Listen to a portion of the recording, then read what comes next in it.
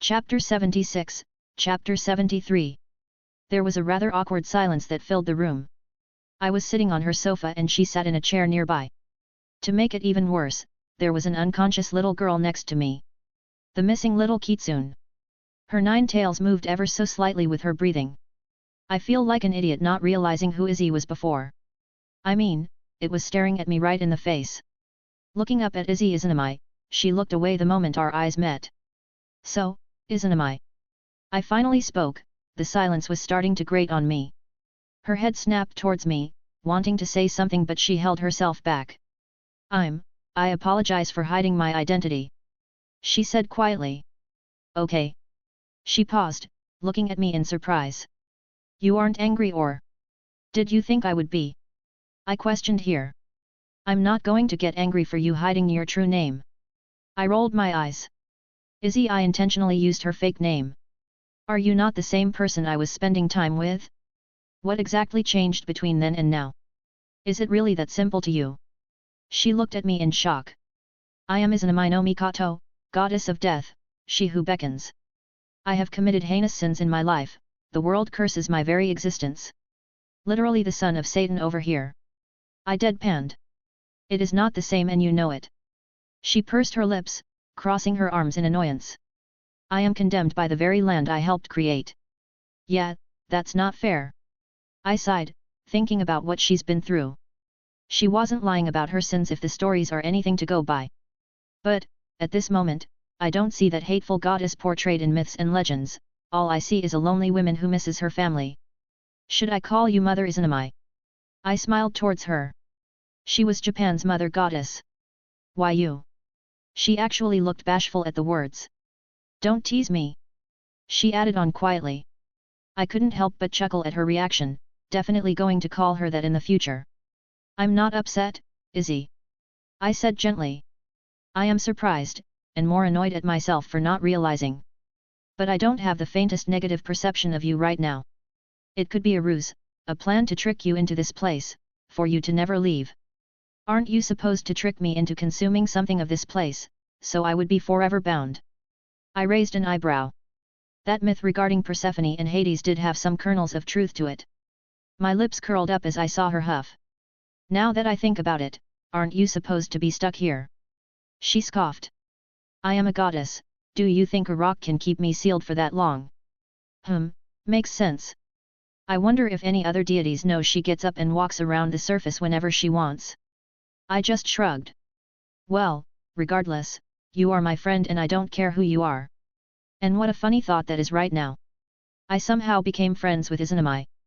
Unless you don't want to be anymore. She actually tensed up at my words, clearly unsettled by my implication. I enjoy our time spent together. She squeezed out. Well, then nothing else needs to be said. I clapped my hands. So, what's the issue with little fox over here? I don't think she knew how to respond to my dismissal of her status, but she seemed willing to shift the conversation. You are more than familiar with those miscreants that caused chaos in the city not that long ago. Tamamonome cult. Yes. She rolled her eyes. Those idiots did not stop their initial attempts, apparently they had a few backup plans in place in case of failure. How they managed to actually devise a strategy of that level I can't fathom, because they certainly do not seem to possess the modicum of intelligence needed for that small amount of forward thinking. Ouch, yeah, they didn't seem too bright. Perhaps they managed to find a child to poke holes in their elaborate schemes? I actually don't know more than the bare basics. I scratched the back of my head. Honestly, I've been keeping myself out of that whole mess. Izanami looked embarrassed. I guess she must have thought she was dragging me into this against my wills, but I was more than willing to help her too. They were trying to use a ritual to resurrect Tamamonome using another 9-tailed fox. Izanami gestured towards the sleeping little kitsune. Once the connected to Yomi was made, I saw what was happening, and I took exception. Tamamonome is actually an aspect of Amaterasu, practically her daughter. I dare not ask what the relationship is like there, because she seems really distant with the concept. Curious. I tapped my chin, thinking about the course of actions. If I had to guess, they were trying to create a symbolic link due to heritage, then drag out Tamamonome's soul, use the kid's body as a catalyst to revitalize the dead spirit's flesh with her own essence. That is, frighteningly close to what was happening. She seemed mildly surprised by my insight. There is only one issue that remained though. She feels of death, but isn't actually dead. I said, staring at the little girl. Yes. Isan Amos said quietly. She was invaded by the power of Yomi, her soul, it was touched by this realm. I'm doing what I can to keep any more from seeping into her, but it is already acting like poison. And you can't simply remove or cleanse it? I asked. She was also a goddess of creation. I can, if I didn't care about her continued existence. Izanami replied. I am Yomi, anything I try to do inside of her will leave more traces of me and the same issues will persist. Ah, like trying to put out a fire with more fire. You understand? She nodded. That is why I required outside help. Outside help am I? And here I thought we were friends. That's not what I meant. She pouted, and it was cute I couldn't help but tease her.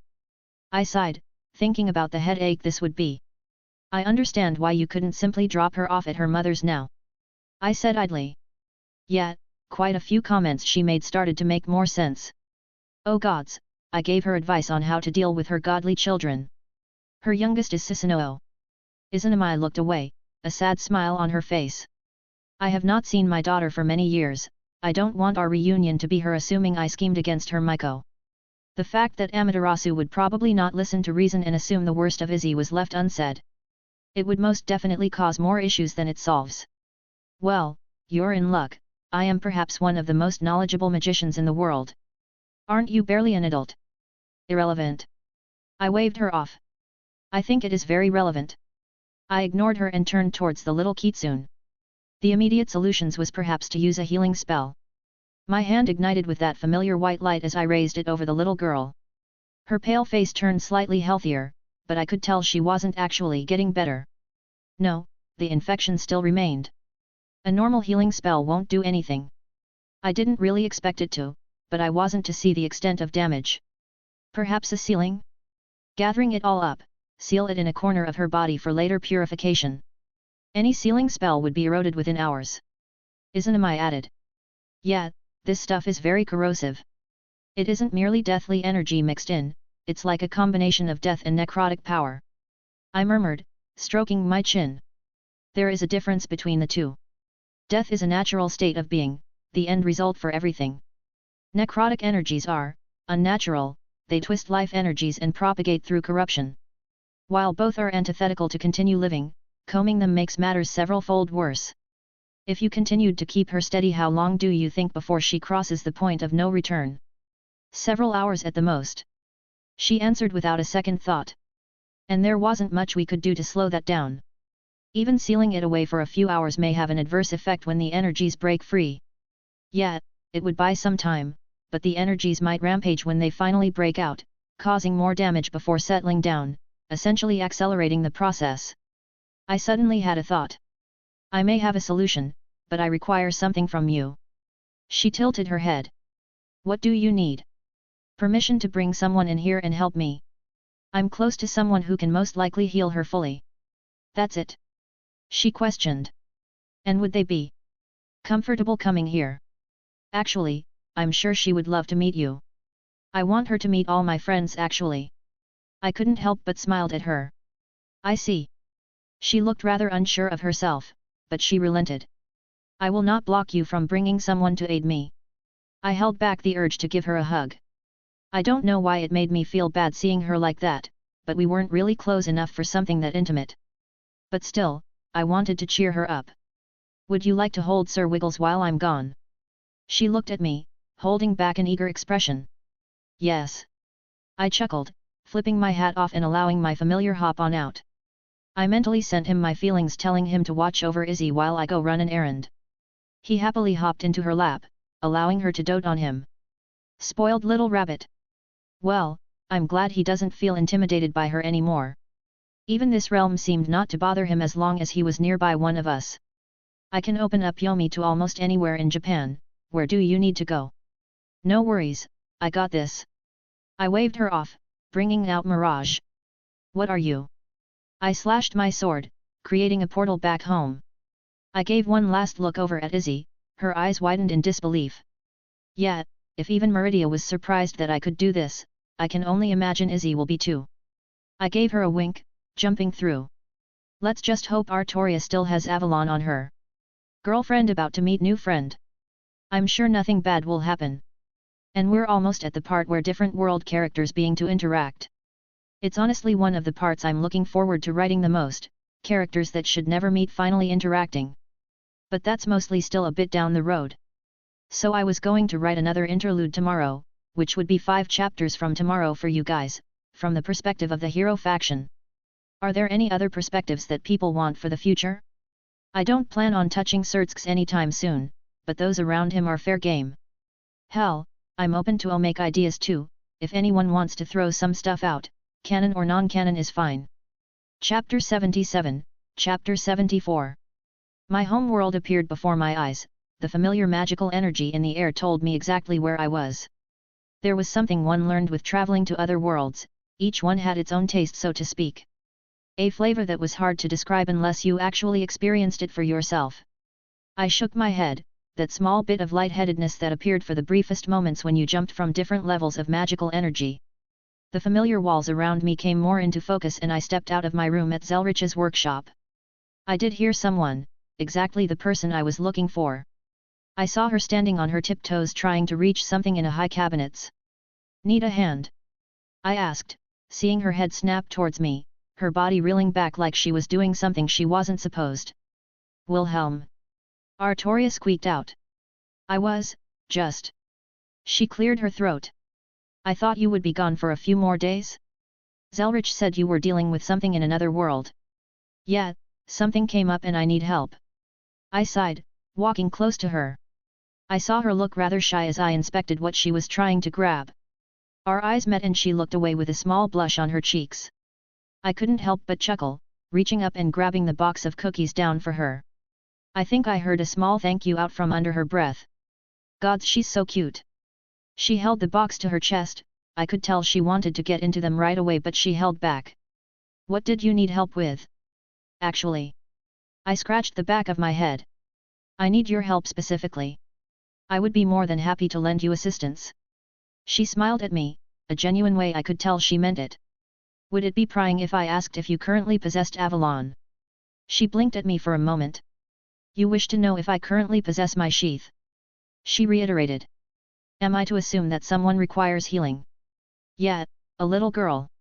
Avalon is quite the powerful noble phantasm. It provided Artoria with a form of immortality as long as she possessed it, her brain being her only weakness. Rumors were that it could even regrow a heart if it got destroyed, but I don't quite know about that. I see. She nodded. I do indeed have my sheath on me, and it is my duty as a knight to aid those in need. Thank you. I let out a long breath. Honestly, I didn't know what I would do if this didn't work out. She smiled at me. I will never turn down the opportunity to save innocent lives. And I admit I find this part of you trying to help others to be endearing. She added on quietly, turned her eyes away for a moment. Though I suspect there is more to this if you need the help of my noble phantasm. I winced slightly. What do you know of Yomi? The realm of the dead in Japan. She tilted her head, almost speaking to herself. The realm of Izanami no Mikoto, goddess of death. She practically recited the words out of her memories. So, said goddess, is my friend. She's the one asking me for help. I decided to just be blunt about it. Artoria just had her eyes widen, staring at me, unable to find the correct words for several moments. I do not know how to respond to that. I could only laugh awkwardly at her statement. Yeah, it kinda just happened. Honestly, I didn't even know she was Izanami when we first met.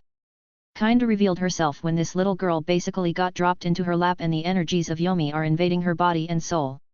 I see. She furrowed her brow. This is a strange request. Well, I can pay you in any way you want for your service, or if you want something else I'm sure. Will. She interrupted me. I merely said it was strange, not that I would not do it. She said gently, placing a hand on my arm. I trust you, I do not think you would lead me into a precarious situation, without at least informing me ahead of time. Oh, and suddenly I felt much more at ease and my heart was beating slightly faster. That is true. For both informing her and leading her into precarious situations, she can handle herself, she doesn't need for me to treat her like a damsel in distress, unless she wants to be. And, as your girlfriend, I wish to meet someone you call a friend. She added, her cheeks a fresh tint of pink. Hey, I guess we did become boyfriend and girlfriend. I mean, it's obvious, it's Jacet, we never put a name on it until now. Did I ever tell you how amazing you are? She made a small noise in embarrassment. Time is of the essence here, is it okay to leave immediately or do you need some time to prepare? Rin and the wizard marshal are currently working on something. She looked uncertain. I knew she took her duties to being Rin's servant very seriously. I can time it so regardless you'll be back within the next couple hours. I pointed out. Oh, then I believe we should make haste. I held out my hand. Well then, shall we? She took it without any hesitation, that bright smile on her face as I opened a new portal and led her through. Artoria held my hand much tighter as we stepped through the portal. I think regardless of everything, she was a little bit nervous. I have shared my birth world with her in the past. She knew that divine beings still persisted here, that magic and such was known by a much wider community, but to experience it was a whole different matter. Wilhelm. Izzy's voice called out, she stood up from her seat to greet us. And this is? She asked, looking at Artoria. Greetings, Lady Izanami. Artoria, with the expertise she developed in life, immediately slipped into her regal persona. Almost as if judging the woman in front of her. I am Artoria Pendragon, Will's girlfriend.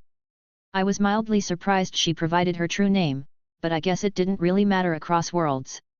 A member of the Pendragon clan? I only heard the vaguest things about them in the Western world. She muttered.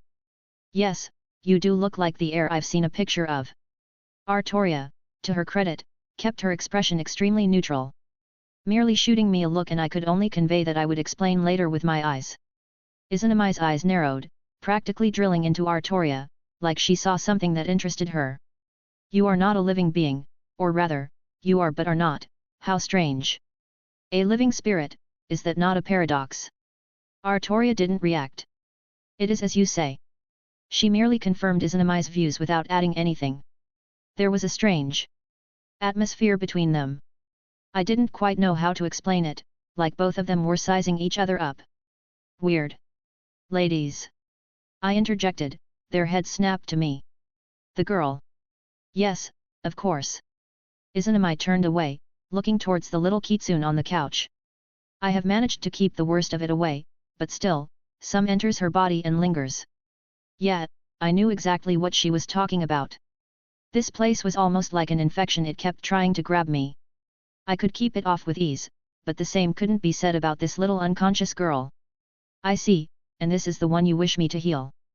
Artoria walked forward, placing her hand gently on the yukai's forehead. She is not human. She said quietly, not any kind of accusation, but more of a mild surprise. Even with the obvious non-human features, I think it was more just the incredulity of it. For her, phantasmal species were something extremely rare, and to see one so blatantly laying about must have been quite the cultural shock. Will that be an issue? Honestly, the thought never crossed my mind. It shouldn't be. Artoria shook her head. How exactly do you plan on healing her? Izanami crossed her arms, staring at Artoria. Artoria's lips twitched as she kept her slope even. She pushed against her own chest, a bright light suddenly filled the room, bursting out in every direction. The vicious energies of this realm practically fled away from it. With this, she replied, and I felt like I could make out the vaguest amount of smugness in her voice. What is? Izanami held her breath, drinking in the holy light. It is beautiful. Artoria placed it on the little kitsune's chest, the holy energies enveloping her, attacking and consuming all deathly and necrotic power that had seeped into her body and soul. Avalon, the hallowed scabbard of Excalibur. Artoria said, peeking over at Izanami, like she was gauging her reaction. I was surprised she was being so forthcoming. Excalibur's scabbard. Izanami repeated. Why is the scabbard so much stronger than that broken sword? She said in a confused voice. Broken. Artoria's voice raised slightly, an audible reaction on her face. Oof, I knew I was forgetting something. You sound as if that is something new to you. Izanami's eyes narrowed. How could you possibly not know that, are you really one of the Pendragon clan? Izanami's eyes began to glow. Now that I take a closer look, you are much older than you appear, and you are not a normal spirit. You are nothing like I have ever seen before, almost reminiscent of those Einherjar that the Norse keep, but even that pales in comparison. What are you? She slowly raised her hand. Artoria frowned. I could feel her ready to fight at a moment's notice. Izzy, I said gently, grabbing her attention. She looked at her hands, they were glowing slightly and she quickly dismissed whatever power she was drawing upon. I am sorry. She took a step back, looking rather skittish. I'm not used to speaking with others and I believe I overreacted. I shall wait in another room while you finish up. She turned to away but another voice rang out. I just sighed. Wait, Artoria called out, glancing at me. Izanami halted her steps, turning back. How about we start over? Artoria also pulled back her battle sense, her combat focus, and became almost docile again. I am Artoria Pendragon, it is a pleasure to meet Will's friend. Izanami hesitated, clearly unsure. I am, Izanami. It is nice to meet you, Miss Pendragon. Could have been worse. And Artoria can be rather competitive, even unintentionally. Izanami almost fell back into some old habits, but she doesn't want to do stuff like that anymore. Got the next interlude up and ready in 5 chapters, POV from Arthur Pendragon in the hero faction. Trying to keep their super arrogance, but also trying to make their stupid plans smart, if that makes sense. Don't want idiot ball clutching for the sake of it. Chapter 78, Chapter 75. There were no more power spikes, no divine authority being called upon and no noble phantasms being swung around, so things were going okay. I was glad that Artoria and Izanami were getting along now. Frankly, I don't really know what happened earlier. They were sort of antagonistic when they first met, now though, they were happily chatting. I saw them out of the corner of my eye, in the kitchen. And every so often, they would look my way and giggle to themselves. I felt a disturbance in the force. I could only imagine what would happen with my girls meet each other. Well, at least Sir Wiggles was keeping them midly distracted. Good job, Sir Wiggles. I even reinforced my ears to ease to make sure nothing was wrong. Yes, he is a very good boy. Izanami held Sir Wiggled in her arms as Artoria cooed over the small animal. He is a good companion. Izanami nodded. So smart, yes you are. She gentle rubbed his head. I couldn't help but smile, even under the awkward spot I was in. Well, Artoria put the sheath inside of the little kitsune girl, to further purge her body of all that corruption. She got noticeably better in the time frame, her face now flushed with color instead of a pale deathly state. Only, she seemed to latch onto me. I don't know why, but when I went to check on her, she quite literally grabbed onto me and wouldn't let go. To be honest, I couldn't even bring forth the effort to pull myself away because... Daddy! She said quietly, pushing her head into my stomach, headbutting me every so often, like she was trying to grab my attention. That... Izanami and Artoria just looked at me in amusement, content to not even help me. I was on my own here, and I had no idea how to handle this. She wasn't even conscious. She sounded so scared, tightly grabbing onto me. There was a large part of me that felt something deep down. Sympathy? I don't know, but I couldn't stop myself from reacting. SHHH. I quietly whispered, running my hand through her hair. Daddy is here. You don't have to be scared anymore. No idea what I said thing, it was like my protective instincts were on overdrive. I hummed a song my mother used to sing to me when I was a bit younger than her, trying to calm her down. I have no idea what she actually went through, she must have been absolutely frightened, to suffer such a thing, to be made a living sacrifice. An instinctual response, I have no idea. Now that I think about it, I only heard about a mother, no father. Perhaps it was something she held back in her heart? Regardless, even if she is a 9-tailed fox, she is but a child, this event most likely traumatized her severely. If I could offer this small amount of comfort, then so be it. She just curled up into me more, just as a fox would. Practically a small ball of fluff in humanoid form. This was something I didn't realize I wanted so much. A family? Children, something just like this. I've played with the idea of Meridia running around with our children, perhaps the thought was premature at this point, but I couldn't help but feel warm from the picture. Scat hatch too, would she ever want children? Scathatch being a mother, I don't know why I found the idea equal parts humorous and heartwarming. And Artoria, I couldn't help but glance up to her. She didn't notice me but I looked away with a small amount of embarrassment. That was certainly much too early to think about. I don't know, my own feelings were all over the place. But for now, I just wanted to make sure this child wasn't scared any longer. You are surprisingly good at that. Izanami commented. Do foxes purr? Because I could vaguely feel something vibrate from her body, like a content noise. Am I? I really have no idea what I'm doing. Most parents don't. Since when am I a parent? I raised an eyebrow. Since she started called you daddy. Izanami curled her lips finding amusement in my suffering. Once the girl was out of danger, the mood had relaxed substantially. Is it weird how I want to destroy anything that makes this little girl sad now? Have I randomly latched onto her so easily? What an odd sensation. At the rate you are going, children may be inevitable in your future. Artoria gave a small smile, taking a quick glance towards Izanami. Was there some kind of inside joke between the two of them that I was unaware of? Oh yes, Artoria here has been telling me about your other paramours. Izanami smirked. So young and you already have a harem. Ah, that's what they've been talking about when I wasn't paying attention. Well, I'm glad Artoria is on good terms with Izanami, even if it is at my own expense.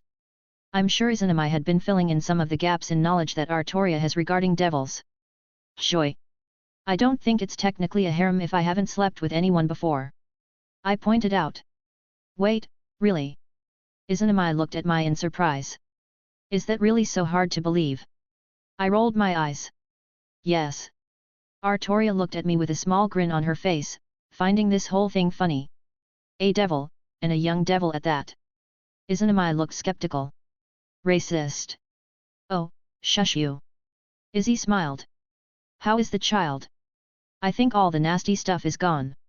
I smiled lightly, running my hand through her hair again.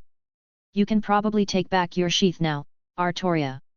With a nod, the knight walked over, gently placing a hand on her and pulling out the conceptual armament.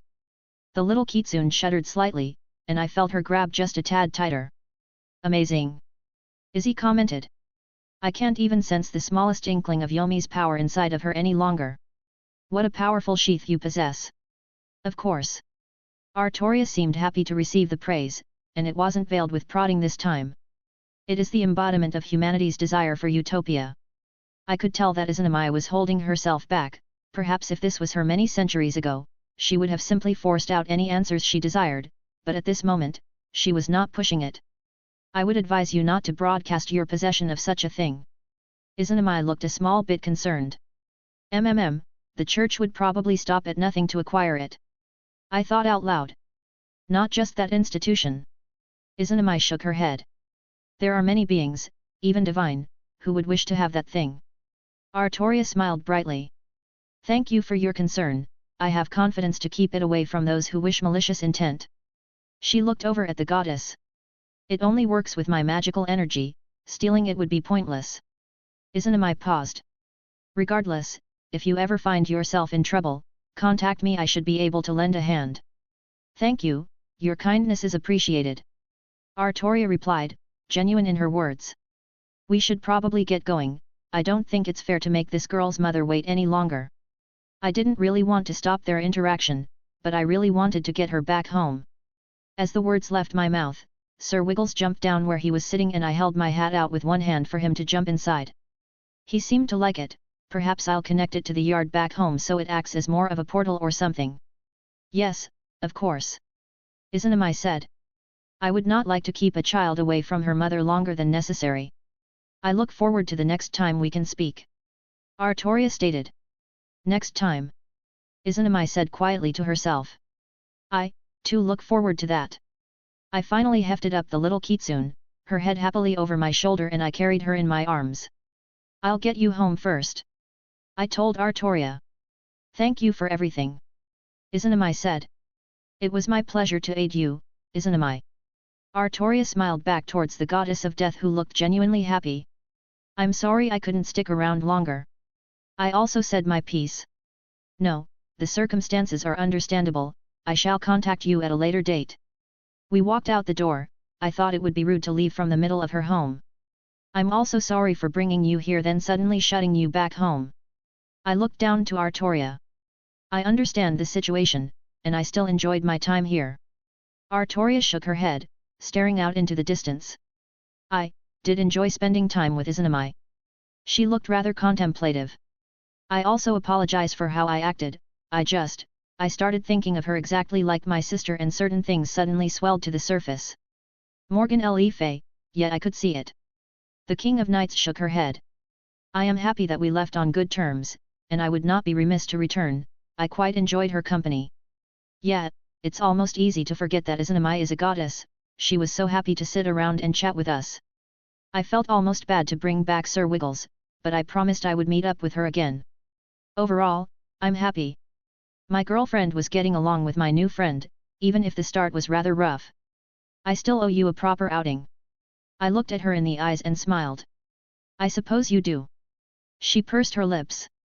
I will wait until you resolve this mess. She tiptoed over to me, gently placing her lips to my cheek, being careful not to wake the little fox. I enjoy this side of you, Wilhelm. Playing dead. I chuckled. A small smile rose on her face. The side of you that is willing to lend aid to others, this honorable aspect of yours. I know you appear aloof most of the time, but I enjoy watching you care about others, to be honorable like this. She pushed a few strands of hair behind her ear. Izanami showed me how you lent aid when Kyoto was attacked. Oh, introducing Artoria to the internet, I'm sure that can only end well. I only helped because it was right there. I dismissed. Is there an issue with only helping those you can see that are in trouble? She looked at me. No one is expected to travel the world, to right every wrong in existence, but to see evil committed in front of your eyes and choose to act, that is what makes someone honorable. You know, when you say something like that to me, it just makes it harder for me to let you go. I sighed, feeling a warmness in my heart at her words. It is unfortunate, but other matters require your attention. Yet, I need to get this little girl home. I gave a wry smile, waving my hand. A new portal formed, linking back to Zelretch's workshop. She gave one last goodbye before turning and walking through the portal, going home. Oh! Her words echoed out right as she was disappearing. I very much would like to hear about how my sword is destroyed from you at a later date. Oof! The venom in her voice was palpable. That is not going to be a fun conversation to have. Even still, why does it always feel so bitter when I have to separate? I made a small resolve to finally finish my home so I could link up everywhere and not have to deal with this so much. Well, regardless, I readjusted my hold on the little fox. Time to get you back home to mommy. I whispered, opening a new portal to the surface. Mama Fox is next. MC awkwardly tries to console traumatized Kitsune as he contemplates what he wants in the future, with a healthy amount of girl time gossip between Artoria and Izzy. So, I would have gotten this out earlier, except I was distracted.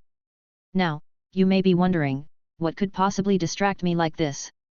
Well, I may have rediscovered an anime I saw many years ago. And I think back then, I simply couldn't appreciate it.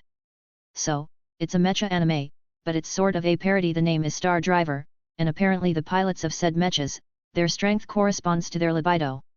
The MC is the super spexal protagonist that has his own transformation scene, and there's even a title for people like him, Galactic Pretty Boy. Yup, and it's fucking fabulous.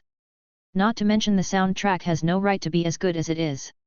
It honestly made my omake instinct kick in. I want. Chapter 79, Chapter 76. I hummed lightly as I walked towards the estate that Yasaka lived. Her daughter still grabbing onto my tightly, refusing to budge. Her tail swayed gently, and I could feel the vibrations of content, certain sounds that I assumed were because of her being a kitsune. If she were some species of cat I would assume it was a purr. Even her ears would twitch every so often.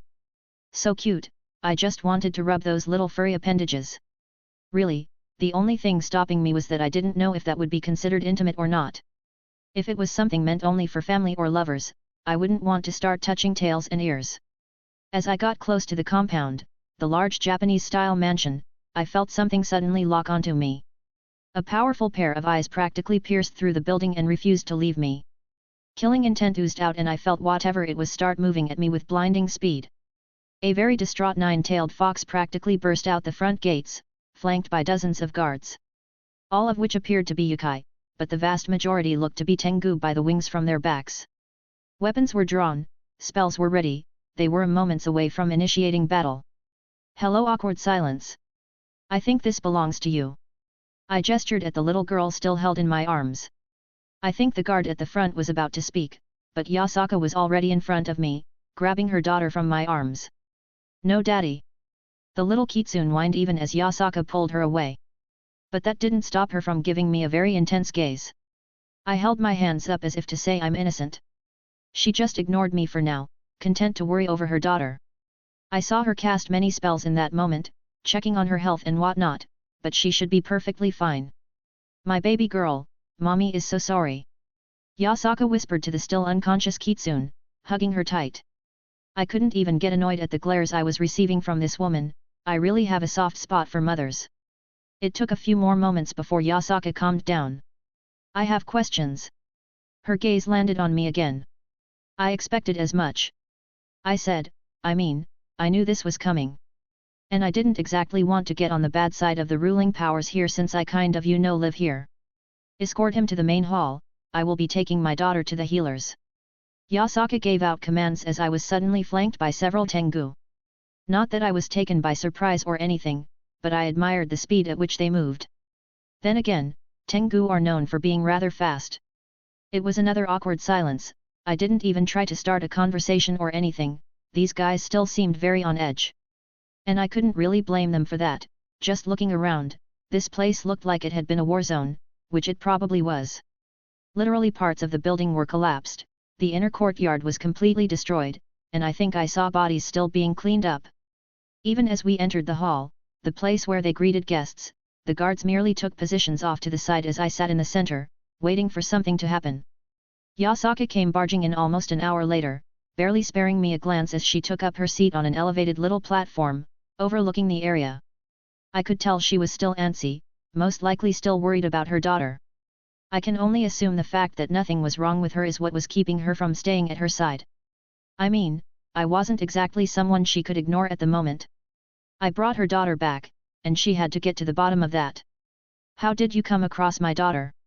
Yasaka's authoritative voice filled the hall. A friend found her, and asked for my aid in healing her. I replied.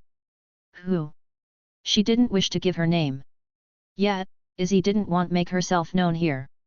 And I didn't mind taking the heat like this for her. Yasaka just narrowed her eyes at me. Explain from the beginning. I just sighed. My friend discovered that some people were going to sacrifice your dog. Yasaka growled, the floor cracked and the building shook at her immediate rage. Sacrifice my daughter. Her voice was deceptively calm. They needed a similar body to resurrect Tamamo no Mae, to pull her soul from Yomi, then use your daughter's body as material for a new one to be crafted to house the deceased's soul. The ritual had already been underway, a hole into Yomi forced open when my friend interfered, stopping it. She sucked in a deep breath, reining in her temper. She turned to the side, snapping her fingers and a guard popped down from the ceiling. Do we still have those prisoners we captured a few days ago? Yes, Lady Yasaka. The guard bowed. Good, I will be having words with them later. Her icy tone dropped the temperature in the entire room. Her gaze once again turned to me. You said she was involved in a ritual that connected to Yomi, were there no other issues? I had to seek out someone specifically to heal her, it's why it took so long to get her back to you. I see. Her face betrayed nothing as she swept her gaze around the room. Leave us, I would speak with him in private. One of the guards stepped forward. But Lady Yasaka W. If he wished to harm me, he merely had to kill my daughter. Now leave us. She commanded. They all bowed and disappeared from the room. A couple of them I had to especially pay attention to notice their presence were now gone. She stood up, walking towards me. I was about to speak until she suddenly enveloped me with her body, my head getting smushed into her rather large chest. Thank you. I could hear the pained way her voice carried. Thank you, thank you, thank you, thank you. She kept repeating I thought I lost my kunu forever. I couldn't even appreciate my current situation. If it were any other time, I would have most certainly reacted differently. I don't think voluptuous was even enough to describe this woman. But seeing the tears literally falling down her face. You're a good mother. I just awkwardly pat her back. She let out a self-depreciative laugh, pulling herself back as she wiped away the tears in her eyes. I'm sorry. She finally straightened herself out. To see me like this. It's understandable. I smiled lightly. You were worried for your daughter. She regained her composure after a few more moments and gave a small smile, looking over me again. You look familiar. She tilted her head curiously. Perhaps I have one of those faces. No. She furrowed her brow. I feel like I've seen you before. Her eyes widened slightly. I see, it seems I will have to speak with Seraphal again. Her smile turned into a scowl. Seraphal, as in Seraphal Leviathan, one of 4 Satans that rule over the devils and the one who deals with foreign affairs. I scrunched my eyebrows, a small amount of annoyance on my face. I'm not a part of the devil faction. She looked at me for a moment before realization dawned on her. Well, that makes matters simple then. She seemed happy once again. Regardless, you saved my daughter, I am in your debt. What actually happened, if you don't mind me asking? She frowned slightly. We thought we dealt with those disgusting things, that damn cult. She hissed. We thought we stopped their plans, then some idiots decided it was a good idea to use the chaos to try and usurp my position. While we were weeding out all the traitors, they contacted the remnants of the cult and worked together to distract us long enough for my Kunu to be kidnapped. I see, if my history of this place was correct, Tamamonome should have been more than enough to contend with Yasaka if she were revived. Were the ones plotting rebellion just hoping that they would take each other out or weaken each other enough that they could finish off any winner? What a shit show. Your help was appreciated as well.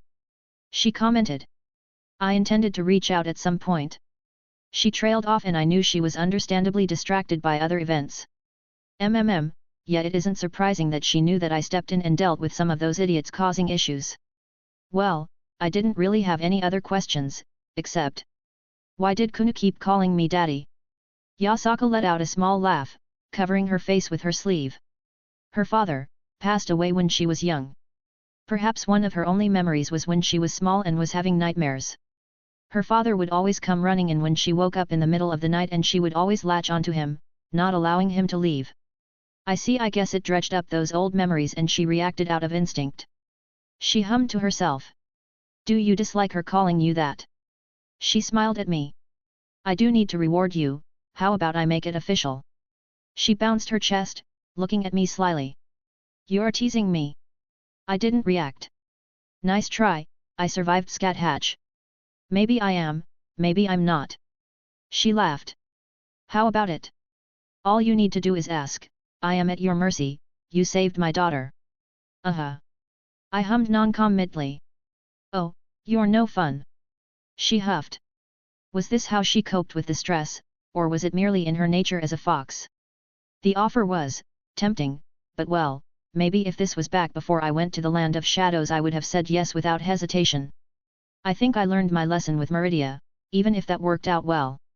It would just complicate things in my life and there are no true feelings there beyond physical attraction. Well, a debt owed by the West Yukai leader, I think I'll just keep it in my pocket for now. I stated. Fine, be that way. She pursed her lips. Are you really not going to tell me who else saved my daughter? I sighed, rubbed my temple. It's complicated. I ran a hand through my hair. She doesn't want to cause any issues and she doesn't exactly have the best reputation. Do I seem like someone who would bear ill will towards someone who saved my daughter? Isn't I said bluntly and her eyes widened, and she almost fell back where she was sitting. She opened her mouth several times, but no words came out. Do you see how it could be perceived if she publicly revealed herself? Are you sure? She stopped herself. Friends. She paused again. Isn't I really saved my daughter? Yes, to all of those. I gave a small smile. She also didn't want to potentially fight with her daughter, your patron. Yes, I can see how an issue may arise there. She furrowed her brow. I don't care. Please pass on my words next you see Lady Izanami, she is always welcome in my home and I would be more than willing to thank her in person. Yasaka snorted, a small frown on her face. I beseeched my patron for aid, days ago, and I was refused. Yet, the most unlikely goddess is the one who answered my prayers. You said there was a third person, a healer you sought out. Yet, Izanami couldn't do much because of the deathly energies that were inside Kunu, her being a resident of Yomi herself, so I brought in someone else who cleansed and healed her. I see, and would it be possible for me to express my thanks to this person as well? I can bring her around at some point, I think. She is, not a goddess or anything like that, but she doesn't want to reveal her identity publicly. A certain clan in the West, one that is connected to a particular set of holy swords might be a bother. Holy sword? She looked thoughtful for a moment before realization dawned on her. I see, and I would like to say regardless of how powerful that particular clan is, they would not be able to act up in my territory as they please. Well, that's a relief. I mean, I'm not scared of them or anything, but an annoyance is an annoyance. Rather just not have to deal with them at all. Yet, the Pendragon family is particularly powerful for a human clan. Enough that their names are still known worldwide and the church doesn't just take all their holy weapons for themselves. I couldn't help but let out a long breath. I just keep getting mixed up in more and more nonsense, I should probably distance myself from this whole thing. Well, that should be everything? Unless you have other questions for me. I have a general idea of what happened, and my Kunu is back, perfectly safe and healthy. She smiled towards me again. Are you sure you don't want a reward? This woman is dangerous. Sorry for missing yesterday, had something for lunch that just did not sit well and I was hovering my toilet after I got off from work. I'll see about doing another chapter this weekend. On a side note, Zhongli in 30 Wishes, come at me. So MC's first meeting with Mama Fox. So I had it pointed out to me that I was meandering too much on the vacation aspect of this arc, so I decided to move timetables up and finish this first DxD trip a bit earlier than I initially intended. Probably in Chapter 80, Chapter 77. Ha ha ha ha ha. Gods damn it. Ha ha ha ha ha ha ha ha. It's not that funny. It's fucking hilarious. I hate you so much right now. This is the best day. Rah. I threw the washcloth I held in my hand to the ground. She got you good. Fuck me, she did. Honestly, I couldn't even be mad. Annoyed? Sure. But not mad. Who knew Yasaka could be so petty? Well, add in a splash of mischief and here we are. Was it payback for not playing around with her seductions? Honestly, they didn't seem genuine, more so her just messing with me for the hell of it. I looked at myself in the mirror, a bright pink lipstick mark on my forehead, where she gave me a going away kiss. She fucking cursed me. I threw my hands up. You didn't even notice until we got back. And people were staring at you the whole way. I was preoccupied. Yet, it seems someone found your weakness. You better watch out in the future, some voluptuous woman may take advantage of you. I was not distracted by her boobs, even if my face we pressed firmly between them. Nope. Clearly, she is a master at misdirection and took me by surprised. She did something with her toki and magical energy that cursed the spot she kissed me, making it so I can't wipe it away. Completely harmless, except to my pride. My knowledge of toki is minimal. I would need time to unravel what she did. Trying to force my magical energy, it just made it violent and essentially absorbed my mana to strengthen itself. Perhaps I should seek help from an expert? I thought for a moment before tearing open a hole back to Yomi, right onto a familiar doorstep. I didn't even get a chance to knock before Izzy swung the door open, surprised to see me. Yo. Hello, Wilhelm. Her eyes staring right at my current issue. Do I want to know? Yasaka can be mischievous. I shrugged. So, what do you know of toki? A bit. She answered, stepping away, and gesturing forward. Come in. Thank you. I was polite, it was my first time truly visiting. I would say that previous time didn't count as it was more of an emergency. I admit, I did not expect you to willingly come back. She said quietly. Why? Don't play coy. She rolled her eyes. You know why? Nope. I shrugged, plopping down on her couch. You're my friend. I shot her a smile. You can be infuriatingly wholesome sometimes. She sighed. Would you like refreshments? Tea would be lovely. I answered, taking my hat off. Honestly, I missed Japanese tea. Not that I had some English variants, but variety is the spice of life. Do you want, sir? Wiggles to come out? She looked back at me, the way her house was designed, I could see her in the kitchen from the living room. Yes, please. I just smiled, tapping on my hat and sir. Wiggles happily came out to greet the goddess of death. Knowing who she was now, I could understand why she acted the way she did when she first met him. No doubt it was the first time an animal allowed her to touch them in a very long time. He happy joined her in the kitchen, almost reading my thoughts. A few minutes later, she walked out of the kitchen, rabbit hugged closely, and 2 cups of tea floating right next to her as they slowly set themselves down on the table in front of me. Smells wonderful. I couldn't help but admire the aroma. I picked it up and took a sip, my eyes widening slightly at the taste. Gyakuro? I asked. It was a very expensive tea, though I suppose money doesn't have much value to people like us. How generous! I laughed. She looked away with a small huff, taking a sip of her own. It's not like I have anyone else to make it for. This is nice. I sat back, enjoying the peace. You are in the middle of Yomi. She deadpanned. Honestly, the land of shadows was worse, somewhat. At least the air here doesn't cut you from being so cold. Do you have a habit of staying in lands of death? Well, I intend to keep visiting you, so maybe. Who said you would have permission to keep coming here? She raised an eyebrow. Who said I need permission? I smirked. Her lips curled up into a small smile. What exactly happened to you? You haven't been gone even a day and here you are, marked by the fox herself. I rubbed my forehead, frowning slightly.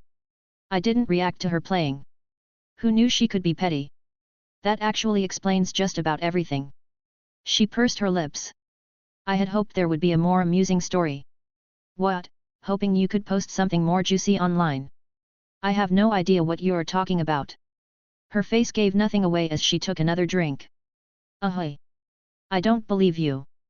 By the way, Yasaka wanted me to pass on my thanks.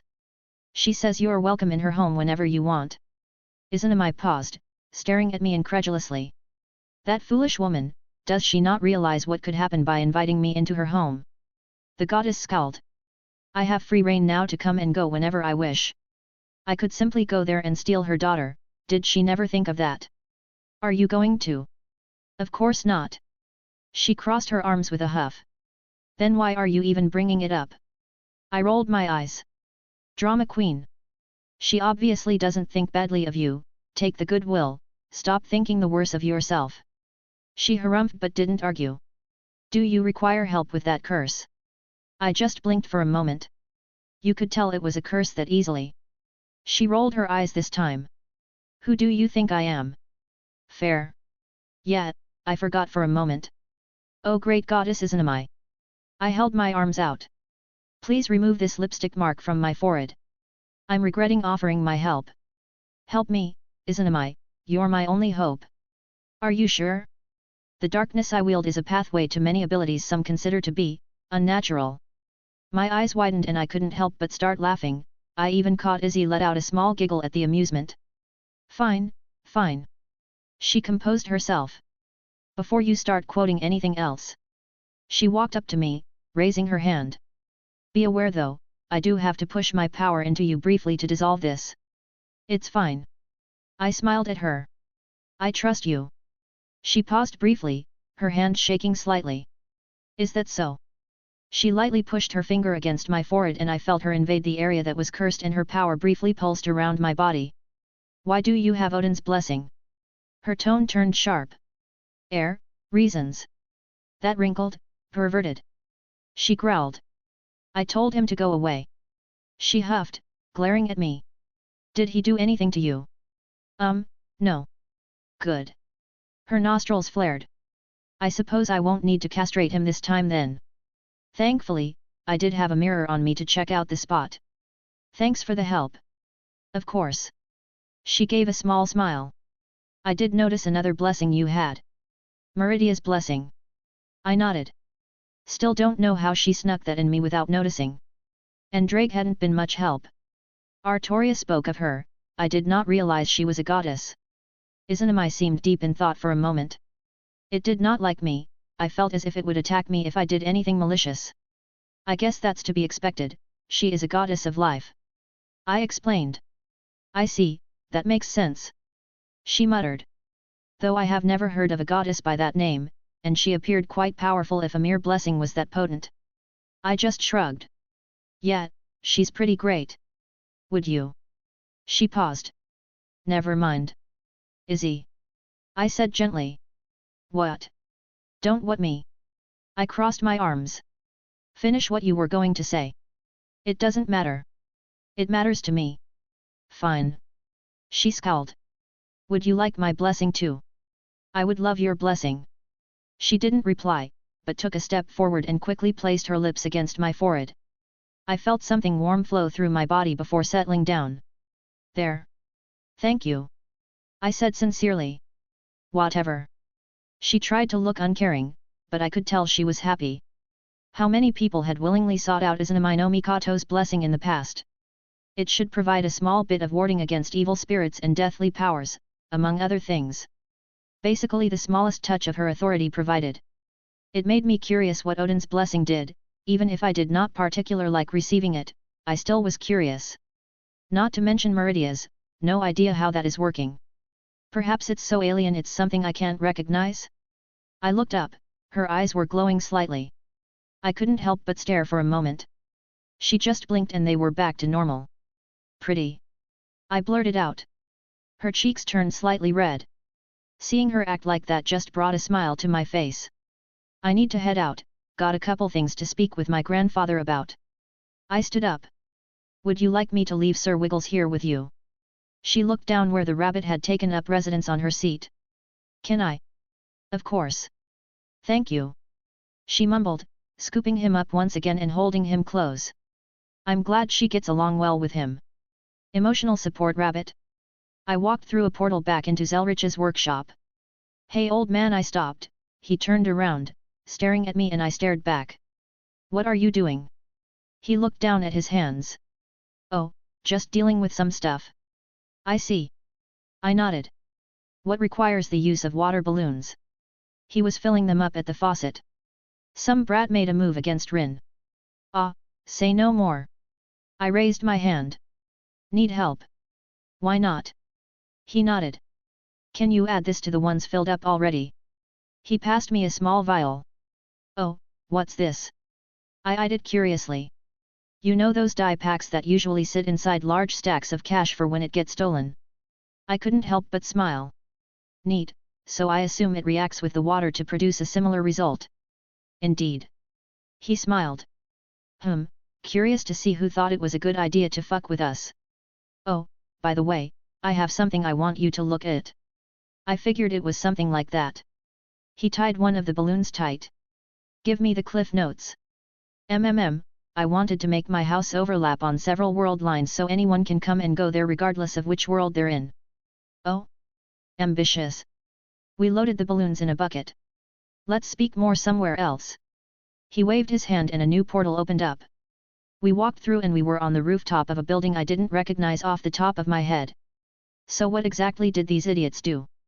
Tried to strong-arm Rin into some nonsense or another. He stood at the ledge, casting his gaze. They didn't push too far past any lines, but I don't appreciate my apprentice being used in such a way. I see. I muttered. I suppose it doesn't quite warrant a death penalty then. But still, such a thing cannot be allowed without recompense. He nodded along with a smile. Ah, there they are, you see that Rolls-Royce flying down the road. The one ignoring the speed limits. I squinted and reinforced my eyes. Well, I guess it doesn't really matter. This is still Clock Tower territory. You want the honors? I asked. Oh, I would be delighted. He picked up one of the balloons, staring for a moment before reeling his arm back and throwing it with impressive power. The balloon didn't pop until it collided with the car's windshield and splattered into a sticky blue liquid that covered their vision. The car swerved a few times across the empty street before slamming into a light pole. What issues are you having with your little project? He asked, staring at his handiwork. Not so much an issue, but I wanted a second opinion before I took the next step. I took out my notebook and handed it to him. I would rather not waste resources if it won't work, and this is just a fun project at the moment. He flipped it open, stroking his beard for a few moments. I see your train of thought. His flexed his fingers and grabbed a pen from the air, writing a few things here and there. Your turn, by the way. Right. I nodded, picking up my own balloon. I reinforced the outer layer so it wouldn't pop with the velocity I would be throwing it with. I closed one eye to get a good idea of the distance and with a shutter step, I threw it as hard as I could. The red balloon soared through the air as a man wobbly stepped out of the car. It collided with his head, knocking him off his feet and completely covering him in the blue dye. Good hit. Thanks. I smiled brightly. So, thoughts? I like it. He inspected a few more pages. I'm glad you're also enjoying your time. He started writing a few more things. Ah, I believe you missed a step here, honestly it's an easily forgettable step. He circled something with a red marker. Geez, feels like I'm being graded back in school. Ha. He abruptly stopped and let out a laugh. What? I looked at him in confusion. I just remembered, you technically didn't finish high school. Oh, fuck me. I face-palmed. Rin will never let me live this down. Zelretch cackled, grabbing another balloon. Oh look, more targets. Seems there are a few more for each of us. Yet, a few more got out of the car and were trying to either help the other man up or search around for attackers. Honestly, we were a surprising distance away for tossing water balloons. Want to see who gets the best hit? I asked. Loser buys dinner. You're on, old man. I'll start on another chapter sometime later, but need to get some stuff done today and I wanted to play some Genshin. Chapter 81, Chapter 78. Gramps and I walked back into his home, a small smile on my face and a frown on his. Why are you both covered in blue paint? Rin stopped, staring at us. No reason. Zelretch smoothly replied. He's a sore loser. I corrected. How you doing, Rin? I asked, seeing Artoria also join her. Zelretch disappeared when I wasn't looking, probably off to fulfill his side of the wager. I'm good. She shrugged. You want a status update or something? I thought you were in another world. I was unsure, but I'm not really here to pressure you or anything, just wanted some notes looked at by the old man. I tried to wipe away the blue dye on my face as best as possible. Oh, by the way, pick these up over there.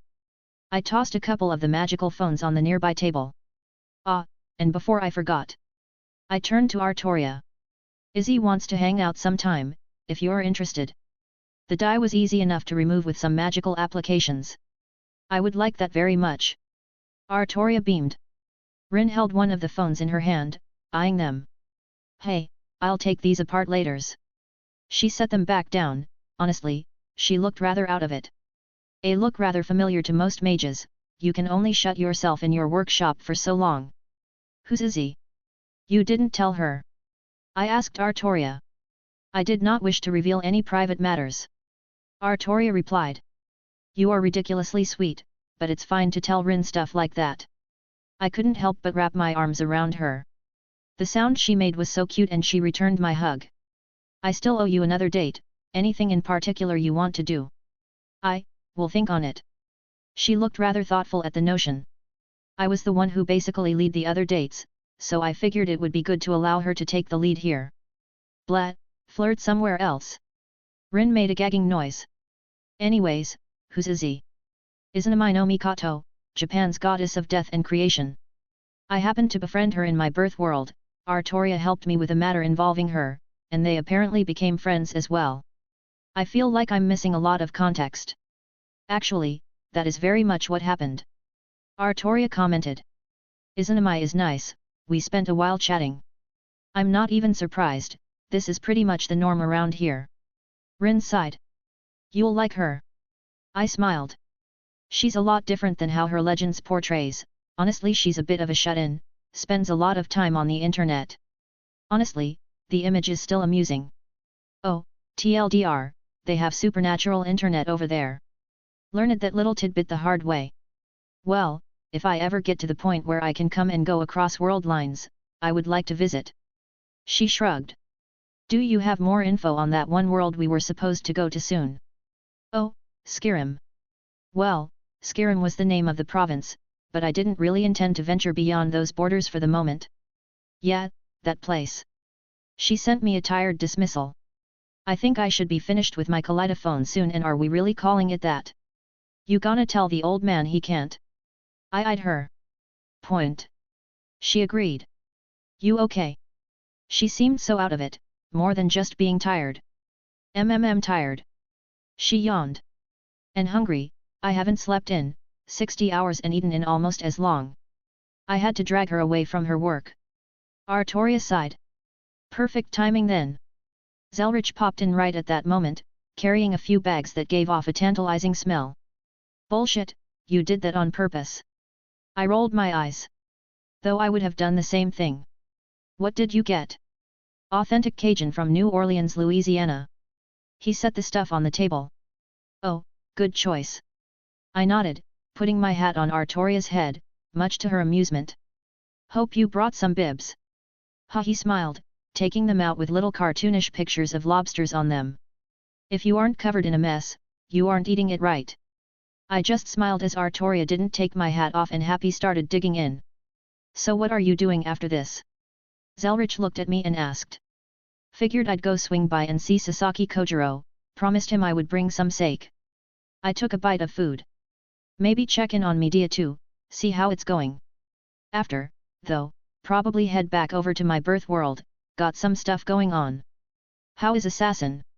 I have not spoken to him, and Artoria scrunched her brow. Well over a year. He's doing well, I suppose. But he seems dreadfully bored. Should I spar with him again? Actually, Rin, when you finally finish your project, I was thinking about maybe linking it up to the supernatural internet back in my birth world, and perhaps giving a few of them away to friends. I think Sasaki would appreciate that quite a bit. Whatever, just pay me. She shrugged, clearly not caring. Fair enough. I turned back to Artoria. Want to come with me? She tilted her head, glancing over at Rin. Go, go. Rin made a shooing motion. Go have fun with your boyfriend, I'm gonna nap after I eat. I think hearing Rin calling her that, Artoria started to blush. I would like to join, if it is okay. Of course. I reached over, squeezing her hand briefly. Though, will you be okay seeing me, dear? Artoria pursed her lips. We have an understanding. Ominous. The air here is quite nice. Artoria commented as we stepped out of a portal at the base of the Ryuadu temple in Fuyuki. I had missed it. Yeah, this land is saturated with magical energy due to the ley lines, comparatively to most of the world that is. I nodded, and the air here was much cleaner than in London. Ah, that reminds me, has Rin been practicing with her noble phantasm?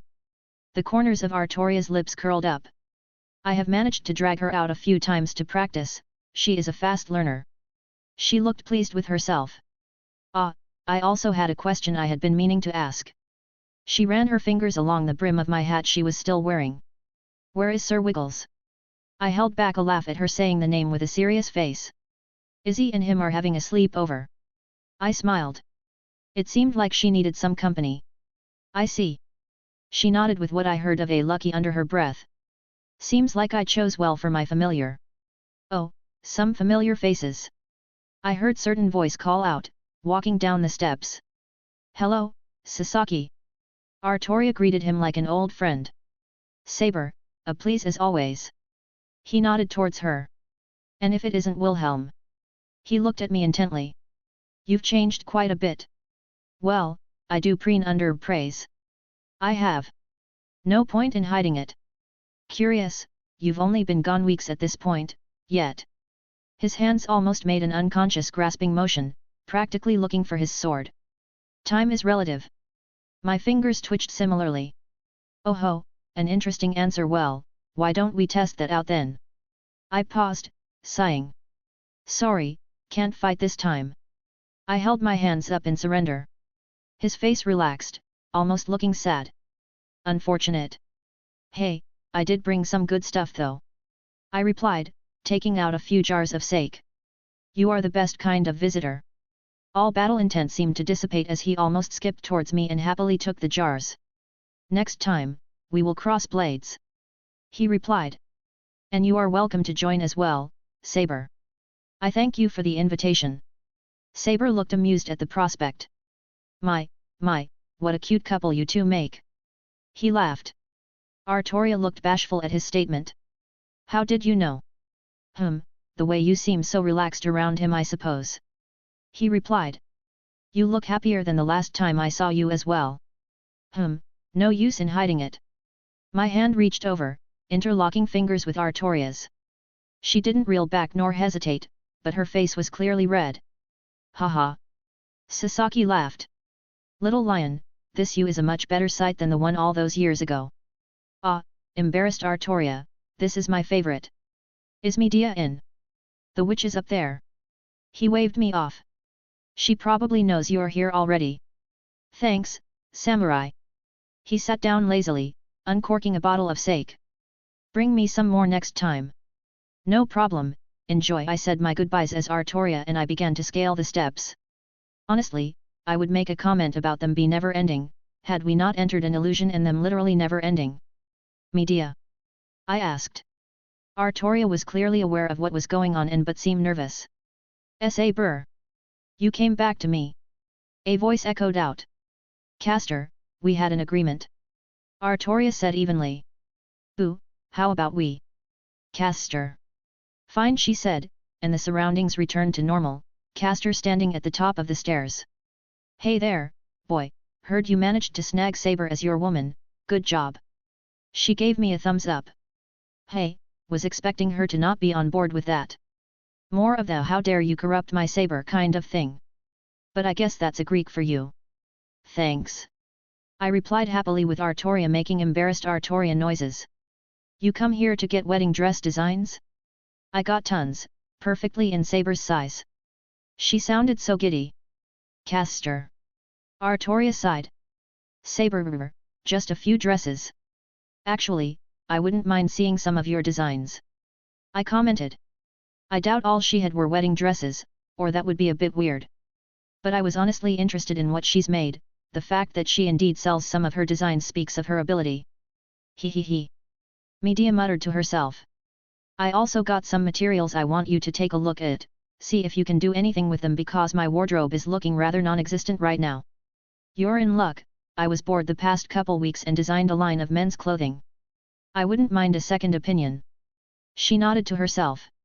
As much as I love my hubby, he's a bit dense when it comes to fashion. Well, I had some time to spare before I went back to my birth world. Second chapter for the day. Wrapping up this DxD arc in the next few chapters, probably about 7 from this point onward. Chapter 82, Interlude 3. Arthur Pendragon, Hero Faction, POV. I'm glad everyone could make time to show up. CAO commented, sweeping his gaze around the room. His smile grated on my nerves these days. Before we begin, any new business anyone wants to bring up? There were a few grunts and head shakes, nobody seemed to want to say anything. Frankly, nobody seemed to want to even be here. I certainly did not. Okay, moving on. CAO paced a bit, a clipboard held in his hand. Hercules, how did your recruitment go? He was a weakling. The big oaf of a man leaned back and spat the words out, not even caring at the looks he was receiving. So, we can take it you failed. George spoke up, he had been rather quiet recently, but I hadn't cared enough to ask. What's that, you brat? Hercules sneered. Didn't you fuck up your little recruitment? George pushed his glasses up. My one to your dozens. How many of them even survive your encounters? Not my fault none of them can match me. He already looked bored with the whole argument. If they die so easily, then they weren't good enough to join us. Yes, quite the logic. A faction that goes out recruiting under the guise of protecting humanity and my fellow members seem content to kill potential recruits, other humans, on a whim. How many of them simply didn't want a life of conflict? Or how many were too early into their careers, their marital paths, and weren't on the level of someone who inherited the spirit of Hercules many years ago? It's not like everyone was given such a high starting point that this big idiot did. The only thing larger than his idiocy is his ego, which never ceases to blind him to the obvious facts. It's pretty much expected for Hercules to fail, but how did you not even manage to capture the half-devil, George? The inheritor of Jean d'Arc's will lightly spoke. Her vacant expression could be mistaken for aloofness, but if I unfortunately knew her well enough to know she hit several stereotypes of those with blonde hair. What was that, you bitch? Hercules stood up, baring his fist. Hercules. CAO's voice rang out. The big oaf just grumbled and sat back down. They even knew Hercules's reputation, yet they still send him out on these kinds of missions. I suppose he sometimes gives results, but more often than not, he makes things infinity worse. I'm also curious, George. CAO stopped his pacing, glancing over at George. I only saw the end of the meeting when you called for me. Well, I suppose I am slightly interested now. Was it not just a recruitment? That's all I heard about at the last meeting, not that I cared much, but I try to keep abreast of everyone's activities. Then again, it wasn't the first time CAO decided not to inform me of his plans. I guess I've messed up one too many missions in the past. Well, I was interested in the swords he used, I didn't recognize them at all, and no one else I spoke to either. I did enjoy the discussions taking place online. I even met someone who enjoyed talking about swords and weapons as much as I did. What was his name? Hooded One. He was very knowledgeable on the subject. I quite enjoyed the talks we had. A hobby if nothing else. He somehow stopped my dimension lost. I don't know how, but when I tried to trap him in dimension I created, he took control and shattered it. George looked uncharacteristically shaken. Some kind of sacred gear that interferes with dimension lost? Jean asked. Possibly, but I consider the notion unlikely. CAO shook his head. If he had a sacred gear, he would have been kept under tighter lock and key by the devils. Well, that isn't exactly wrong. Though it isn't that right either. While I am no fan of devil society, it isn't quite so easy to brush them all the same color. The Gremorys generally treat theirs well, and I have no doubt he would have been checked for a sacred gear since he was half human. So the only explanation magic. I spoke plainly. Several eyes turned to me, but I just ignored them with a tired expression. Pfft. Hercule rolled his eyes. Magicians are all squishy. You should have just sent me. He was needed alive as a hostage. I pointed out. CAO shot me a look. Yes, you arrogant twat, I can put two and two together. Did he really think I wouldn't understand that he wanted to get a hold of Lucifer's son to use as leverage? It was distasteful, but I could not deny the opportunity it would bring from a resources standpoint. Was there an easier target to get to the devil's leader? Well, there are plans in the works to kidnap his other son, mostly by those old Satan faction louts, but I didn't want to be involved with their nonsense. What's the terms used? Hate boner. Yeah, they truly have a hate boner for the new devil leaders. It's good we have talented magicians among our numbers. CAO narrowed his eyes. I'm sure Fei would be a big help on this matter. I didn't react. I didn't draw Caliban and cleave him in twain. The only thing stopping me at this moment was the debt I owed him. He managed to get Fei out from under the Pendragon family, for that reason I have continued to along with this nonsense. My honor demanded I repay him, but he also knows that if he tried to use Fei as leverage over me, I would not hesitate to cut him down. And he knowingly straddles the lines I've drawn in the sand. She's busy. How unfortunate. CAO replied instantaneously, knowing I would dismiss his request. He knew I would not allow it to happen, he was simply reminding me of my place. Fortunately, I've kept Fei mostly in the dark with regards to what we do. She merely thinks we go around protecting humanity, though that brings about its own set of problems. Regardless, what an arrogant arse. Are we going to make another move on the half-devil? Jean asked, seemingly barely paying attention to the matters at hand. No, we have other things to worry about for the moment. CAO finally turned away from me and back to George. If you would. George just nodded, holding his hand out and allowing dimension loss to dispense someone onto the floor. What? Where am I? He shakily stood up and looked around. I guarantee you he was cut off as a hand gripped his throat. We had an agreement, vermin. CAO said plainly, choking the yokai. We would help you with your ritual, you resurrect Tamamo no Mei, and she usurps Yasaka's positions over the ley lines, and then we be allowed to use them for our own purpose. Ah, that's why Kinla was still in the infirmary and Perseus is still unconscious. This isn't the first time CAO moved on Kyoto. Why does he want access to the ley lines so much? There are other ley lines in the world, but admittedly they are more or less better defended. And if you compare their quality, many of them can't be compared to Kyoto. The only real reason that the yokai remains in control of theirs is because of the Shinto pantheon dissuading the heavy hitters. You didn't even keep that little fox. Cao shook his head. I held back a sigh.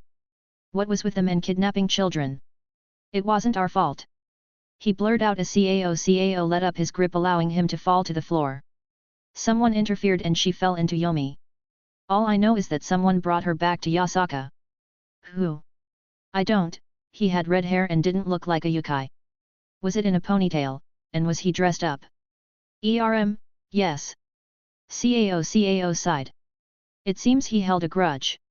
Was it Look Fier's bastard? George frowned.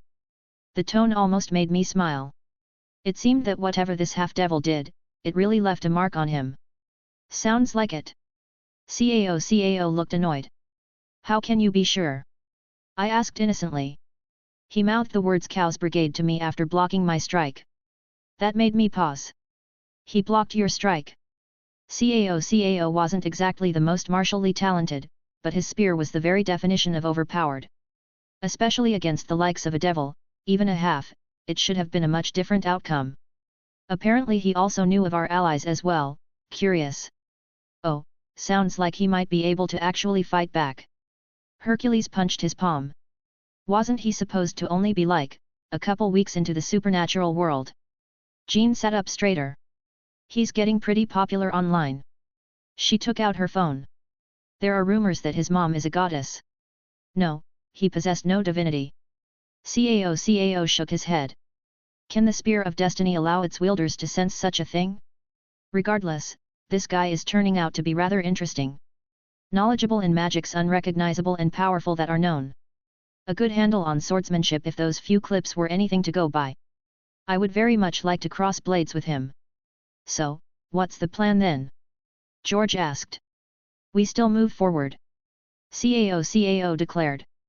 We just have to cut out the middlemen. His gaze drifted down to the yokai who didn't dare stand up. With a swift motion, his holy spear pierced through the yokai and retracted as if nothing happened. Those cult members can still be useful. He pondered. I guess we can do the same thing we did before, grab the girl again, force her mom to cooperate. He finally shrugged. As much as I didn't want to admit it, that was probably the best choice. Not one I would ever take, but it was the path of least resistance. To assault Yasaka in her home would be foolhardy, even if her daughter would be under much tighter guard, her mother can't be near her forever. If Cao mobilized all of us, it wouldn't be very hard to capture her without Yasaka catching wind in time. And there was no way she would fight us with her daughter behind held. Once again I feel my honor getting stained. Can I even call myself a knight after all of this? I can't help but think of my sister as times like these, and my resolve reaffirms itself. If I must walk into the depths of hell to preserve her smile, then hell I shall go. Just a little interlude showing some thoughts and actions from the hero faction. I also changed motivations slightly. I hate how the author seemed to gloss over the Pendragon clan. The fact that the church didn't possess Excalibur ruler and Caliban, yet knew they were in the hands of the Pendragon family, does that not speak of their strength? Who knows what other things they have stored away and the church didn't even go poking around. On a side note, I'll probably be taking this weekend off as a break. Been uploading a chapter nearly every day for like 3 months now, Jason want a few days to relax. Also, I started plans for the next interlude, it seems people enjoy those. It's just going to be a nice and wholesome Gremory family dinner, smiley face. Chapter 83, Chapter 79. Connect the magical converter to the Tachyon accelerator. I attached 2 cables together. Applying conceptual terraforming. I pulled on my magic and my house began to shake. Activating flux capacitor. Okay, you're just saying random words to make your magic seem more spectacular. Could be. I laughed as Izzy sat on the nearby couch, Sir Wiggles in her lap. I have seen Back to the Future. She deadpanned. And I find it highly unlikely this building will be time traveling. Want to bet money on that? I turned and smirked at her. No I do not. She hardened her expression. Please don't send us back in time. Even gods whose domain revolves in temporal manipulation don't mess with it unless necessary. Too late. I activated my equipment and the house exploded in a multitude of colors. What did you do? Nothing. Wilhelm. She said sternly, almost like my mother used to. Look out the window, I told her. She looked at me in exasperation, standing up and pulling the curtains apart. Why can't I see the Empire State Building in the distance? Praise me, I am a genius. Did you teleport the house to New York? Nope. She tilted her head. Why do I still feel like we're in Japan? I helped create the very land and I can still feel that connection. Because we are. I smirked. She paused, giving the place a once-over again, except this time her eyes were glowing. Honestly, it was very pretty, the way the power pulsed off her red pupils. We exist in both places simultaneously. Nailed it. I said smugly. You. She sighed.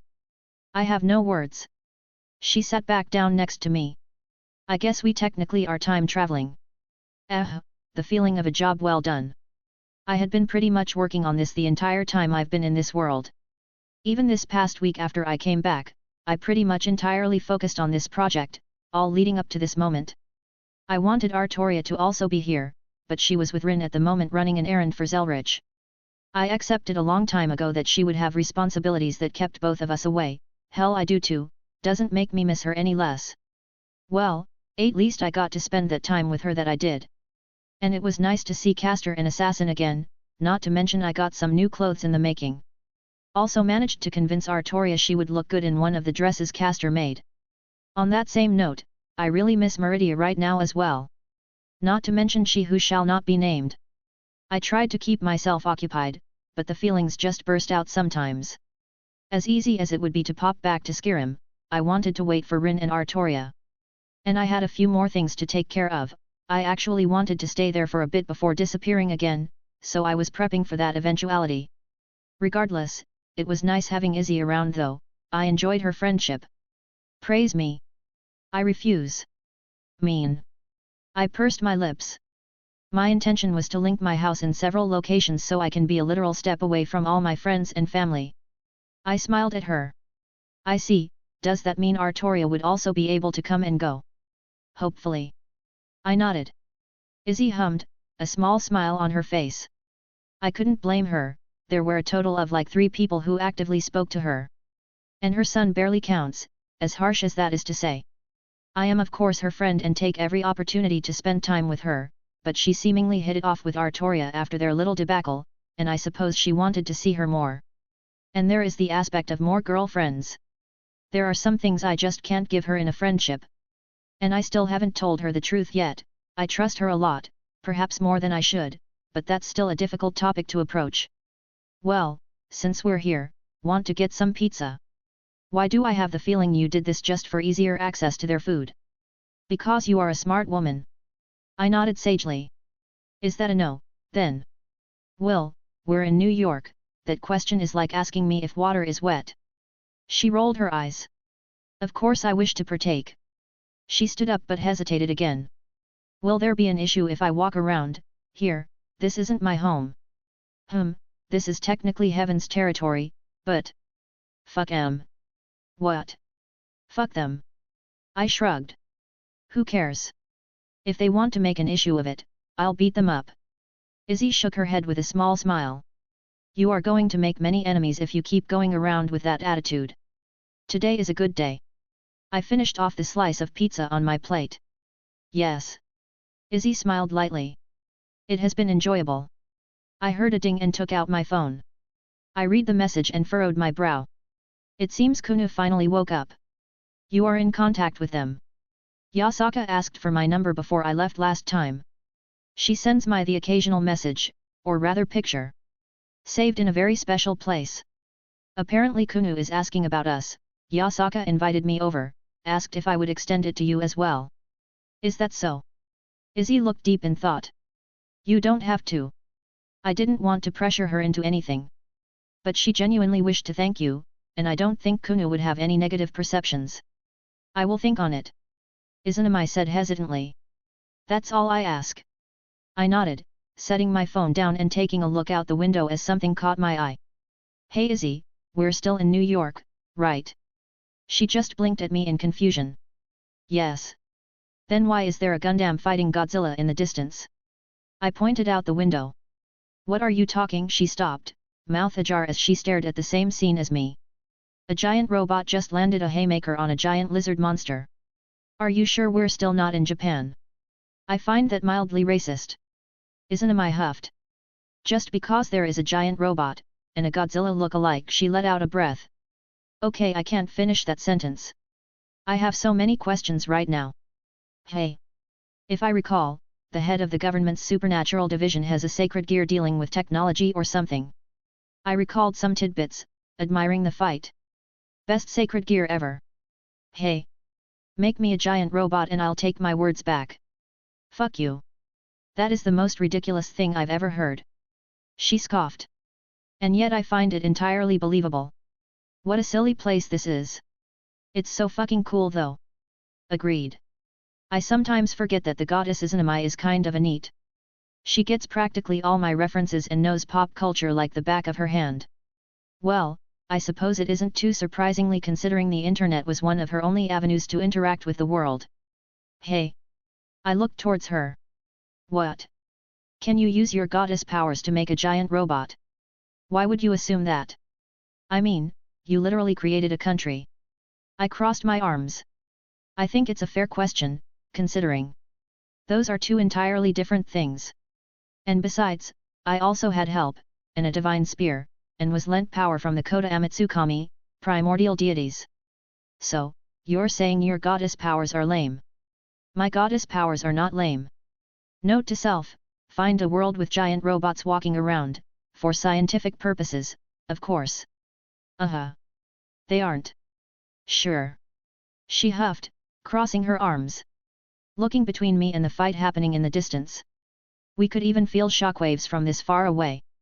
How are they even going to hide this nonsense? Oh, the Americans are very good at wiping short-term memories. All major cities have large-scale spells ready to go for such situations. Honestly, this isn't the first stupid thing that's happened in recent years that threatened to blow the masquerade. And other places lend a hand, they have an actual interest in keeping the secret going, so even other factions help keep everything concealed. Wanna go fight the giant Godzilla look-alike? Are you seriously asking me that question? She raised an eyebrow. Of course I do. Sweet Jebus, let's go. I saw a big smile on Izzy's face, I could tell she was having fun with this whole thing just as much as I was. Can't wait to brag about this to my gramps. I wonder if Susanoo will be amused by this story. Izzy tilted her head, waving her hands as shadows began to crawl along the ground next to her. You think they'll let me keep the robot if I stop the monster from causing any major damage? It couldn't hurt to ask. I walked out of a very large portal, Izzy right behind me as she literally dragged two giant bone-like spikes from behind her. Where do you want yours? I'm thinking. I tapped my chin, looking around my front yard. Opposite the tree, gives the yard some nice symmetry. She nodded, helping me heave the massive spike into the ground and adjusting it in place. A souvenir we took off the thing's corpse.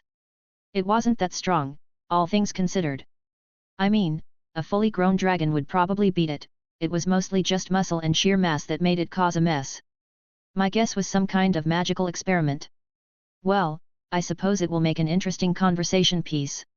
Izzy admired it, wiping some ash off her sleeve. Her clothes were singed in some places, and perhaps slightly disheveled. My clothes didn't fare much better, perhaps even worse. Who knew that lizard could breathe fire? At least it wasn't an atomic breath, even if that would be fucking amazing. Would you like a hand as well? If it wouldn't be too much trouble. I opened up a second portal. That should be a little bit in front of your house. Wonderful. She hefted it up, and the image was very humorous as her tiny stature held up something half the size of my home and tossed it through. Don't forget to share those pictures you took. Of course, I'll also be posting them online. Well, at least people will forget about me now. I think a Godzilla look-alike attacking New York is a much more interesting story. You do realize that a good number of people saw you and most likely 2 pictures, yes. You know, I keep forgetting the internet is a thing when it's inconvenient for me. Izzy just gently pat my shoulder. I'm not blurring your face. Yet. I waved her off. So, you want to see Yasaka tomorrow? Izzy paused, the fun smile turned more neutral. You said you will be there, correct? Yup. Okay, I do not mind attending along with you. I couldn't help but smile. Getting her to go out and have fun with me was one thing, having her interact with other people was a whole other. I wanted her to be more open, but I knew that was going to be a slow process. Tomorrow then. Tomorrow. She nodded, heading through the portal I already had open. Today has been very strange, but perhaps one of the best days I've ever had. Alright, a fun little thing before stuff starts happening to end the arc. And my headcanon is that America has to deal with all the weird stuff that happens in the supernatural world. Giant robot fighting Godzilla wannabe is more or less just another Tuesday for them. Anyways, just finished the hero faction meeting MC proper. They had a nice and respectful conversation and everyone left without fighting. Chapter 84, Chapter 80. You know, Drake, I think it's almost time to leave. I strolled down the horrific paths that made up Yomi. I may have been less carefree if I did not know Izanami was watching over me. Yomi or this world? The world. I hummed, reaching down and grabbing a handful of soil. I didn't actually have a chance to inspect this place before. It was rather interesting, from a research standpoint. I added some of the soil into a little baggie and put in my ring. I can see it. You did pretty much everything you set out to do here, which wasn't much. True. I finally got my little project up and running. I nodded at his words. My house was ready for further world line expansion, hopefully. You never know what could go wrong down the line. On the surface, it seems to work. I think this whole trip did you good. Yeah, it was a nice vacation, even if I had to meddle in some annoying stuff. I felt extremely refreshed. It was a nice load off, especially from seeing Mom again. And I have a new friend that I've grown close to these past few weeks. Being able to just relax and deal with my own shit for a while, it was very therapeutic. But, I really need to get back to work. I'm not nearly as strong as I want to be, and I have yet to push my current strength to its limits. Hell, I haven't had a proper fight in what feels like forever. I'll need to check back in with everyone back home, see where they are with that, but my gut is telling me they won't be done anytime soon. Perhaps I should look over that list of worlds the old man gave me. I'm sure there's something there I can find useful. Izzy appeared in front of me as her house came into view. You know, you didn't have to come here. Nope. I cut her off. I really don't mind coming here to visit you, Izzy. This silly goddess, but I'll keep reinforcing it every time I see her. Her default mindset to think the worse of herself. She let out a small huff. Do what you want. I couldn't help but smile. She looked slightly different, perhaps a little dressed up without appearing to have dressed up, if that makes sense. Equal parts excited for the meeting with a dash of uncertainty mixed in. Ready to go. I offered my hand as I created a new portal. As I'll ever be. She took it as I guided her on through. Your method if traversing space is still as vexing as the first time I saw it. Izzy commented as we appeared outside the compound where Yasaka lived. Oh, are you curious? Mildly. She said dryly. But I will not pry if you don't wish to share. I paused at her words. It's something difficult to talk about. I said quietly. Does it involve Artoria? Izzy asked, though I knew she wanted to say other things. Somewhat. I confirmed. I see.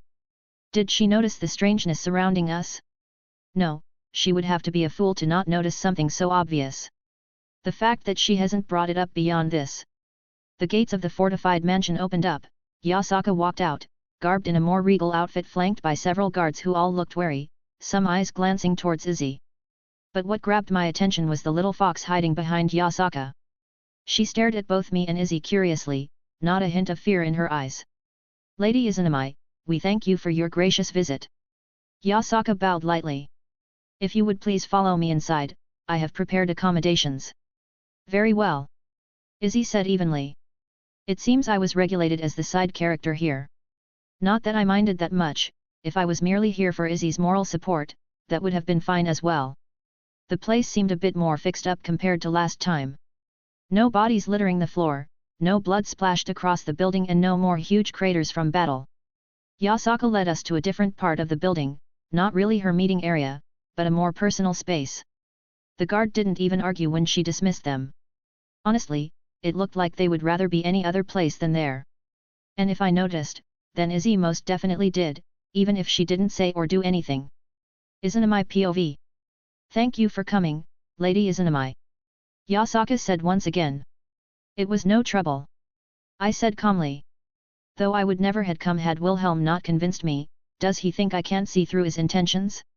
I suppose it is endearing in its own way, to have someone fuss over my well-being. You saved my daughter's life. Yasaka replied. I am forever grateful for your intervention. It was merely a whim. Her expression didn't change. Regardless, if it were not for you, I would be without my daughter. And no other deities answered my requests. Oh, did my daughter ignore her Maiko?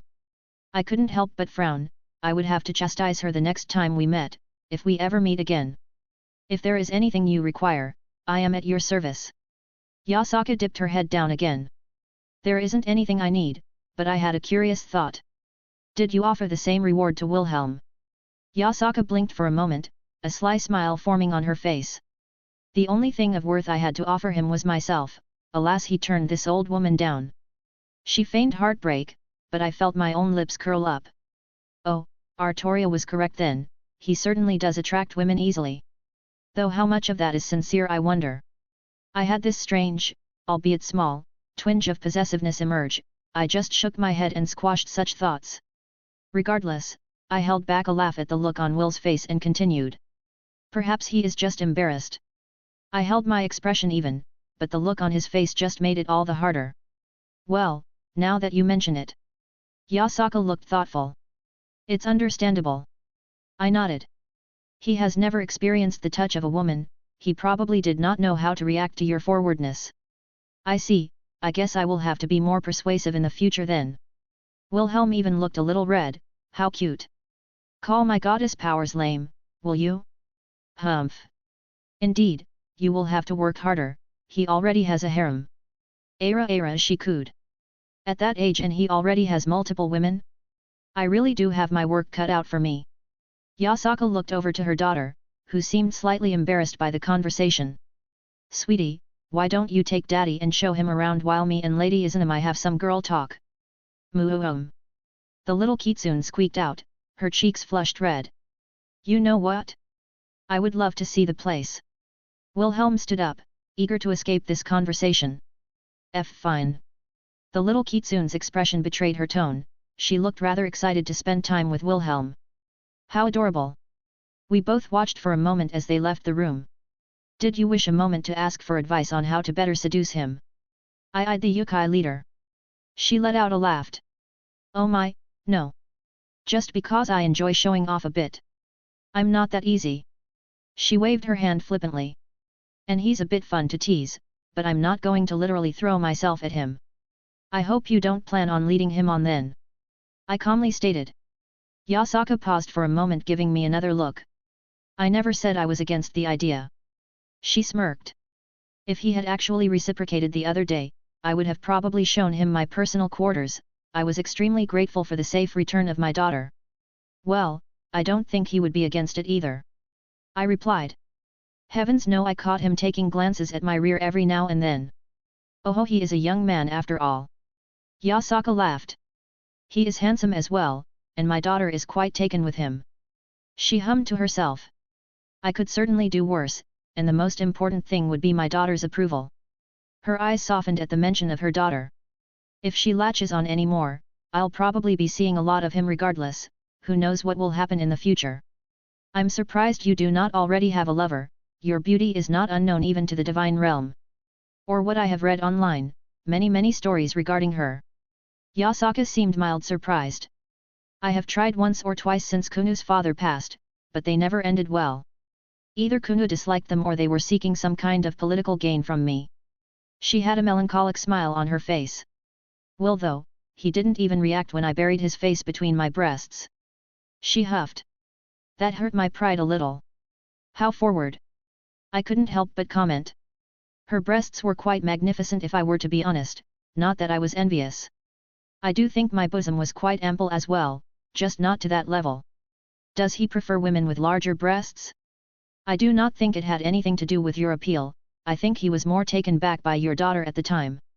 He appeared rather concerned and meticulous when caring for her. You say something like that, and any hesitance I have will start to crumble. Yasaka had a smile on her face. Are you sure you want me stealing him away from you? I blinked in confusion. Pardon? Do you think we are in a relationship? She tilted her head. Are you not? You both appeared rather close, I just assumed. Me and Will? No. I said quietly. We are merely friends. I shook my head, dismissing some fanciful thoughts. You did not wish to speak of these matters when you sought my audience. Her expression changed from playful to serious. Yes, Lady Izanami. She said with her more regal tone. I wish to properly thank you for your help. I was truthful when I said that I owe you a great debt for saving my daughter. Child, be careful with your words, do not forget who I am. I am aware who you are, and I will not take back what I have said. You have my eternal gratitude. My patron refused my request, yet you helped me. Words cannot express how grateful I am. You are being very candid with your willingness to associate with me, will it not cause problems? I had a good portion of my retinue try to overthrow me not that long ago, at this point I am willing to stomp on anyone who say any words that displease me. She said dryly. You are welcome in my lands, my home, and my daughter's life. She stated. Wilhelm isn't the only one she wanted to see. You are trusting your daughter with me. I eyed her suspiciously. I'd like to think I am a good judge of character. Clearly not. I frowned, only for her to let out a small laugh. Then do I have to rethink my stance on Wilhelm as well? Her lips curled up. It's a shame, I think she called you Auntie Izanami the other day as well. I paused and felt something in my heart that was foreign. You sly fox. I was about to respond but both our eyes turned towards a new face that entered. Lady Yasaka, I apologize for the disturbance. One of her guards appeared. But you have a visitor and he was quite adamant about seeing you. Yasaka narrowed her eyes as a person walked right in behind the guard. Rather rude of him. I nearly scoffed until I recognized the face of the person. Okada Tsuji. Yasaka's expression steeled. Well, this certainly wasn't good. I only had the vaguest idea of Wilhelm's relationship with his father, never elaborating past estranged. Lady Yasaka, I apologize for coming abruptly, but I have a miss. Almost as if Wilhelm walked back in from another door, led by the little kitsune herself. There was a silence that permeated the place now as Okada's eyes widened at the sight of Wilhelm. Will narrowed his eyes at the man, attention filled the air. Hey there, kiddo. Okada broke the silence. Been looking everywhere for you. Oh wow, I'm sure there will be a nice peaceful talk next chapter with absolutely no fighting involved whatsoever, smiley face. Chapter 85, Chapter 81. Another awkward silence filled the room as everything felt rather suffocating all of the sudden. I'm sure the others could feel the tension in the air. And a lot of things I thought I didn't have to deal with came bursting back up to the surface. Feelings I thought I had gotten over, repressed, or merely outgrew. I was a whole mix of emotions right now. Yet, I was surprisingly calm. I did not lash out, get overwhelmed with rage or simply sneer and dismiss the man in front of me. I guess I have grown up a tad in the past couple years. Who are you? I asked, with complete confusion. He blinked for a moment, a gentle smile appearing on his face. I'm Okada Tsuji, your fath. Never heard of you. I cut him off, clearly to his dissatisfaction, even if he didn't outwardly react. Well, I never said I wasn't a petty asshole sometimes. Okada Tsuji. Yasaka interrupted. What is the meaning of this? Her voice sounded very authoritative, and even Okada almost stood at attention. He seemed rather sheepish with his response. I am under orders to bring back my king's son. He replied. So you stroll into a meeting I'm having, uninvited, with the ones who rescued my daughter. She narrowed her eyes. Rescued your daughter? He repeated, slightly confused as realization dawned on him. I apologize for my rudeness, Lady Yasaka, I mean no disrespect. He bowed, perhaps lower than he should have being an emissary of a foreign dignitary. And there is a but coming. Yasaka interrupted. He winced slightly. I am under direct orders to bring him back, please step aside, Lady Yasaka. And what if I do not? She stood up, her tail swayed behind her dangerously. Her ears no longer had a lazy droop to them, they stood at attention and she was ready to fight. Gone was her flirtatious facade she usually keeps, now was the destructive fox who boasted the acknowledgement as one of the strongest yokai who ever existed. It isn't just me you would have to contend with. He replied. Are you threatening me, boy? Yasaka growled out and the room shook, the faintest manifestation of her toki began to leak into the surroundings. I placed a hand on Kunu's shoulder as she trembled slightly. She looked up at me and I gave her a quick wink. Only a light sigh cut away all the tension that was accumulating. All eyes turned to Izanami, who sat there quietly. Rarely have I ever found myself in a situation where I am ignored so blatantly. Her voice was quiet, yet it could grab the attention of the world if she so wished it. Okada's eyes widened, his hand gripped his sword instinctively as he took several steps back. Who are you? His voice didn't tremble, but there was the clear distinction of hesitance present. You were born upon this land that I created, and you ask who I am. Her head turned slowly.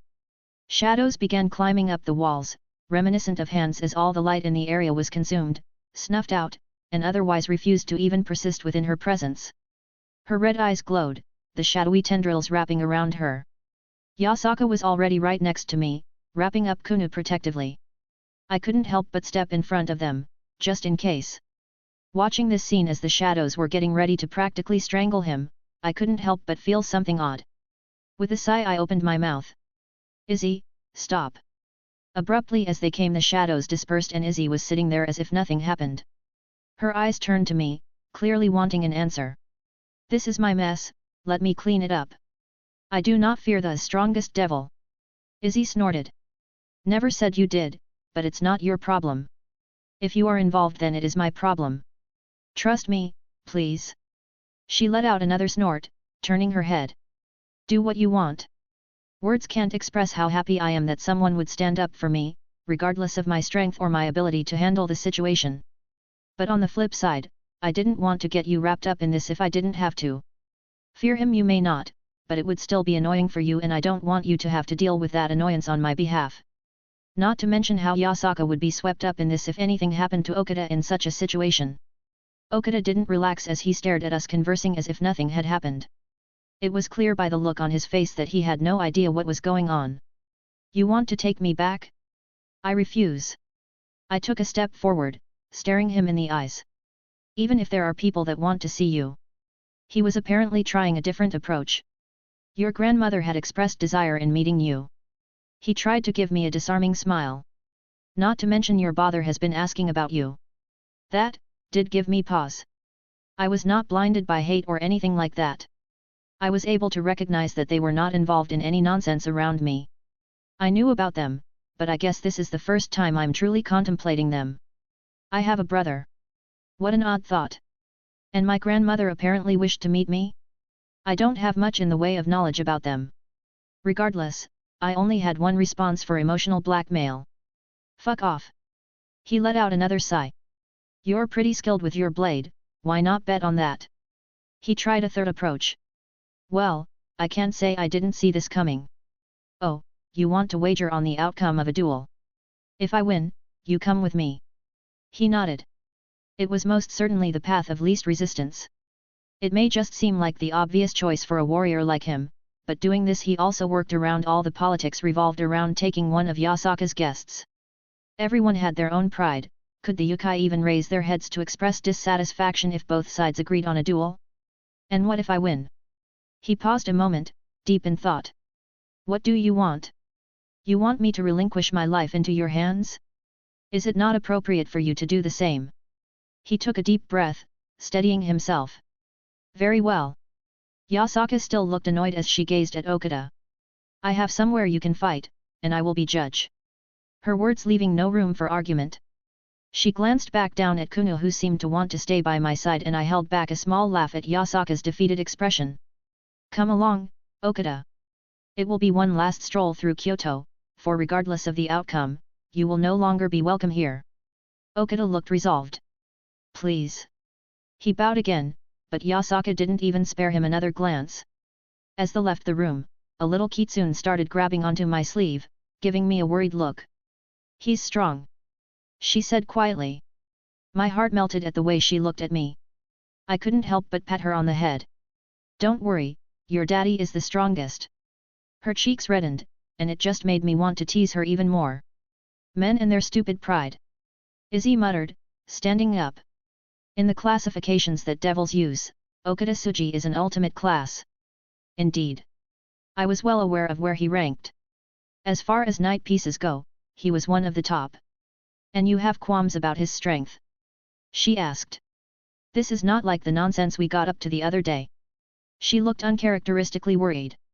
Even if you have several blessings, he has lived a long life by mortal standards, that isn't something one can overcome with ease. I gave her a reassuring smile. Don't worry, I was trained by the best. There was an arena nearby. I wasn't too surprised. Yokai in general are a bit on the aggressive side, so it made sense for there to be a place for them to fight without causing disturbances. It was rather empty though, minus a few guards here and there keeping watch, Yasaka acting as referee, and Izzy standing to the side with Kuna right next to her. It was slightly amusing to see Izzy acting all protective of the little kitsune. There was no great declarations as I walked to my side of the arena, opposite of Okada. Yasaka being the judge was more a formality than anything, her duty as the leading of the area this was taking place. She didn't need to incite us to battle, nor give us the key to fight. I looked at my opponent, he placed a hand on his sheathed sword. I tilted my head, and brought out Mirage from my ring. The glowing blade caught his immediate interest, but his eyes turned back to me. A part of me was genuinely curious how he matched up against those I've fought in the past. Where his skill level laid, even if his pure power wasn't a match for the likes of those I knew. My circuits ignited. Reinforcement filled my body. Ebony flesh was cast over me. My dragon's heart flared. My magical energy burst out in a torrent. The boosted gear stayed hidden in my soul, and my primordial runes still remained in reserve. I did not wish to reveal all my trump cards for something of this level. A lion gives birth to a lion. Okada let out a small laugh as he drew his sword. Well, I would start then. With a flick of my wrist, Mirage swung out. 10 birds. Okada reacted immediately, his body moving in a practiced manner that indicated decades upon decades of honing. Left, right, up, down. His sword collided with all my sword phantoms, dispersing them with relative ease. He moved right as the final clash ended. His speed was very impressive to the point where I had to actually focus. I planted my foot, and swung using my entire body. Our swords collided at the space where nothing had been a half-second prior, filling the entire arena with a massive shockwave. His strength was also worth noting.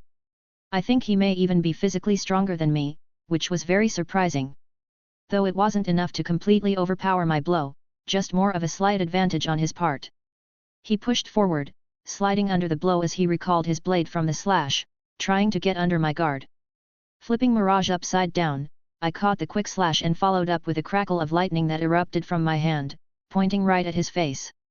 He didn't even budge as something emerged from his skin. An insect-like creature emerged, intercepting the blow and trying to bite at me. I was momentarily surprised at such a thing before I recalled what exactly was going on. I grabbed it before it could reach me, turning it into dust with my free hand. So it is true, you incubate mindless yokai in your body. Not all yokai are the sentient species that walk around Kyoto.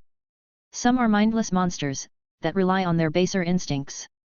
Okada Tsuji raises them within his body and uses them for his own purposes. Sorry kiddo, can't really go too easy on you here. He chuckled, jumping back and gaining some distance. I'll have to get serious then. All of a sudden his presence shifted. He stepped, and vanished. I couldn't help but have my eyes widened as I felt the air next to me distort. I moved my head back as a blade swept right where it had been a moment prior. That was probably 10 times faster than his previous movements. And I just smiled. Another sword swept at me, his body not even visible to the naked eye anymore. It would have actually been easier if he was teleporting. I had a sense for the fluctuation of space, but no. This was pure speed and I had to rely on my own skill to meet him. As his blade touched my skin, space shattered and I was behind him, sword lunging for his heart. With a burst of speed, he vanished again, only to reappear a foot to the side, and counter-attacking. What ridiculous speed, but it wasn't something I was unused to. He still fell short to scat hatch. His thrusts were sharp and quick. If I showed any opening, his blade tip was already digging into my skin. I was sporting small cuts all over my body now, but nothing more than flesh wounds. I gave as much as I received. He only smiled when my sword cut into his cheek, and narrowly missed his neck, only to draw a thin line of blood. I shared his expression when his sword stabbed towards my eye and I moved the least amount necessary to avoid any major damage, getting the side of my head cut in the process. To create an opening, I allowed him to nick my arm a bit deeper than I normally would have allowed, but I returned with a follow-up slash. His eyes widened at my attack, but he burst out in Toki for a brief moment, eclipsing his normal use to move quicker than before and enhance his physical ability, but even so, he didn't anticipate the power behind my attack, and his footing got blown away before regaining himself on the other side of the arena. 100 birds. Mirage glowed as I swung. The sky filled with my sword phantoms, and Okada looked surprised for the first time in this fight, but he smiled a moment later. A numbers game? I can do that too. His body shuddered and hundreds upon hundreds of yokai burst out and overcame my numerous sword phantoms, but they continued on towards me. I couldn't count how many there were in this short moment, nor if I even had a few hours to work with. Serpents, insects, poisonous creatures of many kinds. They all composed of this swarm that bared down on me. I held out my hand and another sword answered my call. Without even moving, I held it up and called its name. Ascalon. My noble phantasm activated. The blessed blade by which force is slain. A nearly impenetrable defense swept around me, my sword moving in ways that was nearly impossible, but struck down every yokai that attempted to reach me. Body parts fell down onto the arena, blood sprinkled down almost like rain. What a monster! Okada sighed. You know, I had been raising those for years. I'm the monster. I raised an eyebrow. You aren't even using your Tenon Rishinryu, I snorted. Not to mention any of the stronger yokai you keep in your body. In fact, you're only using your Toki for basic enhancements. He laughed awkwardly at my statement. Those sword techniques are meant for nothing but killin'. He scratched his cheek. Besides, I ain't the only one holdin' back.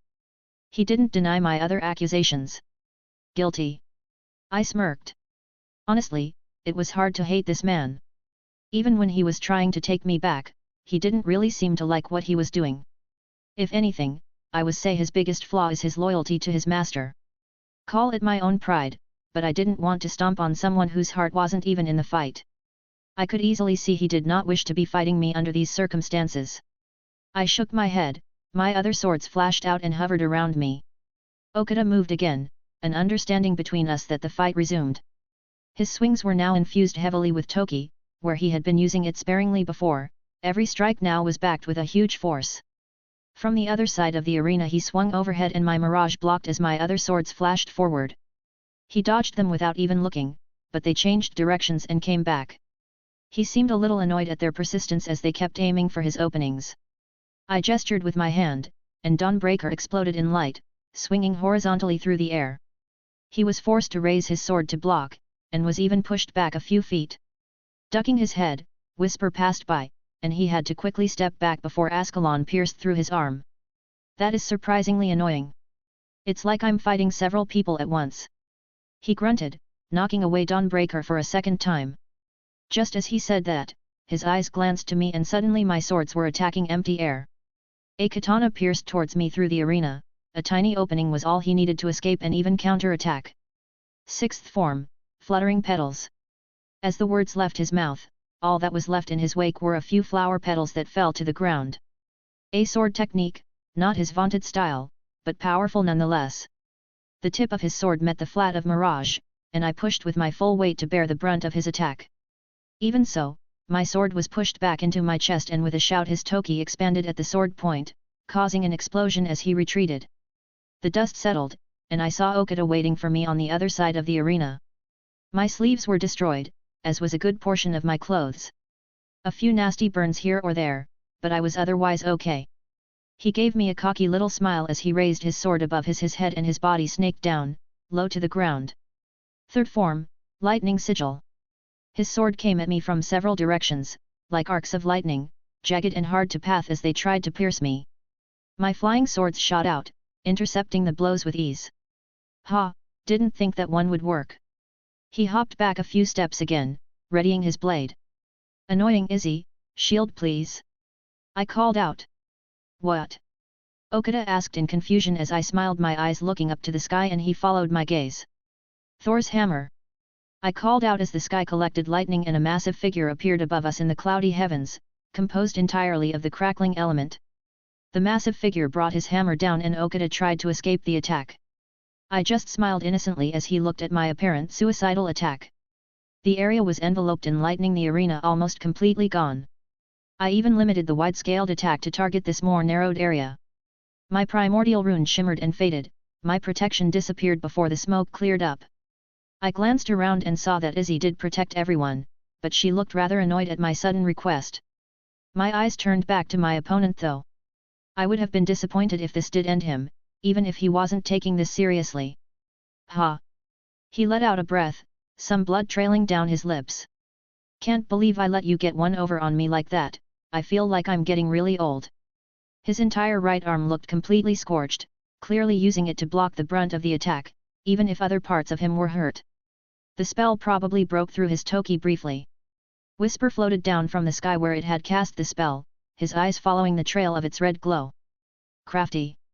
He commented, not at all off-put by my hidden attack.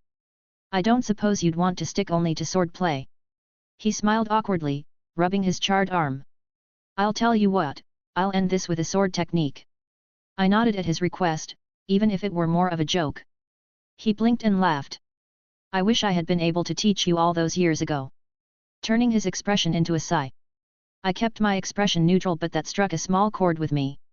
Really making it hard to hate you right now. My swords returned to my ring, and I deactivated any magics I was preparing for. Even my physical enhancements were gone. To others, it may have looked like I had given up, but Okada looked extremely focused. I leveled Mirage next to me, taking in a deep breath. I closed my eyes before opening them slowly. The infinite paths opening up before me, showing all avenues of attack. The multicolor glow of the kaleidoscope burst out before my eyes. Swallow returns. Okada didn't react, the words only met his ears as my sword was being pulled out from his body, our backs only a few inches apart as I straightened myself up and pulled my weapon free, taking a few steps away. He fell to the ground, his sword clanking against the remains of the arena as it dropped from his hands. He was still breathing. I didn't know how to treat him. Part of me wanted to just kill him and be done with it, an act of deviance against those who wronged me, but I also couldn't bring myself to hate this man. I looked down at him again. Don't come after me anymore, I said quietly. But that didn't also mean I wasn't feeling ecstatic. Like I was finally untangled with some baggage I had been carrying around with me. A weight had been lifted off my shoulders and I felt truly free. A song came to my head, one I heard when I was a child. I had strings, but now I'm free. I hummed, and as I left the arena. There are no strings on me. Didn't want to make Okada like LOL stupid kind of thing. More or less just forced to obey some orders he didn't want to. And he wasn't really trying his best to take back MC. A mix of holding back and underestimating his opponent, and he got slapped at the end. Chapter 86, Chapter 82. Isn't my POV? Well, that was certainly something. I set my phone down to stop recording. I glanced over at Yasaka, and she seemed quite surprised by what had just occurred. I can't really blame her, I did not expect the fight to end so abruptly. There were several things that I wanted to seek out answers on. They seemed content to just match each other for many exchanges. Then Will decided to bring out a large-scale magical attack out of nowhere. Brat, telling me abruptly to put a shield up around us. It was a good tactic, and he seemed unharmed from his own spell, so I can't really say anything against what he did. But that final attack, I don't know what he did. It was like, fate rewound and then fast-forwarded according to his whims. That is most certainly not something a mortal should be capable of. At one point, there appeared to be two of him attacking simultaneously. Okada defended against the one attack him from the front, but it didn't matter as he was pierced by the Wilhelm from behind. I could tell that both of them were real as opposed to some kind of illusion or a creation of sheer speed. You have quite a few secrets, Wilhelm. I looked down and Kunu's eyes practically sparkled as she watched her daddy fight. It was still amusing to think about, yet I could completely see him acting as a father. It seems like it's my turn now. I stepped forward towards Yasaka. I shall take him. She was broken from whatever stupor she was in. Lady Izanami, are you? I do not intend to harm him. I will make sure he does not die and deliver him back to his master. I stated plainly. My annoyance with him aside, that look on Will's face when the man appeared still made me upset. That stupid boy, telling me that him and his father are merely estranged. It is clearly much more than that. Is that so? Yasaka steeled her expression. A message is it? She raised her eyebrow. I do not like others touching things I care about. While the strongest of the devils is someone I begrudgingly admit is stronger than me, it does not mean his people can do whatever they want. I may not win against him in a fight, but I'm more than capable of making him lose. Those ridiculous world's strongest ratings are mostly nonsense. Yes, I would not be able to win against someone like Indra in battle, but it is not like he would be able to destroy me with ease just because he is ranked above me. I watched Yasaka's lips curled up, giving me a knowing smile. He looked quite good, didn't he? Fighting against someone whose name is world renown. She fanned her face exaggeratedly, giving me another sly look. He performed adequately. I responded. She pursed her lips. I may need to stake my claim sooner than I thought. If he goes around and does this more often, imagine how many women would want a piece of him. This fox, trying to even tease me, is she? Are you that intent of us becoming sisters? I turned towards her, take a step closer. Perhaps you wish to get more familiar with one another. Yasaka's eyes widened briefly, before a large grin emerged on her face and she started to giggle. Fine. She waved me off. Point taken, I won't meddle anymore. I crossed my arms, a small smile on my face. But I wouldn't be against it either. She smirked at me, almost making me react. You are one horny fox. Girl, the last time I was with a man can be measured in years. She deadpanned. I guess it would be difficult to bring any kind of lover around Kunu if they weren't going to become a permanent figure in her life. I tilted my head, mentally calculating the time for me. Centuries. I muttered. Do women count? Well, if we do then, it's a lot shorter than that. She laughed. Well, I do appreciate how she is relaxed in my presence. I don't exactly hate her being friendly with me. It's nice to not have someone reeling back because of my existence. I should probably grab him, before he bleeds out. I sighed. That would be bad. She nodded. I don't think I could wash my hands of this if he bled out on my front yard. I walked over to him, letting my shadows grab him and bring him somewhere else for now. Keeping him intact wasn't hard. He wouldn't die on my watch, and I needed him alive to send my message. I enjoyed my time with you, thank you for your hospitality. She smiled. You are welcome back anytime. I'm sure my little Kunu wouldn't mind seeing her Auntie Izzy in the future. Moom. Kunu gave another little squeak and I had to resist the urge to scoop her up from where she was sitting and hug her. Thank you, Mrs. Anamai. She stood up and bowed, her ears twitching slightly on her head. Cute. I headed off in the direction where Will went. Wilhelm POV. Wow. I was going to be riding his high for a long time. Wilhelm. Izzy's voice sounded off behind me. I straightened myself up, the bench I was sitting on not very large as I made room. She walked over, sitting right next to me. How are you doing? Good. I said almost absent-mindedly. I mean, relatively speaking. I think I'm doing better than I have been for a while now. Would you like a hug? She asked. What? I was a bit surprised by her request. You seemed a bit distressed earlier before the fight, and I did not know if you were still upset. I apologize if I was too forward, I know we haven't known each other for that long and… Izzy. I cut her off. I would love a hug. She made a small little noise as I wrapped my arms around her. She was a bit hesitant but she reciprocated all the same. I guess I held some stuff back. I spoke as we separated. Only some very important details. She rolled her eyes. I could tell she was annoyed at me, but not angry. I was born Takao Shimoda. I leaned back, looking up at the sky. My mother died when I was young, and I was taken in by my father's people. I lived in a house by myself, I grew up all alone and when I finally left that life behind, I changed my name to match my grandfather's. It was one of the first times I've ever talked about this. I was pretty much forced into a certain box to live my life. Every time I attempted to leave that little neat box I was forced back into it. That's probably where my resentment of my father comes in. They didn't know I knew magic, so one day I just up and left, with a bit of fanfare. Wow, just kind of blurted it all out. I saw her smile faintly, not so much appreciating my little backstory, but more so that I was trusting her with something personal. I honestly cannot picture you going about mundane schooling. She mused. I let out a small snort. To be truthful, it really grated on me at some points. I shook my head. Not all of my memories of that time were something to dismiss. But it wasn't all bad, I was also in the theatre club. That I can believe. She said almost instantly. Oi, what's that supposed to mean? Well, I don't want to stereotype. Are you implying? I am implying nothing. I'm petty sure you are. It must be your imagination. She smiled lightly. I was merely saying that you can be rather flamboyant sometimes. Sure, that's what you were thinking about. I rolled my eyes. I think someone's miffed about the whole barrier thing earlier. I suppose you are smarter than you look. She pursed her lips. Yet. I yawned, stretching my arms. What's going to happen with Okada? I kinda just left him there, too caught up in my own head. I took him. Oh. I paused. And what are your plans with him? I was going to send him back to his master. She said plainly.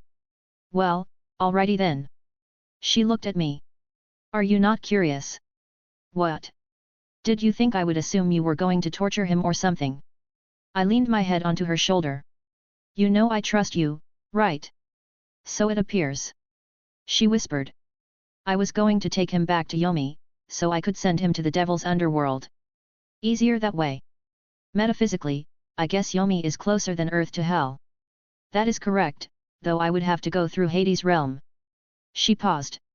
It has been a while since I've contacted him. Persephone is generally okay to speak with. I haven't heard good things about Hades. You sure that's a good idea? The relationships between death deities is different than that of the corresponding pantheons. She explained. Perhaps it is a sort of kinship, but most pantheons don't have much contact with their deathly realms, minus those reward-based afterlives like Valhalla. She sighed. Hell, Hades, me, Yama, Anubis, Ereshkigal etc. While pantheons for the most part like to pretend other gods do not exist, we keep in touch with a cordial relationship. Hey, I did not know that. I was actually surprised, but it made quite a bit of sense. Now that I think about it, we generally gather every few centuries and we haven't in quite a long time. She hummed. I wonder if there will be another gathering soon. Really? What do you all talk about? We mostly just bitch about whatever happened recently. She let out a small laugh. Hades talks about his idiot brothers, Yama doesn't shut up about how overworked he is, Ereshkigal about how barely any souls come to her realm anymore. I should probably seek out Persephone instead of Hades, that girl gets jealous so easily.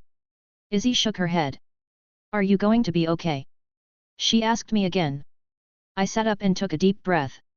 I'm good, really. I paused for a moment. And I may disappear for a bit, probably won't be reachable by phone. I have some things I need to take care of. Is that so? How long do you intend to be gone? She asked. No more than a couple weeks, probably. I did some mental calculations in my head. She stood up, waving her hand and summoning a portal down to Yomi. I will see you at a later time. See you later. I waved her off. I'm really happy I met her. I'm annoyed you didn't use me.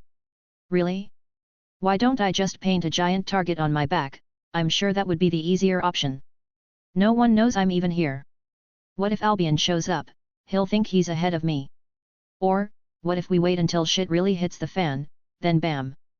Boosted gear comes out and saves the day, would be cooler than just a duel where nobody saw. Drake grumbled but relented. You better not be blue-balling me here. There is some shit I have to deal with here in the future. I sighed, thinking about the messes my presence will have likely caused. Are we going to a new world soon? Yeah, I wanted to spend some time with Kunu, then I was going to leave. You sound like such a dad already. Fuck off. I rolled my eyes. I couldn't help it. I honestly don't know what came over me when it comes to that little girl. Though I want to look for a way to develop my power of destruction. I yawned again, standing up from my seat. I've been thinking about a lot of stuff, and I think it's time to stop holding myself back from that.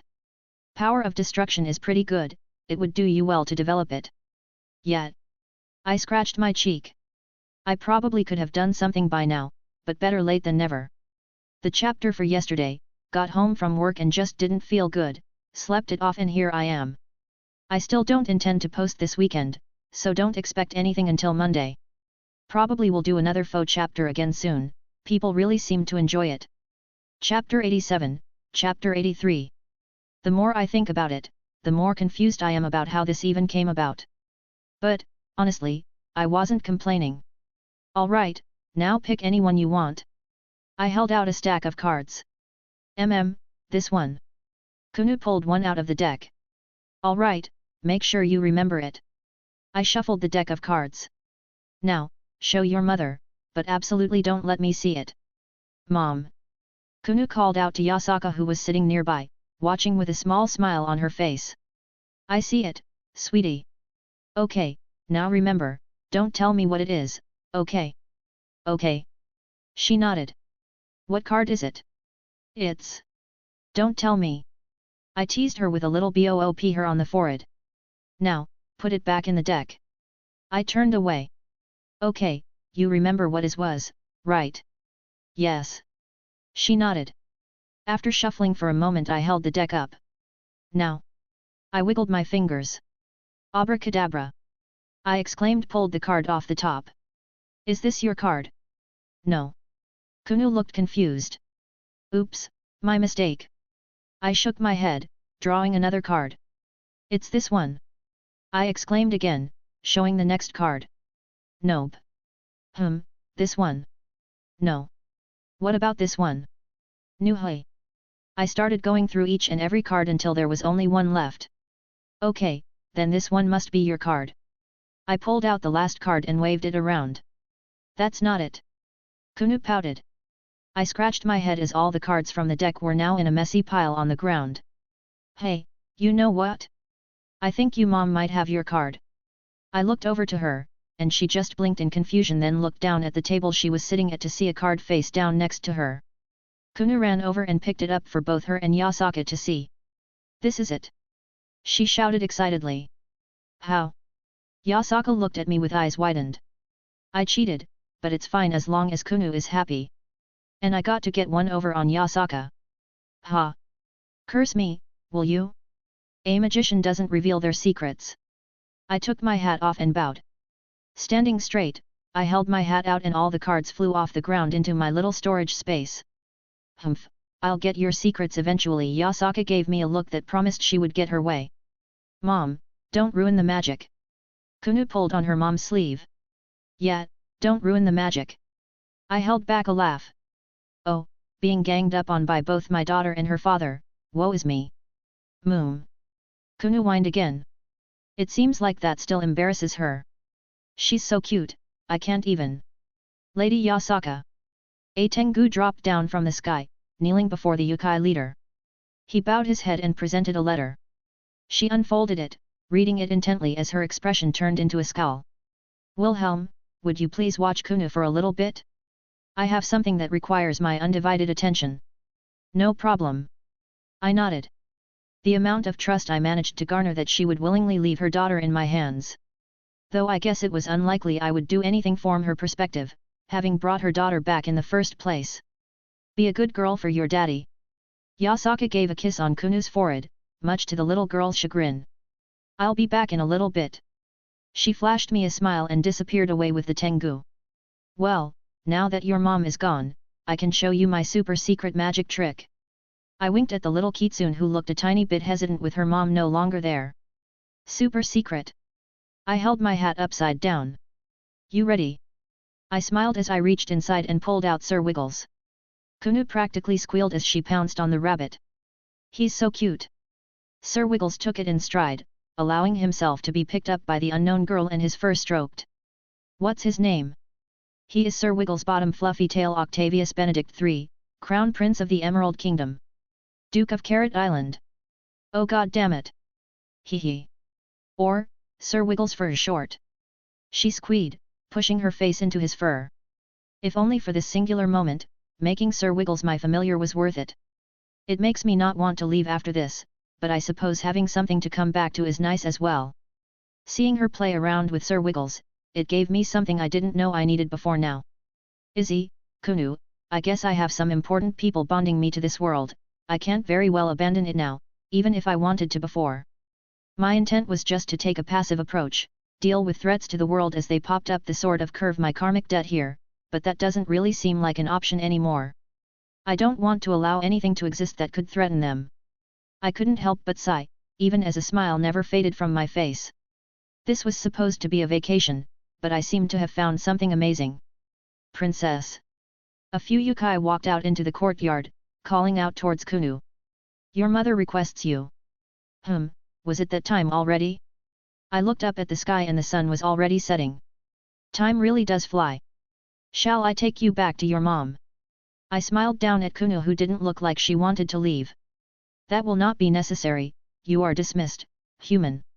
One of the guards stepped forward. I paused, then just sighed again. I guess something happened and they don't want an outside here for the time being. Well, this is goodbye. I pat Kuno on the head. No. She said quietly, hugging Sir Wiggles tighter. Hey, I'll be back, okay. I kneeled down next to her. Promise. Of course. I held out my pinky. Pinky promise. She giggled slightly as we interlocked them. She let Sir Wiggles jump out of her hands and into my hat again. The look she gave me was frankly heartbreaking. Gods, how did I get attached to this girl so quickly? I just don't understand it. This way. One of the guards ushered me, a little annoyance on his face. Odd. Well, whatever. I stepped out of the courtyard, the guard following close behind me. Would you pass on my goodbyes to Lady Yasaka? I'm going away for a bit and won't have a chance to speak again for a while. He just snorted. Get moving, human. I paused, my instinct was flaring that something was wrong. I turned around and narrowed my eyes at him. What exactly is your... No. Daddy. A loud scream echoed out across the compound. My head snapped to the direction of the voice. I didn't even look as the guard escorting me drew a weapon, aiming for my neck. It never reached me as his head started rolling on the ground and Mirage flew next to me. What happened next was sort of a blur. I burst back to where I was before, seeing a yokai trying to rein in a struggling Kuno with several more standing around. It only took a moment for her to be in my arms again, and about a dozen bodies falling to the ground. An explosion erupted not too far away, the shockwave managing to ruffle my hair. She's over here. A shout was heard as a few more people burst into the courtyard. Human, hand over. The others stared at shock as the one speaking fell to the ground, his head bouncing onto the grass, my sword floating next to me with a small trail of blood down the edge of the blade. Daddy, where's Mom? Kuno looked like she was about to have a panic attack. This could not be healthy for a girl this young who had been through something traumatic not too long ago. I'll go get her, okay. I pat her head. No, don't leave me.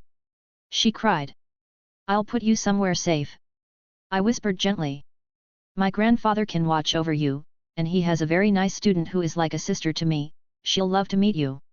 I opened a portal and quickly ushered her in. She was in shock and I didn't want to make things worse. Fuck. Did you just send her to another world? Yeah. I said quietly, running a hand through my hair, staring at the few remaining yokai who were watching my warily.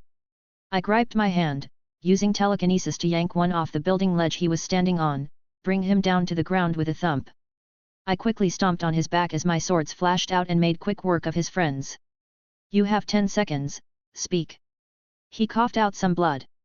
Disgusting human, your time will come. I sneered, holding out my hand for Mirage to fly back into my grip, then slamming the blade down onto his neck. I turned around as another portal opened up, a very familiar application of the kaleidoscope. Artoria. I blurted out as she walked from the portal. Will. She nodded.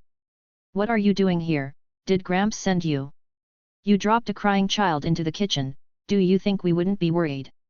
She raised an eyebrow. It isn't too hard to make the leap to assume that whatever is happening was enough that you couldn't guarantee her safety. It's not as bad as it looks. I may have panicked and reacted on instinct to one of the only places I could think of that was safe. I admitted. Is she? Artoria gave a small smile. Zelretch was quick to calm her down, and Rin is good at distracting her. I see. I ran a hand over my face. Good, that's good. Will, what's going on? Someone attacked, probably some remnants who are pissed off? I don't know everything, but I think Yasaka may be in danger, or she is the danger, I don't exactly know what's going on. Someone tried to grab Kuno again and... I paused for a moment thinking everything through rationally. She was betrayed, no doubt someone close to her was able to pull some strings so she was separated from her daughter. I muttered.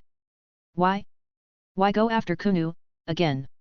I mean, it was the easiest target if you wanted to get to Yasaka, but what's so important that you needed that kind of leverage? Will, focus. I snapped out of my thoughts. Right, right. I clenched my fists.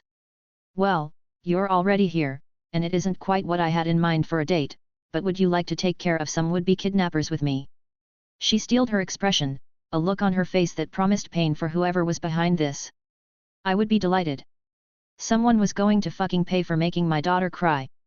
Wrapping up the DXD arc for now, clearing up some loose ends, read, Hero Faction. So, Artoria and MC going to have words with the Hero Faction, taking all bets? Chapter 88, Chapter 84. Artoria followed behind me as we moved through the compound. I actually didn't know where Yasaka was, nor where the main fights were happening. Every so often, I could find some people, usually able to tell who is the enemy and who isn't. There were some surprisingly powerful foes that popped up. And equally surprising, there were friendlies who engaged them. Honestly, I did not expect this faction to have such powerful combatants waiting in reserve like they were. Several who would fit under the banner of ultimate class, even if that whole system of measurement was basically malarkey. How you doing on mana? I quickly asked as we scaled a rooftop to get a better view. I'm full, and I was given this. She took out a jewel I didn't recognize, but I could see it was full of Rin's magical energy. Zelretch said it should work for an emergency. Ah, good thinking. Though, it wasn't a perfect recovery tool for her magical energy. Since she was a servant, a spiritual being, she couldn't generate magical energy as if she were alive. And trying to forcefully drain the jewel of its contents would cause much of it to go to waste, simply running off in the process. I looked around and noticed a much bigger fight in the distance. Tengu were taking to the skies, and several groups clashing while some large explosions lit up the sky. Many types of yokai I couldn't recognize at a glance were joining the fray. Wilhelm, there. She pointed a little off to the side, a swirling pillar of mist burst out. I briefly saw a woman with 9 tails, I assume that is the woman you are looking for. Yeah, and that should be Dimension Lost. I muttered. Dimension Lost? She asked in confusion. Shit, I never did talk about the sacred gears here, think of them as noble phantasms. I didn't really have time to explain the differences, but I would rather he be wary of the strange weapons than not. Noted. She nodded. Do you have a plan? Yet. I took in a deep breath. Teach some kids a lesson they will not forget. I frowned, trying to rack my brain around who all was in that little faction of theirs. Kids. Idiots who think they can do whatever they want because of some stuff they inherited from their ancestors or some other nonsense. I will follow your lead. I smiled, holding out my hand as she took it, and I pulled us both through a portal right to the big dome of mist. I put my hand on the large dome and cast my gaze inside briefly. I saw Yasaka battling a group of people and somewhat handling herself, but she was slightly wounded here and there. Without a second thought, I drew Mirage and pulled on the kaleidoscope. With a slash, I cut through the false dimension that was cutting off the fight from the outside world. The mist dispersed aggressively, stopping the fight as all eyes turned to us. Wilhelm. Yasaka called out as she retreated several yards back. You.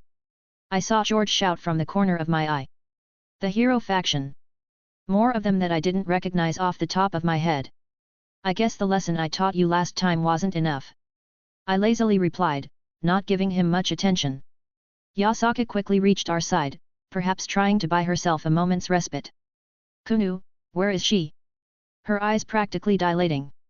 She's with my grandfather, completely safe. I gave her a reassuring smile. Yasaka let out a long breath. Good. She said quietly. A big boulder a bit away started trembling and a large man climbed out of some accumulated rubble. Fucking bitch. He spat as he stood up, dusting himself off. Friend of yours? I raised an eyebrow, glancing at Yasaka. She sneered. Idiot calling himself Hercules, said he was going to harm my daughter. Ah, the idiot who boasts about having inherited the spirit of Hercules, and I looked around and noticed a blonde girl. If I recalled correctly, she is the same but with Jeanne d'Arc. I paused, reining in my quickly flaring temper. Did he now? What about you? Her eyes turned to Artoria, standing to the side. I don't believe we met. She's the one who I grabbed to heal Kunu before. Greetings, I am Artoria. Artoria stated. Wilhelm, is it? Another voice cut through the tension in the air. I recognized the person and the spear he held at a glance. Cao, are you trying to run your ancestor's name through the mud even more than you have already? I didn't want to hear any spiel he was going to give. So you do know me? Well, usually I don't remember dumbass, but kudos, you are leagues above the common rabble. He frowned. I don't think he was used to people insulting him so blatantly. This doesn't concern you, why are you risking your life for these, yokai? Are you trying to find common ground with me, perhaps convince me to step to the side? I rolled my eyes. Besides, saying I'm risking my life implies anyone in your little posse can even take it. I was going to break him. I could snap you like a twig. Hercules shouted. A little magician and a little girl he brought with him, why are we even talking? A little girl. Artoria quietly repeated, a small twitch of her eyes told me exactly how she felt right now. I grew up on the internet, insults don't really faze me, but I'm sure it's an entirely different matter for her. He's all yours. I smiled towards my girlfriend, eyes not leaving Cao. I wanted this little faction of his to be destroyed before I finished dealing with him. What, am I supposed to be scared of her? He laughed. Come on then, little girl, I'll show you a real man. He threw his head back, posing like an idiot. You can even have the first hit. He didn't even try to hide his laughter. Artoria didn't answer, instead her magical energy exploded off her. Armor formed around her body, her armaments manifesting from within. Her dragon's core practically roared to life as everyone in the area felt her presence. She moved before most people here could even understand what was going on, a fist buried itself deep into Hercules' stomach. I saw everything as I reinforced my eyes. Every moment as his eyes widened, blood flowed out of his throat, and his body practically crumbled and lifted off the ground, only to be blown into the side of the building. Oh! Yasaka said quietly, perhaps readjusting some thoughts she had about Artoria. Honestly, I should have been paying more attention, but one thought was distracting me. I fucking want her right now. Rein in the dragon. I don't even care if anyone is watching. I want to make her mine. Maybe she's having some sort of effect on you because of her magical core's origin.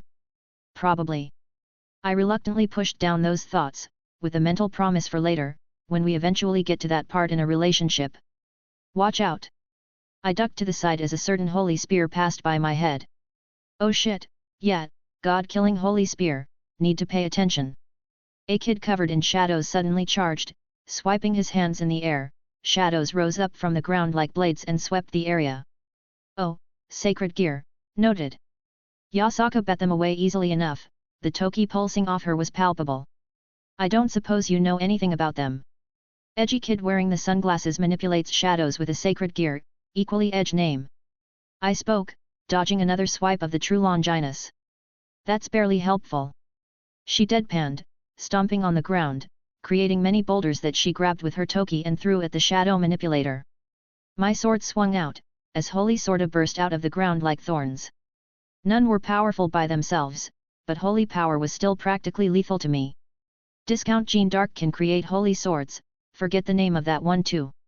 I noticed. Yasaka shouted, throwing a large waft of foxfire at edgy shadow guy before cracking him across the face with her fist. That's gotta hurt. Words can be hurtful.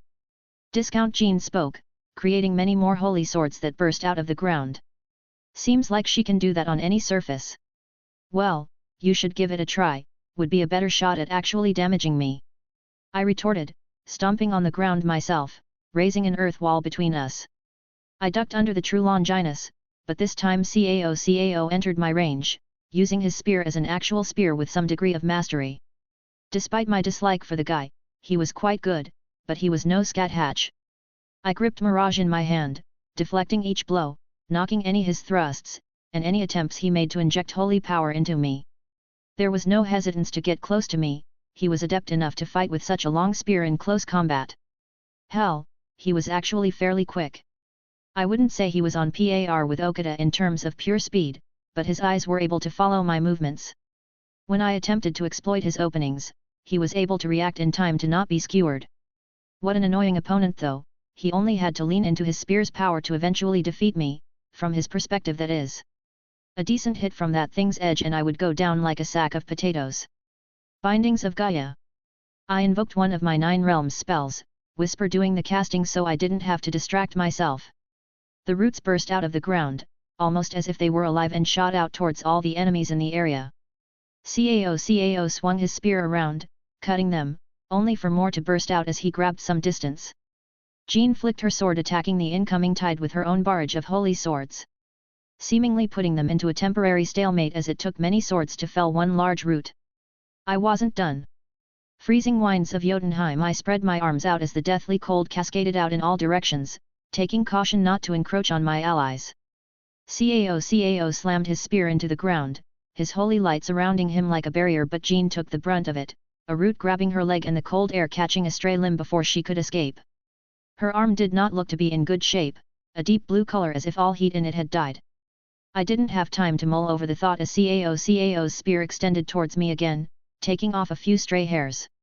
I decided to cast all my physical enhancement spells, earning a surprise noise from him as I closed the distance and slammed my sword down on his spear, cracking the ground under the blow. What? He spat out, arms shuddering under the blow. Answers.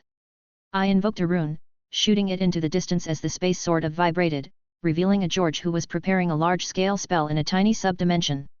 Whisper launched up to the sky where he was preparing to cast it, disrupting it with my own runic insertions.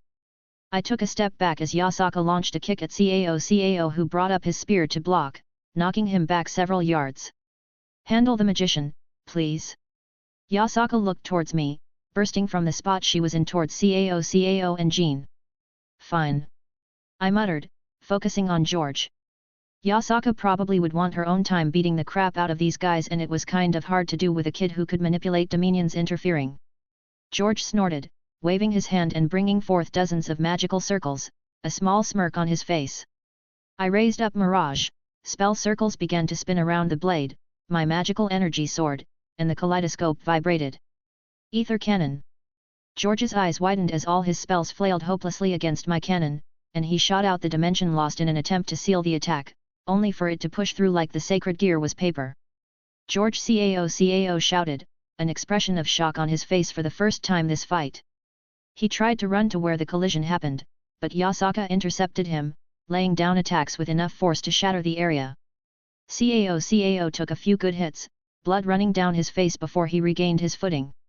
You don't get to flee from me after attacking my daughter. She growled, the area literally quaking with her steps, even as she reined herself in. She was after her own pound of flesh, the fact that she wasn't going full on fox was telling of how much she wanted to handle this intimately. Fuck off, bitch. The shadow kid ran at her, arms wrapped in his shadowy power, and started pulling all the shadows along with him. Thorn of inky darkness shot up out of the ground, they coalesced and reshaped to his whims, all aiming for Yasaka so Cao could disengage. I looked over to the side and saw Artoria handing Hercules his ass even as he used his sacred gear to attack her. Is that all? Her words echoed across the battlefield as an explosion rang out in her palm where she caught his fist, not even budging. What the hell? Hercules shouted, his muscle visibly tightening and straining to try and move her but failing miserably. Clench your teeth, boy. The only warning his got before she reeled back her fist again. Oof, those sounds he made sent a shiver down my spine.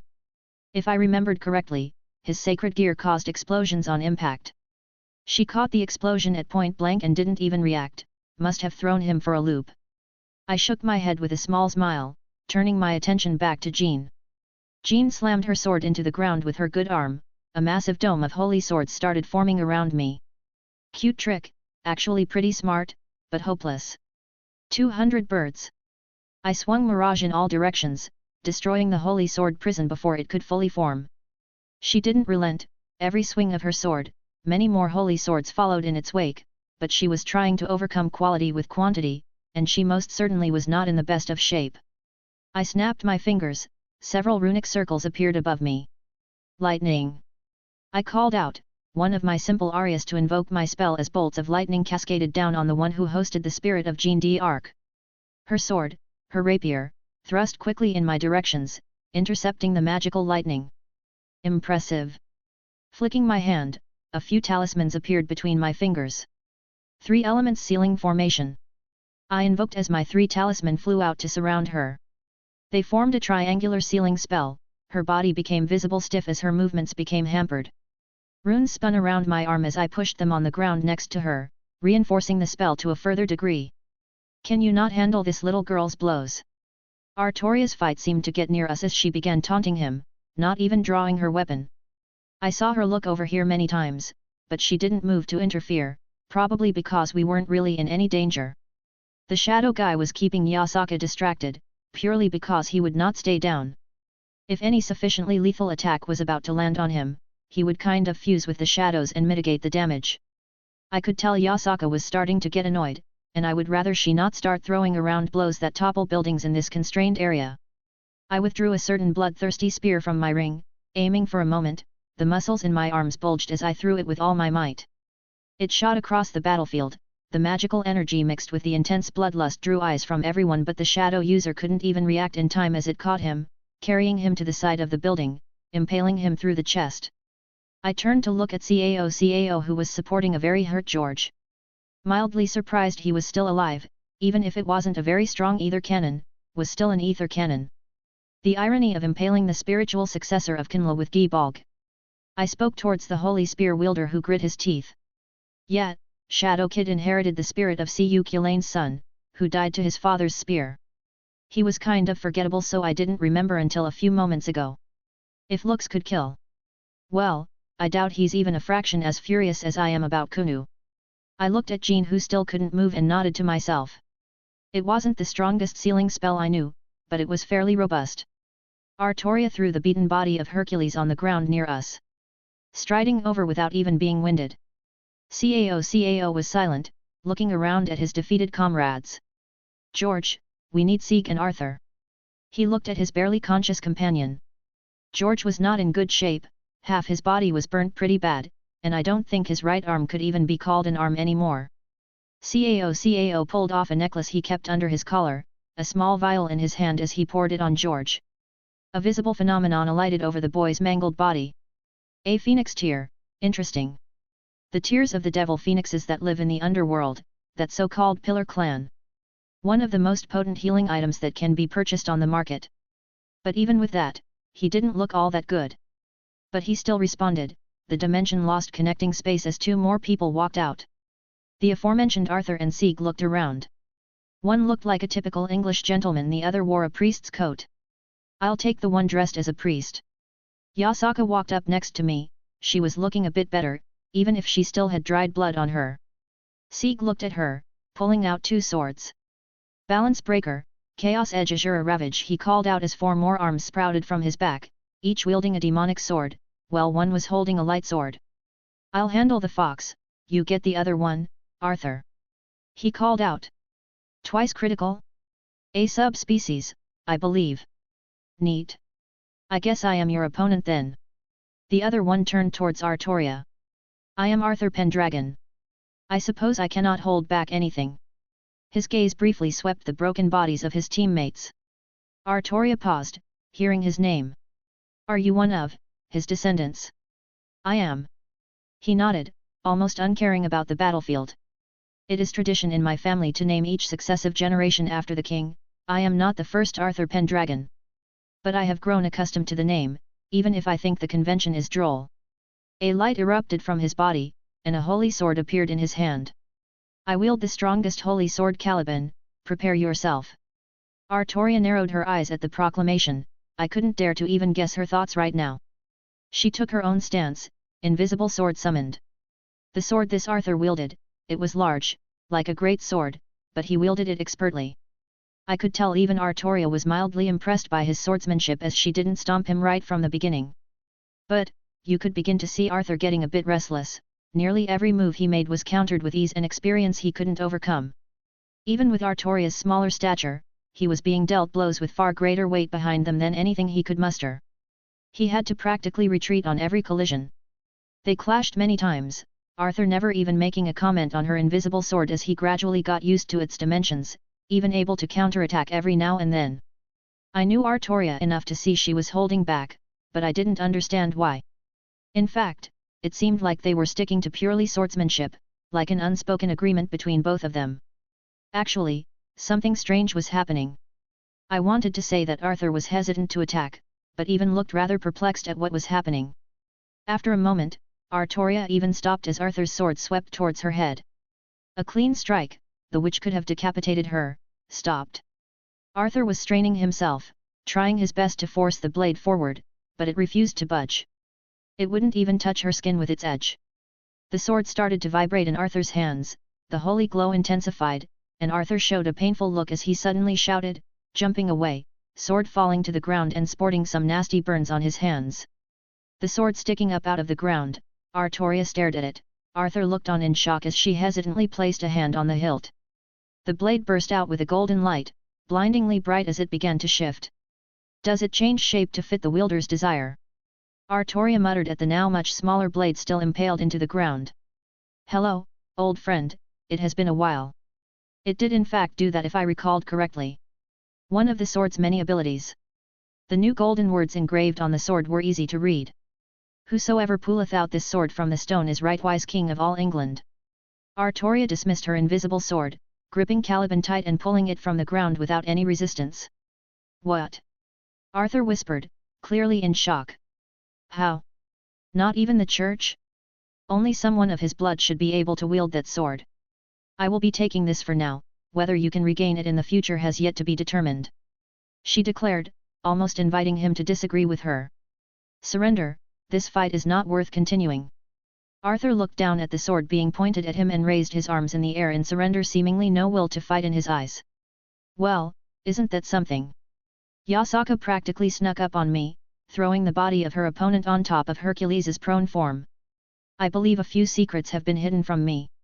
She mused. I guess I was distracted. What? How did you defeat Siegfried? Cao looked at Yasaka in shock. Did you seriously believe this brat who hasn't even seen 3 decades could match me? She scoffed. I have ruled over the yokai in this region for centuries, boy. The only reason I hadn't crushed you all so easily before was that boy manipulating dimensions, and my unwillingness to cause collateral damage. Do you truly think I am defeated? Cao stood up, an edge in his voice, gripping his spear tightly. The hero always slays the monster in the end. By all means, use your balance breaker. I lazily replied. Make this interesting for me. He sneered at me. Balance breaker, polar night Longinus Chakravartin. The holy aura around him exploded out, it became suffocating for someone like me to stand here. A large halo-like ring floated behind him with several orbs. I'm pretty sure each of those orbs corresponds to a specific ability, but the details escape me. Mirage flew into my hand, Dawnbreaker, Whisper, and Ascalon spun around me, waiting. I snapped my fingers, a circle of runes burst out underneath Cao, he looked down as they glowed and exploded. What an absurd holy power! I couldn't help but comment, as he was completely enveloped in a shield. It was almost like fighting an archangel. Astsusaratana Cao declared as my head snapped behind me, spear being thrust into my back. A pure teleportation, able to slip through my perception, I barely even noticed the space around me shudder. Was it because of the holy power? No time to contemplate. The spire didn't pierce my form shattered as I appeared to the side and swiped my sword at him. Humph, let's see how you deal with your weapon being destroyed, Chatsukaratana. His spear moved towards my sword, a collision of energy burst out at the meeting point of our two weapons. His eyes narrowed and his expression changed. Why won't your sword break? He suddenly shouted as he broke off the attack. Isn't it obvious? I sneered. You're too weak. He tried to use a weapon-breaking ability on me, how adorable. With the eye of Magnus basically keeping it all together as a linchpin, he's essentially trying to destroy a divine construct. Fine, I will end this in one blow then. He calmed himself, but killing intent was still in his eyes. The holy power around him went another qualitative change, if it was intense before, it was almost obscene now. I felt a sense of danger at this. Balena Yakaratana, he roared as all the accumulated holy power gathered and released right at me. Shield of Asgard, I put out my strongest defensive spell, and I included a primordial rune in the creation. It was big enough to envelop both Yasaka and Artoria so they didn't get swept up in our battle. The buildings behind me were obliterated, and even through the shield, I felt the intense light try to penetrate into me. Impossible. Cao muttered as the attack finally died down, to see me standing strong after what was probably his strongest attack. His arms sagged, and his spear no longer holding its powerful killing intent. Good, his spirit has broken just as his faction has. Shouldn't have targeted my daughter.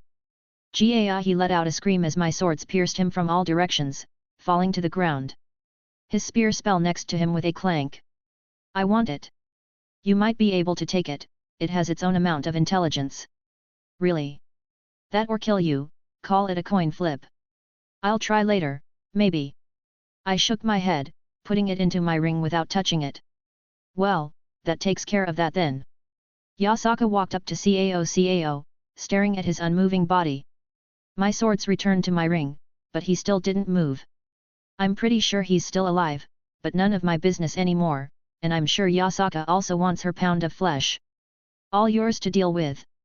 I said towards the yokai leader. You give me the best presents. She cooed. Lady Yasaka, I request suitable imprisonment for this one. Artoria walked up, Arthur awkwardly following behind her. Yasaka stared at him, her rage very much still apparent. I will, not execute him, but he will be punished. That is all I ask. She nodded.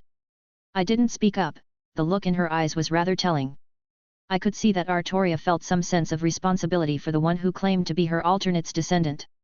I would leave it to her to deal with him then. Actually, I think they're all still alive. I muttered looking around and saw Kinla still breathing haggardly, having been unable to free himself. Jean was still bound, her body a mess and her arm looked dead. Hercules was broken underneath the other one. Sieg, or rather Siegfried. Pretty sure he might be dead, actually. George was a bit better if handicapped now, but unconscious and Cao, well fuck him.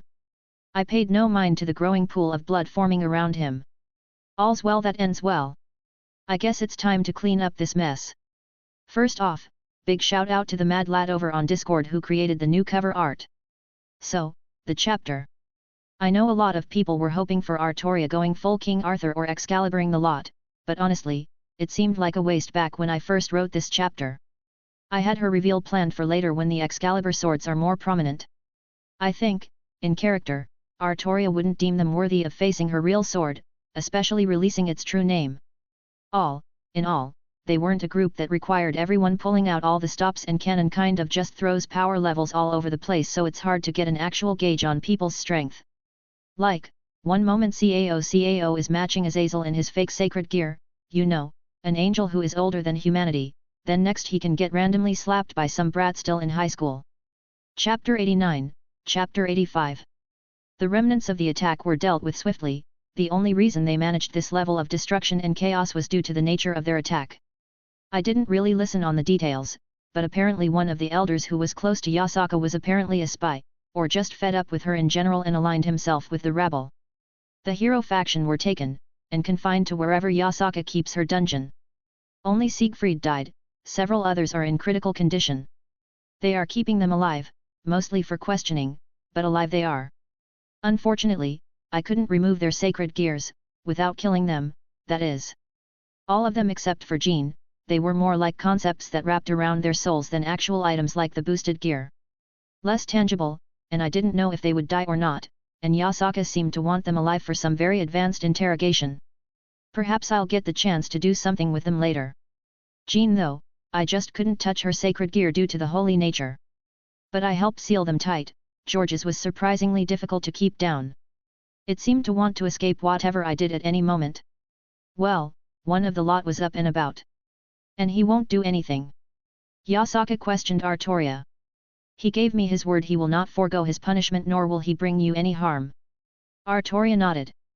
Yasaka looked at me. I trust her with my life. And her instinct was frighteningly accurate. She seemed to accept that and just turned to the one prisoner who was not bound.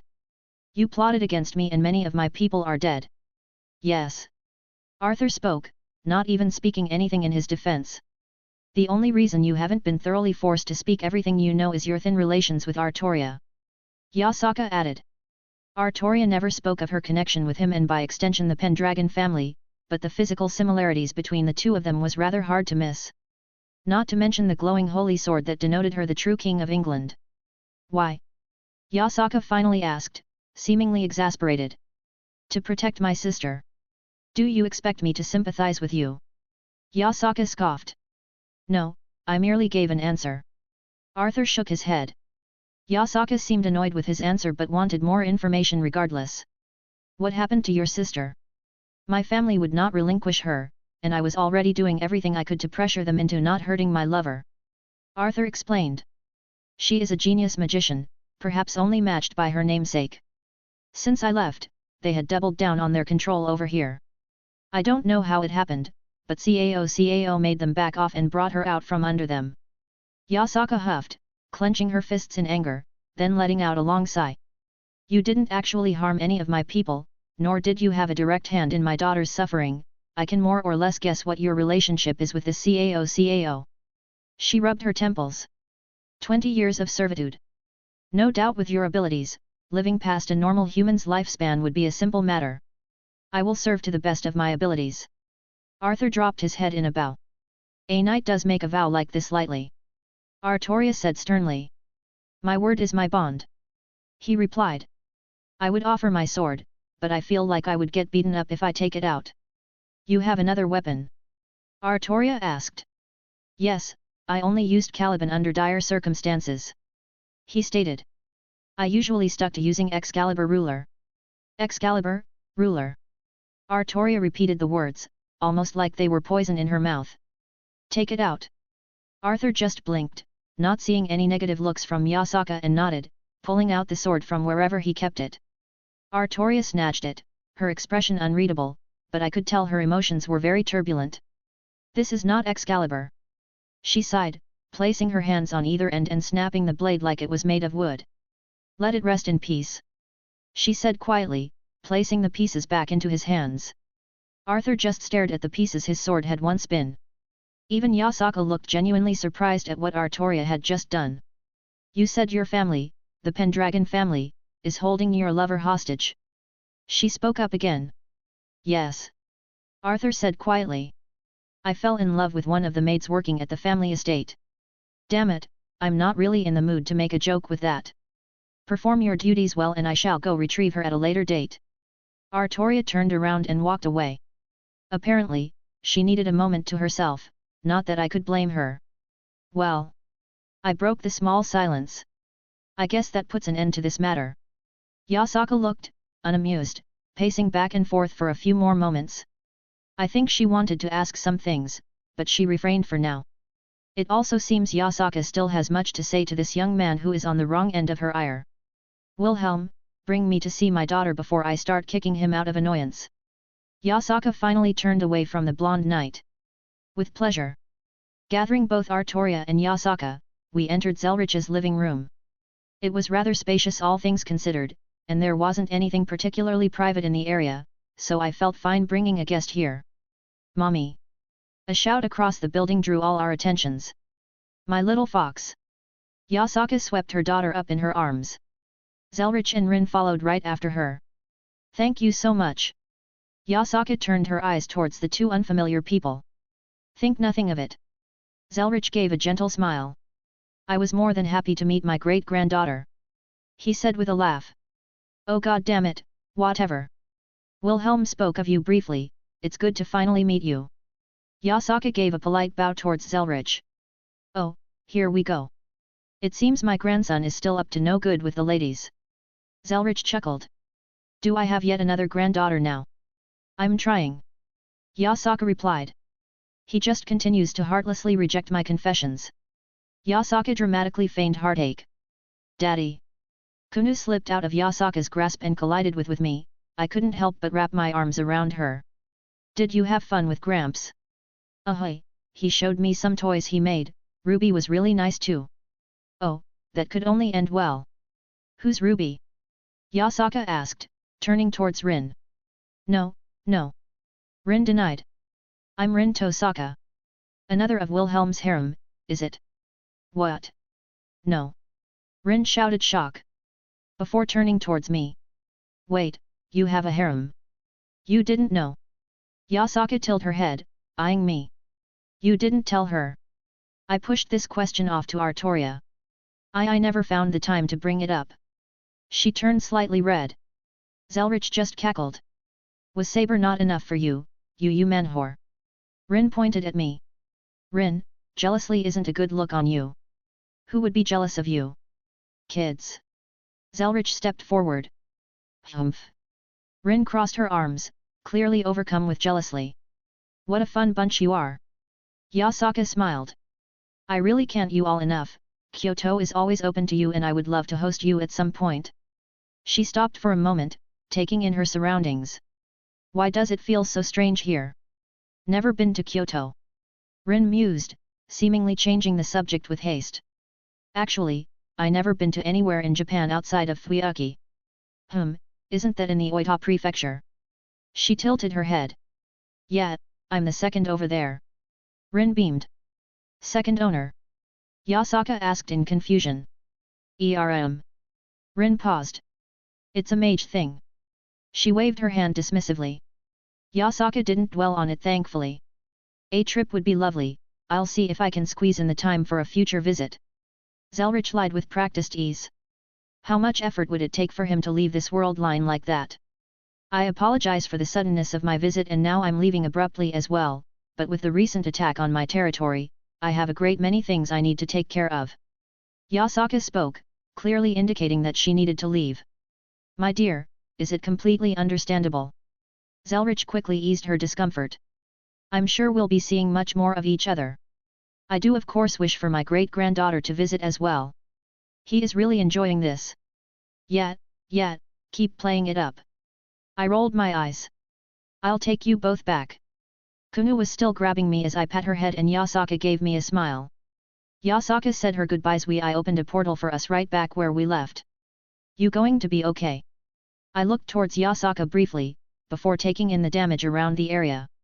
We should be fine now, comparatively. She sighed. I thought we cleaned up enough last time, and here we are again doing this all over again. At least I'm positive we weeded out all the traitors this time. I thought for a moment before taking out several talismans. Kunu, sweetie. I knelt down next to her. Would you do Daddy a favor and keep this on you at all times? What do they do? They're good luck charms, I made them especially for you. I gave her a smile. Experimental, but they should trigger upon receiving an attack of sufficient damage. Okay. She happily took them. Yasaka looked me over and sighed again. You really are a good man. She gave a small smile, watching her daughter's happy expression. Before and now, how am I supposed to pay you back if you keep rejecting me? She gave a light laugh. To say I don't have a soft spot for her would be a lie. We barely know each other. I know I'm being hypocritical for saying that, but it just felt different this time. It makes it even weirder considering I have basically accepted Kunu as my daughter. She just laughed. Maybe I've been going about this wrong then. I like the mischievous side of you. I admitted. But I can rarely tell if you're being sincere or not and I don't want my heart played with. She paused, her expression changing. I see, is that how you felt? She muttered to herself seemingly lost in thought before sighing again. Kunu, sweetie, say goodbye to Daddy. Come back soon. She wrapped me up tight again. Of course. I hugged her back. Please come back and visit soon, Kunu has grown rather attached. Yasaka rubbed her daughter's head. Though she isn't the only one wanting you to visit more. Perhaps, we can spend some time together later. I offered. I would like that. Yasaka brushed a strand of hair behind her ear, giving a bright smile as I left through a portal. I let out a long breath as I stepped back into Zelretch's workshop. Long day? He asked, gesturing for me to have a seat. Has Artoria told you everything? I sat right next to the mentioned woman. Some things. He replied. But filling in the blanks would be helpful. Yeah, like why was there a phantasmal beast, a nine-tailed fox dropped on top of me? Rin deadpanned. You mean that literally or? Quite literal. Zelretch chuckled. Damn, I'm good. I hate you. Rin drawled. Alright, I got some goodies for you from my trip, I'll give them to you later. Humph, you better. Rin huffed. I looked at Artoria and I couldn't help but put my arm around her shoulder. She gave a small smile as she nudged her serf closer to me. So, basically, that was Yasaka, she rules over half the yokai in Japan. I'm on pretty friendly terms with her. Friendly terms? Rin raised an eyebrow. Yeah, I can think of two big reasons for that. Ah, well, her breasts are magnificent, I can't deny that. Anyways. I expertly changed the subject. Long story short, saved her daughter, blah blah, that was the first time Artoria came over, my things happened. Next thing I know, they are attacked again and I kind of panicked and sent Kunu here because it was the safest place I knew. That's, actually really adorably. Rin sighed. How come she was calling you daddy? I may have been adopted by her. I admitted. Well, I approve. Zelretch nodded. She is a wonderful little girl, I look forward to spoiling her. I guess she handled Ruby well too. Rin muttered something about how cute Kunu was and how she was called auntie. But, thanks for the help and looking after her. I said sincerely. Honestly, I don't think I could handle anything happening to Kunu. You've known her for how long? Rin looked surprised. I know. I sighed, running a hand through my hair. Don't know what happened, just got rather attached so quickly. Am I projecting my own father issues onto this situation? Zelretch shrugged. Why even question it? It doesn't harm anything, and everyone involved is happier for it. That is a good way to look at it. Fuck it, then. She's my daughter, I'm adopting her. How you doing? I turned towards Artoria. I am, still processing what happened. She looked down at her hands. I know it is not the same as our world, but still, some things still weigh on my mind. She waved her hand bringing out Caliban. Is that what I think it is? Rin's eyes widened. Indeed, at least that world's version, it is a very peculiar blade. Yet, I think the god of the Bible even had a hand in its creation. I added. Zelretch rubbed his chin. Curious, I wouldn't mind taking a look at it later. Speaking of, I also have this, but it's refusing to obey me. I took out Gram and set it on the coffee table. Yasaka didn't even question my intent to take spoils, but the others didn't really grab my attention. I prefer quality over quantity. Oh my, that is a nasty sword. Zelretch admired it. Feels rather demonic. Gram, so it's about what you would expect, just not a noble phantasm. I left the others with Yasaka, none of them really caught my fancy, and Gram is being very combative with me. It's weird seeing a legendary sword like this, and it not being a noble phantasm. Rin hesitantly touched the flat of the blade, a small whiff of demonic power pricked her finger as she gave a small yelp. Stupid sword. She muttered. So, how's your projects going? I asked. Rin gave a so-so gesture. Probably need a couple more weeks to finish up. Damn, a few weeks, I don't want to rush her, but, ugh. I want to see Meridia again, but heading there before without them just feels like it would lead to more issues. I mean, time isn't flowing the same for her, so it's only on my end I'm feeling the time. I guess I can keep putting up with this for a bit longer. That's fine, I guess I can see to some other matters. I turned back to Zelretch. Been feeling a bit restless, figured I would end my little vacation here. And I still have that list you gave me. I was thinking of investigating one of the worlds you left notes on, something there caught my interest. Oh, which one? He asked. Honestly the name escapes me, but you made a note of it having a broken moon. Well, DXD arc is practically wrapped up, got one more interlude next, then it's on to the next world, which should be obvious to some people now. And to assuage some worries, I don't plan on the hero faction becoming some reoccurring villains after this. The next DXD arc is more plot stuff, and he will be meeting the Gremory family in full. This was basically a mini vacation for him and just his toes touching the water. With this, it opens more plot points for other factions to take notice, heaven knowing he will have the true Longinus now, Azazel coming around wanting to poke the sacred gears, those kinds of things. Before I forget, big shout out to Verdanthi Krazajamer for helping set up the Discord. Chapter 90, Interlude 4. Rias Gremory POV. Mother. I greeted as I entered the house. She gave a warm smile, wrapping me up in a hug. It was nice to see her. Going to the human world for school made it so I would sometimes go days without even visiting mom or dad. Father. I looked towards the man who sold me away. Rias. He replied curtly, not even looking the least upset that I'm still barely speaking to him. Well, I've known about the arranged marriage since I was a child, but recently he's completely stonewalled me from even bringing up any alternatives. I wasn't against marrying someone, but why did it have to be that idiot Riser? He only sees me for either my Gremory name or my body. He couldn't even make a half-assed effort to get to know me before drooling all over my boobs.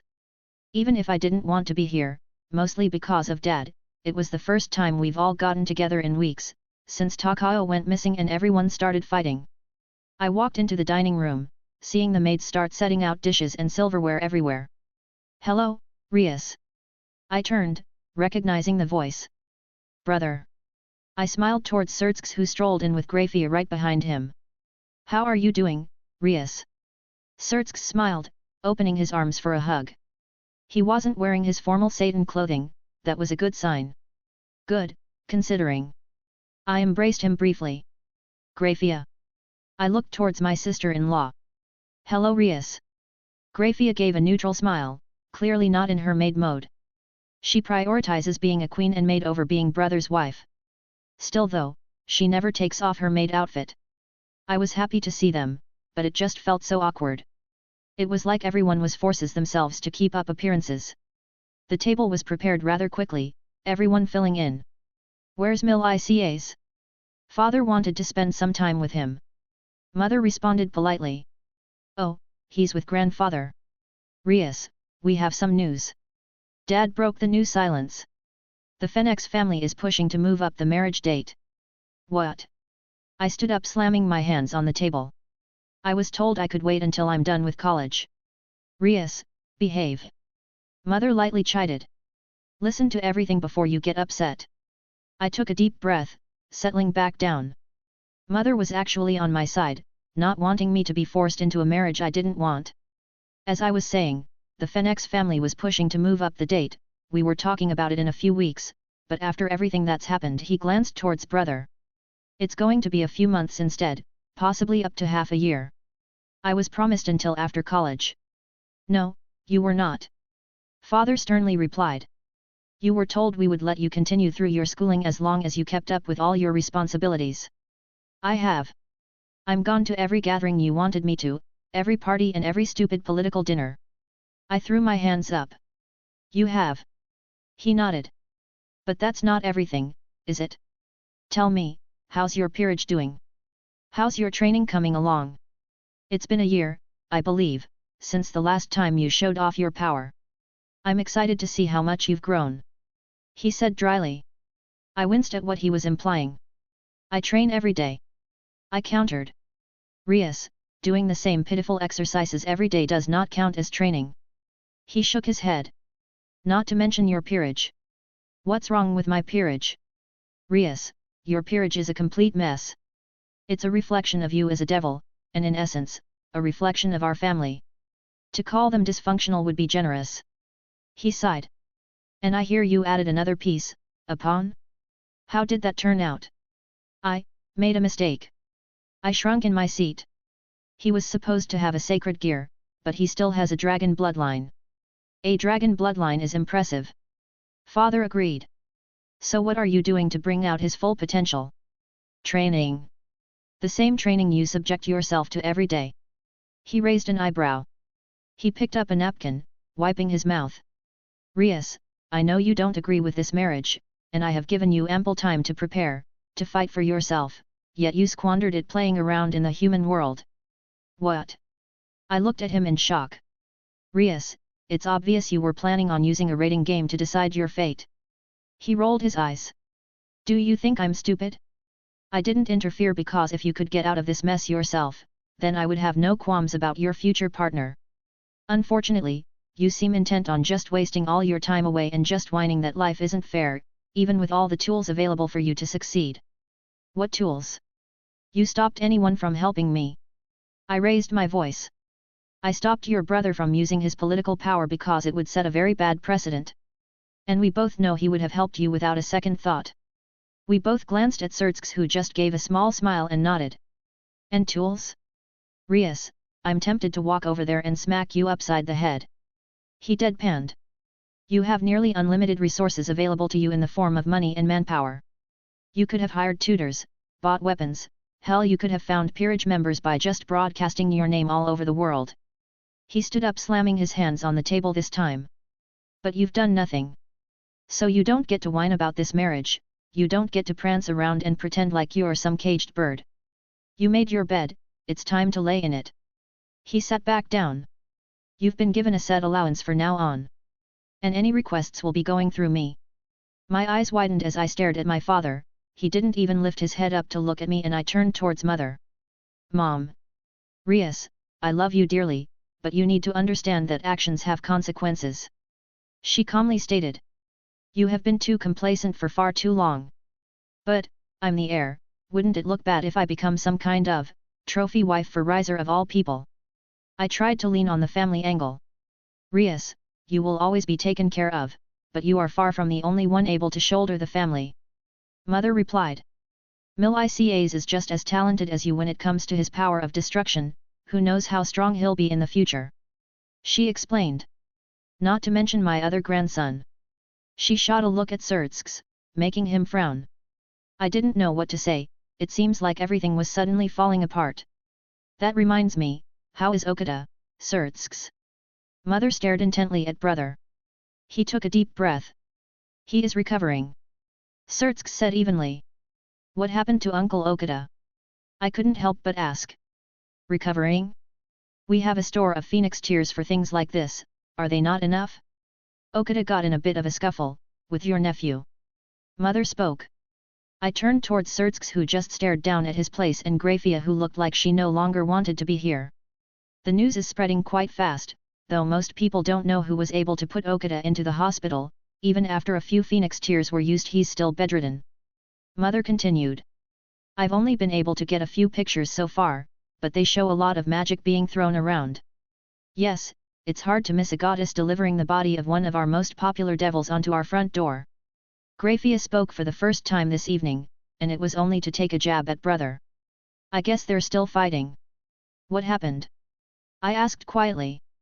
The details are a bit vague, but Okada and your nephew fought over in Kyoto, under the supervision of one of the yokai leaders. Apparently Izanami no Mikoto was there as well and is quite close to our wayward grandson. She did not take too kindly to Okada being aggressive as he was. Japan's death goddess attacked Okada. I couldn't help but ask in shock. No. Mother shook her head.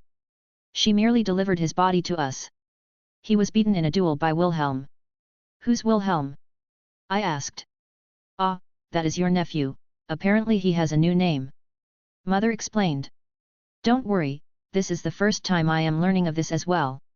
She shot another glare at brother. What? I shouted in surprise. How did he beat Okada? Okada is like one of the strongest in the underworld. I mean, he can't compare to brother and Surtur, but he's still one of the strongest knights even if he isn't at the top. That is quite the mystery, isn't it? How did my grandson beat someone with centuries of experience and power under his belt? Unfortunately, we'll never know because he does not wish to come back. Mother. Surtsk sighed. Are you really going to do this right now? What, do you expect me to stop bringing it up? To ignore the fact that I have a grandson whom I will probably never meet? Mother narrowed her eyes. Is it that he wasn't strong enough for you? That he didn't have any power of destruction? That didn't seem to matter when he promptly handed Okada his ass. She huffed. You told me when you were first sending him away that he would be looked after and lead a normal life, not that he would be shuttled away to a corner in Kyoto and forgotten about. Okada held back. Surtsk spat out, ignoring everything else she said. There was no way he would have lost if he was fighting at his best. Oh, then why did he say that Wilhelm held back substantially as well? Mother countered, earning a glare from brother.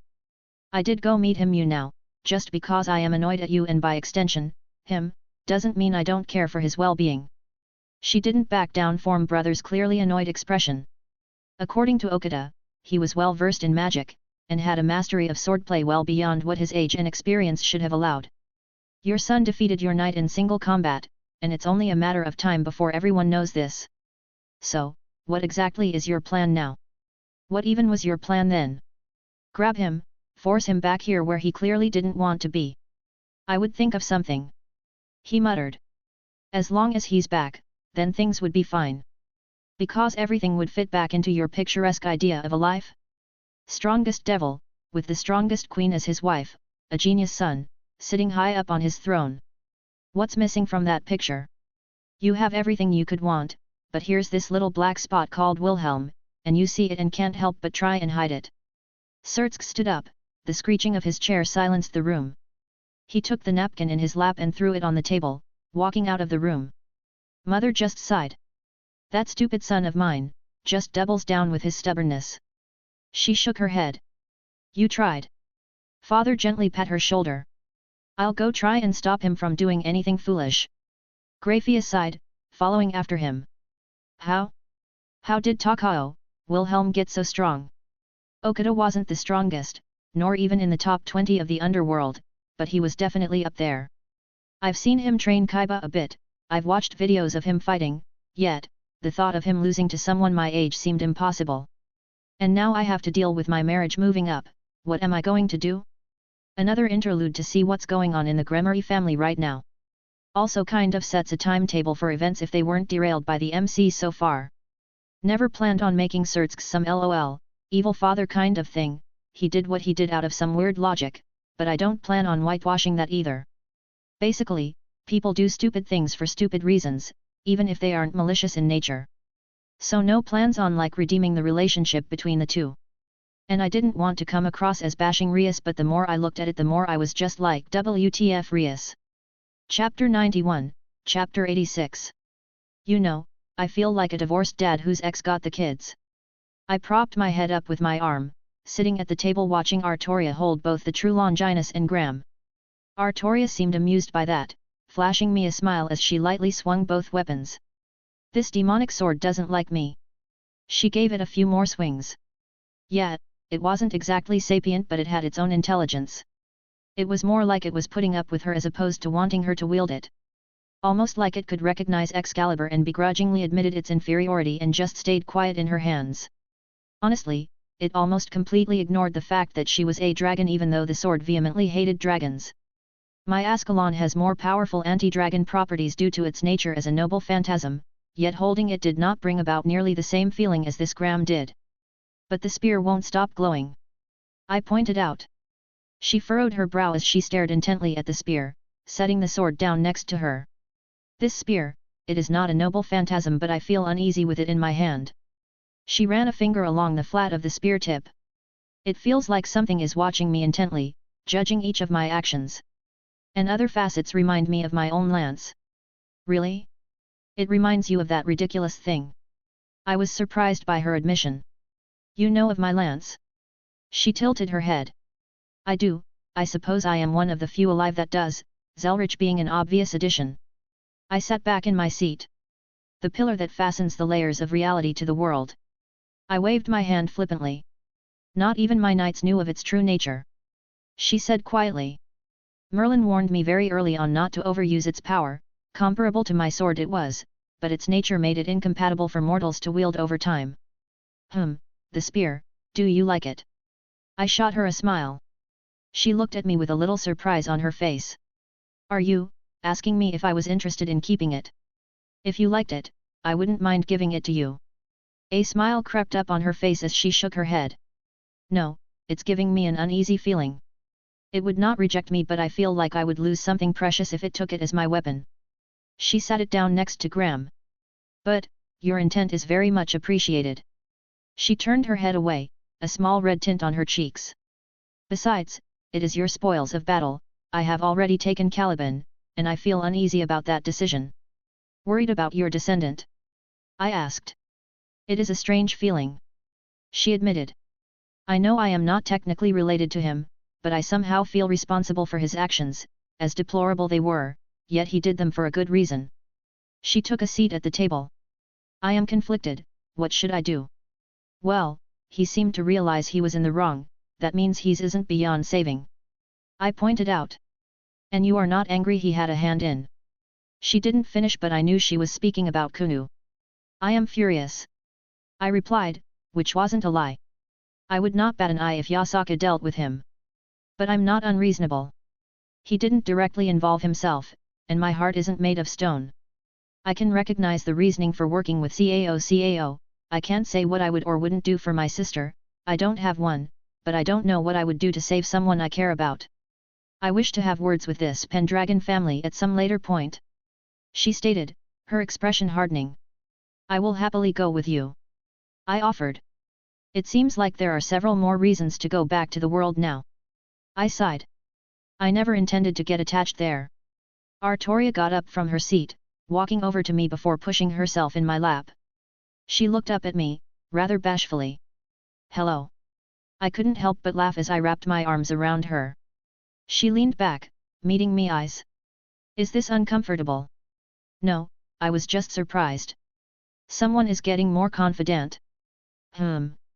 She hummed lightly, I could feel her head against my chest. It's true, I also have things there that occupy my thoughts. Izzy? I asked. Yes, I admit I do not have many people I can call friends, and I did enjoy my time spent with her. Rin was different, with Izanami it felt like I connected with someone on my own. Artoria said quietly. You know, Zelretch probably wouldn't mind shuffling you back and forth when I'm away. I already told her that I would be heading out soon, and she was there when I spoke a little bit about the world I was going to. It would not be inconvenient for the Wizard Marshal. She looked up at me again. Of course not, he already considered you part of the family, even without us dating. Oh. She looked rather happy at that comment. I see, I suppose I should make preparations then. A small pep in her tone gave away at her excitement. Maybe she's been feeling a bit stifled staying in the clock tower for so long? I felt bad telling Izzy I wouldn't see her for a bit. I sighed. I think it would do her good if someone popped in every now or then.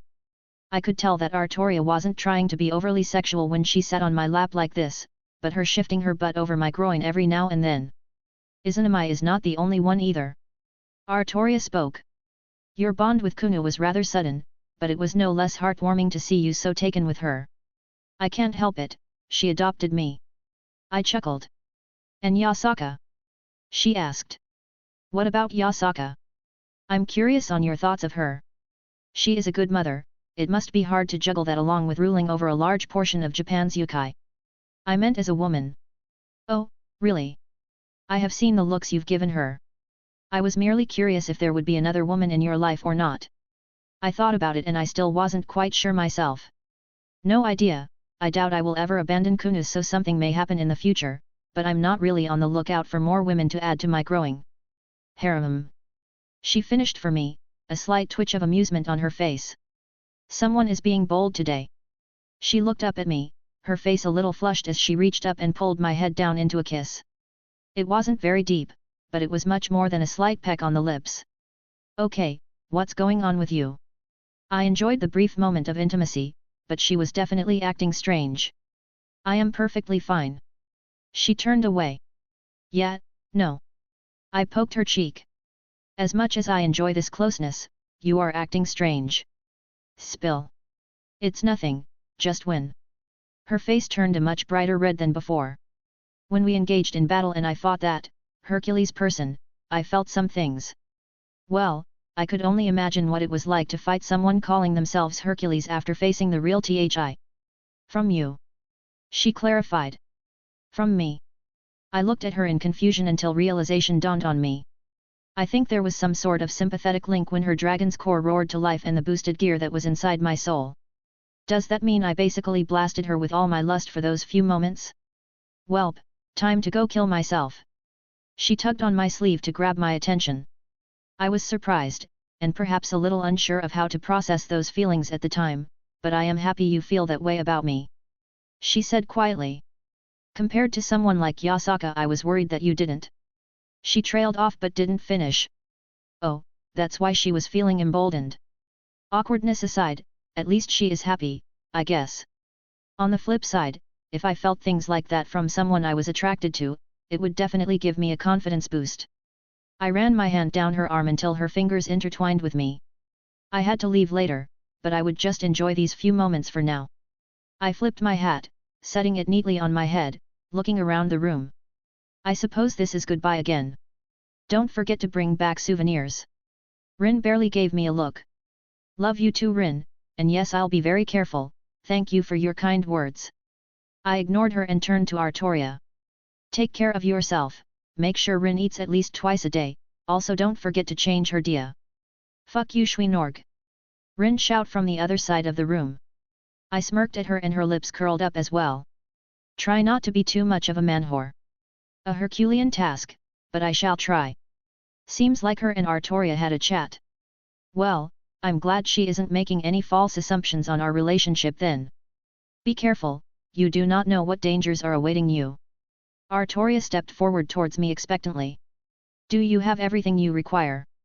Foodstuffs, healing materials, alchemic ingredients, onmyoji supplies. I wrapped my arms around her, pulling her in close. I have more than enough.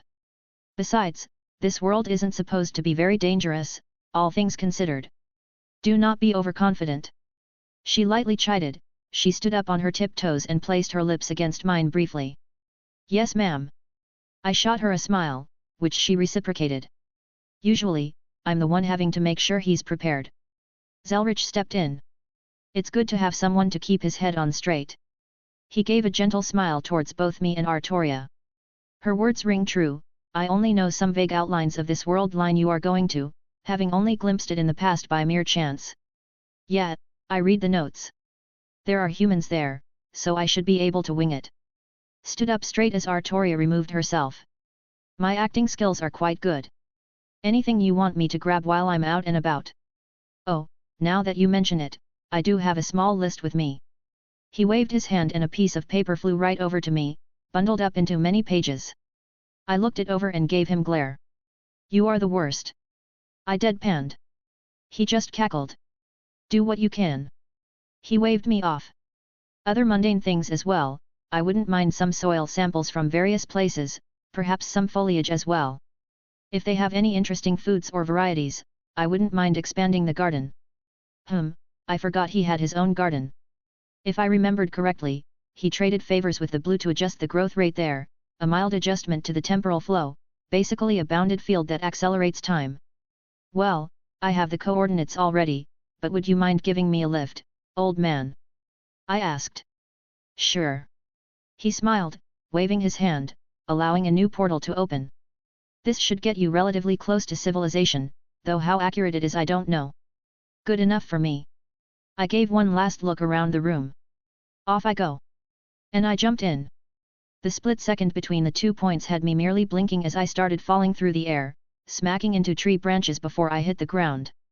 Ouv! I whined, face planting into the dirt. 10/10 nice face plant.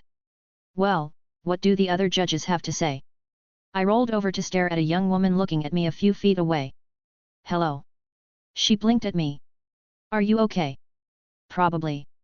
I stood up, brushing myself off. Did you see a hat anywhere? I saw it fall over. She disappeared in burst of rose petals. Here you go. She happily handed it back to me. Thanks. I brushed it off as well, putting it back on my head. Not the weirdest thing I've seen before. You're pretty fast. I took another look. She was wearing a red cape with a hood, and her hair had some red highlights. Were those natural or not? Curious. She seemed to beam at my praise. It's my semblance.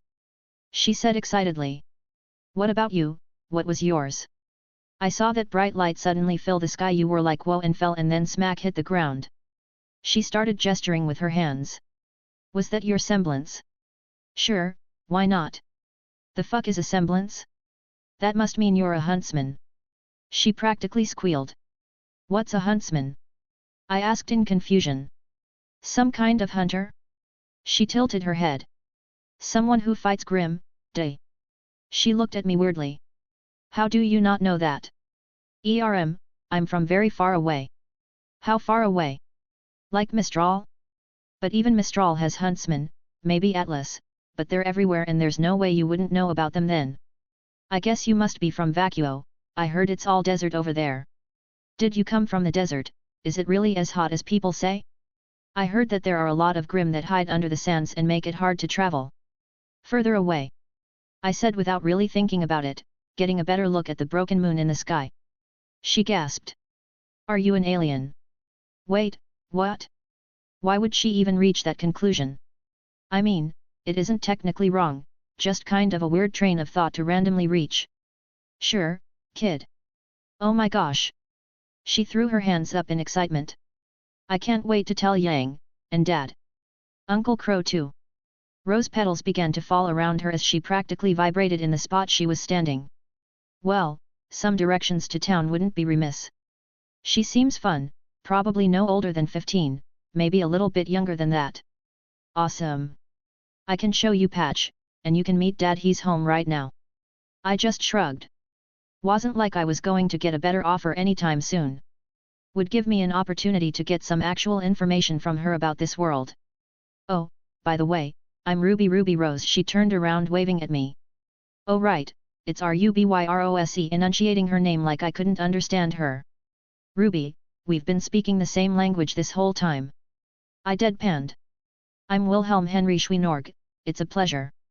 Here we are, RWBY is a go. Probably going to do another interlude where Artoria goes and hangs out with Izzy, checks up on Arthur and all that. Since more and more characters are becoming permanent parts of the story, interludes will probably start coming more frequently. I'll probably start labeling them in the title from the perspective of the person. Chapter 92, Chapter 87. I picked a leaf from a nearby tree, looking at it for a moment before tossing it away. Nothing too spectacular about it, not that I was expecting anything different. It was surprising how many worlds seemingly evolved in such similar ways. I'm pretty sure this tree had a corresponding twin back on Earth somewhere, at least enough on the surface to be unnoticeable of either world's habitants. Even the grass didn't look anything impressive, but I did grab a sample of dirt and added it to a little baggie for later. Oh. Ruby shot in front of me. Are you taking samples back to your mothership for later? She looked at me expectantly. Yup, my Gramps wanted samples from this world. In for a penny, in for a pound. Why, you don't need samples of people, right? She shrunk down slightly. I couldn't help but smile at her antics. I wondered if Kuno would be like her in a few years? I'm not here to kidnap anyone. I shook my head with a small laugh as something caught my eyes in the distance. What's that? I pointed over towards a clearing. Ruby's head snapped, eyes squinting. Beowulf. The words barely left her mouth as her form disappeared, leaving behind a small outline of rose petals. What an excitable girl! I muttered, looking where she burst off to. I saw the metal contraption on her back, which I was assuming to be a gun, transform into a very large scythe. Okay then. I just blinked as she swung around a weapon larger than herself. A couple more of these Beowulfs stumbled out of the woods, running at her. She slid under their attacks with ease, using the momentum of her own swings to weave into the bodies of the creatures, easily dismembering them. They fell to the ground, dissolving into nothingness. Curious. I tapped my chin, taking out the notes the old man gave me about this world. Grim, was it? I scratched my head, trying to make sense of what Zelretch wrote. Some kind of malevolent constructs that populate the world and are inclined to seek out and kill people, seemingly completely ignoring animals. Zelretch wasn't sure of their origin, nor of how they exist, so to speak. Something to look into. There were a few drawings to go along with what he wrote. Apparently, they all have these weird bone protrusions all over their body, also each have these bone masks on their faces, otherwise their bodies are almost completely black with weird red markings. All done. Ruby appeared next to me again. You're pretty good. Ahoy, I'm going to be a huntress. Ruby nodded happily. You have a lot of wasted movements though. I idly commented, writing a couple things in the margin of the notes I was given. What? She looked at me with a little surprise on her face. I could see through her combat style at a glance. You rely too much on being quicker than your opponents, your attacks had a lot of flair, but you had too many openings. If you were to go against an intelligent opponent, someone used to fighting people, you would probably lose as you are. I walked over to a nearby tree and found a good length branch, giving it a few swings. I nodded to myself. Come at me. I ushered her forward. Wait, you want to spar? With a stick? I just smiled, turning around, I filled the stick with my magical energy and swept it against the tree. Her eyes practically bugged out of her head as the large object began to fall out with a clean cut through its trunk. How did you do that? Was that your semblance? She practically shouted. Wait, do aliens have aura? Do they have souls? Wait, is it rude to assume that aliens don't have souls? Am I being accidentally racist? Yang said I need to be careful about that. You can assume it's my semblance. I just nodded, more amused than anything at her ramblings. I honestly wanted to pat her head, but I refrained. So, come, try to attack me. Alright, but tell me when your aura gets low, I don't want to hurt you. She pulled her weapon out and it shifted from a gun-like object into a full-on scythe again. Almost lackadaisical with her attention, as if she didn't see me as a threat and this was merely for fun. Well, Miss Huntress, are you going to attack or not? I lazily leveled my stick at her. That got her attention, as she moved quickly at me, pedals showing her advanced speed activating. It didn't look like she was taking me seriously as she used a blunt part of her weapon to sweep at me. I stepped forward, raising my stick up and piercing right towards her shoulder. Her entirely attack got stopped, she was lifted off her feet and knocked back several yards. Curious, a red shimmering barrier appeared over her, stopping me from making contact. I actually put more force into it than I intended to test its actual strength. I flipped open the book again, turning to page I recalled. Ah, was this the aura I heard about? She did mention something about that as well. The power of the soul made manifest, or something like that. Seriously, Zelretch's notes are really fucking vague. Kind of feel like he did that on purpose to mess with me. Ow. Ruby stood up rubbing her shoulder. I felt that through my aura. Maybe I should hold back a little bit. Again. Ruby shook herself off, standing back up. I'll get you this time. She took a stance, somewhat better than before, like she was taking this moderately serious. Granted, I didn't know much about wielding a scythe, but her legs were steady, and she had a solid center of gravity. She moved, her scythe sweeping towards my torso, she used her whole body to spin the large weapon at me. My stick made contact, acting like a wall as it blocked her blade. But she apparently anticipated this and her scythe shifted slightly, acting more like a glaive, twisting it around. She used her momentum to continue her assault. I met each of her attacks with the slightest movement, while she danced around me with huge sweeping attacks. I merely flicked my stick to block. The petals around me started to pile up, and I noticed that she was only sprinting in straight lines. It made following her movements even easier, if I couldn't already see them easily from before. She had a good rhythm going, and against one of those grim creatures it would have been a sufficient strategy, alas. Yield. I stepped forward, disrupting her entire movement, placing my stick at the nape of her neck. She blinked, looking down. You're good.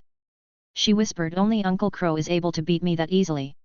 You're simply not used to fighting other people. I tossed my stick to the side. Yet. She pouted, refolding her scythe back into its compacted form and putting it away on her back. But I want to be a huntress. To fight Grim and be a hero, I don't need to fight people. She beamed. I really didn't want to kill that innocence she had, so I held my tongue. It seems you can only use your burst of speed in straight lines too. What? No. She looked away awkwardly. What gave it away? You only moved in straight lines with it. I laughed. Keep practicing, you'll be able to overcome that limitation in the future. I smiled. I keep practicing until I can beat you. She huffed. But that was so cool. She quickly changed her tone. How did you do that? Her attitude was really contagious. I trained with a good teacher. I smiled happily, thinking of Scathatch again. The memories were becoming less and less bitter as time passed, but I still missed her something fierce. Ah, I can't wait until I can go to Beacon. Is Beacon a school? I hazarded a guess as we continue on through the forest. Oh, I forgot you aren't from around here, she said with the subtlety of a dragon. Beacon is the best huntsman school in Vale. My dad and Uncle Crow went there, and my mom too. More to mentally file away. There's my home. She hand-gestured towards the end of another clearing. It wasn't what I was expecting, but it looked rather homey. A large, log cabin with a few others in the distance. And a bit further away, I could vaguely see something resembling a town with some buildings that peeked over the treeline. So, as grateful as I am, is it a good idea to lead a stranger to your home like this? I'm supposed to help people. She smiled brightly. And Dad's home, and I'm a huntress in training. I just shrugged, different social norms based on how they developed here. Dad! Ruby shouted. I'm home and I have a guest. It better not be a boy. Another shout came from deeping in the house. Dad! Ruby shouted in indignation as the sound of footsteps could be heard approaching. A tall blonde man walked out of a nearby room. He stared at me for a moment. Where did I put my shovel? I have the strangest feeling I'll be needing to dig a grave. I couldn't help but have my lips curl up. He seems fun. Dad! Stop being mean, I'm not a child. She puffed up. I'm going to tell Uncle Crow. Fine, fine, he held his hands up in surrender. Go get your uncle, he should be sleeping off a hangover, somewhere. Ugh, all right. She pouted. I wanted to show Crow the alien anyways. She disappeared in a burst of petals. Ruby, he turned and shouted in the directions he ran off to. I said no semblance in the house, you're cleaning these up when you get back. He turned back towards me. An alien. He eyed me suspiciously. Is that some kind of pick-up line the kids are using these days? Your daughter has an active imagination, so I just played along. I shrugged. That girl. He sighed in exasperation. So, who are you and why shouldn't I be actively looking for my shovel? Oh gods, will this be how I react when my daughter starts dating? I couldn't help but thinking about that and shuddered. Sorry to ruin your fun, I don't have those kind of intentions, besides, she's a bit young for me, I prefer older women. The man let out a laugh. Taeyang Xiaolong. He held out his hand which I shook. Everyone calls me Tai. Wilhelm Henry Schweinorg. I returned the greeting. Your daughter was kind enough to lead me here after I got a bit lost after a semblance mishap. Semblance mishap? He eyed me. I just shrugged, choosing to be vague. She is quite excitable. She gets that from her mom. Tai smiled. So what's this about being an alien? He raised an eyebrow, clearly wanting to know the joke. Lots of colors in the sky, fell down and landed in front of your daughter, ergo alien. I summarized. Tai snorted. She gets into the weirdest situations. He laughed. Well, at least she can handle herself. I pointed out, taking a seat as he gestured to a chair. Took care of a handful of Beowulfs with relative ease. A handful. He rubbed his chin. How far away were you? At, less than an hour out? Ruby would know better than me. I scratched my head. I'll need to talk to some people. He sighed. We usually keep the Grim really thin on the island, a group of Beowulfs isn't really a huge red flag, but regardless, especially this close to town. He shook his head. So what are you here for? Not many people visit Patch just to visit. Basically it's where us old hunters retire to raise our kids. Well, I was intending to go to Vale, but well. I lied through my teeth, using terms I just learned minutes ago. Semblance mishap. He nodded. How does that work? I thought for a moment, taking my hat off and reached inside, taking out an apple, tossing it to him. Could more or less guess what a semblance was at this point, was just going to passive my use of space as my semblance for now. No idea if this would work, but it was worth a try. He seemed surprised, staring at the piece of fruit and down back at my hat. Oh, cool. So a lot of people don't know about RWBY, I'll try to add enough exposition when it matters, but the MC is new around here so he'll be learning things as he goes as well. I have another chapter planned for the day, but I was also considering throwing up a character sheet, so don't get annoyed if you see that assuming it's a new chapter. Chapter 93, Chapter 88. So Crow picks up a banana, and I know what you're thinking, he's going to do something hilarious with it, right? I nodded along, a small smile on my face as Tai recounts a story with him and his best friend. Maybe throw it at one of the gangsters, maybe toss the banana peel and some weird comedic timing makes one of them slips on it. He raised his eyebrow. Nope. He barely held in a laugh. He stops fighting, right in the middle of the brawl, and starts peeling that banana. I look at him in complete shock, wondering what the hell he's doing. The guys we're fighting stop and stare at him too, wondering what the hell was wrong with this guy. Tai shook his head. Crow just stares the one thug he was fighting with a moment ago, right in the eyes, and shoves the banana all the way down his throat and swallows it. I barely held in my drink as I held my nose so nothing would shoot out, keeping my laughter stifled. Damn it, Tai, I thought you said you weren't going to tell that story anymore. A man nursing a bag of ice walked into the room followed by Ruby. He was a bit different than Tai, a tall and well-built blonde. This dude was a bit slimmer, black hair and red eyes. Story? What story? Ruby popped up. Nothing you need to know, shorty. Crow pulled her cape over her head. I'm not short. She whined, grabbing his hand and trying to push it away.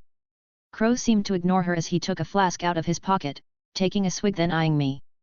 So this is the alien. Yo. I greeted. Sup? He nodded at me, turning back to Ruby. He looks pretty human to me. Crow. Don't be racist. Ruby hurriedly chastised him. Actually, I'm not an alien. I felt like the joke had gone on long enough, I didn't want to use her naivety cruelty. I'm a magician. I waved my hands enthusiastically. Okay, I couldn't resist. Really?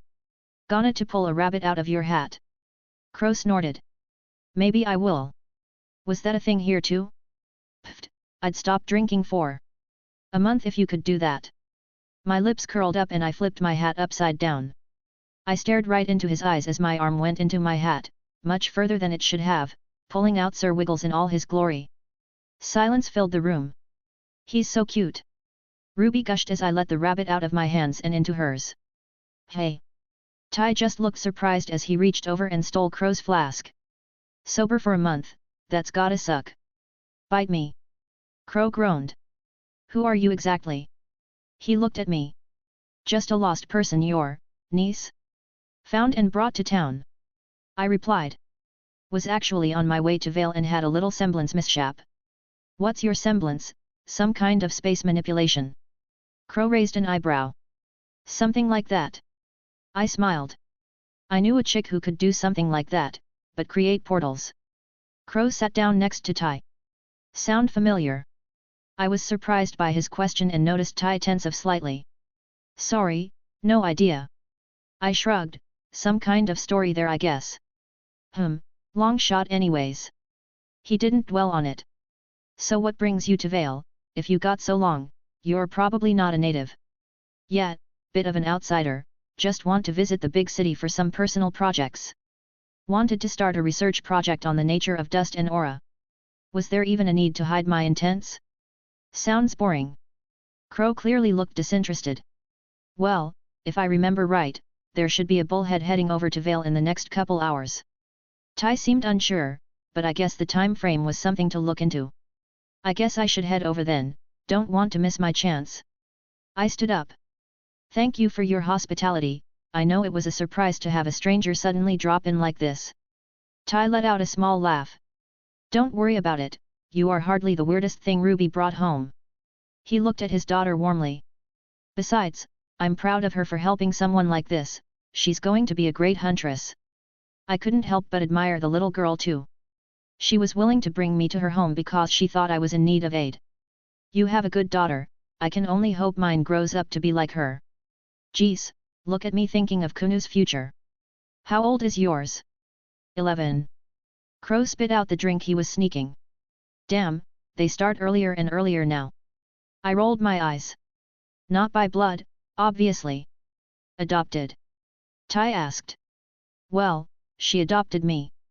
I let out a small laugh. Regardless, I want to offer a gift as thanks. I only did my duty as a huntress. Ruby chimed in with a bit of pride in her voice, clearly paying attention to our conversation. I'm supposed to help people.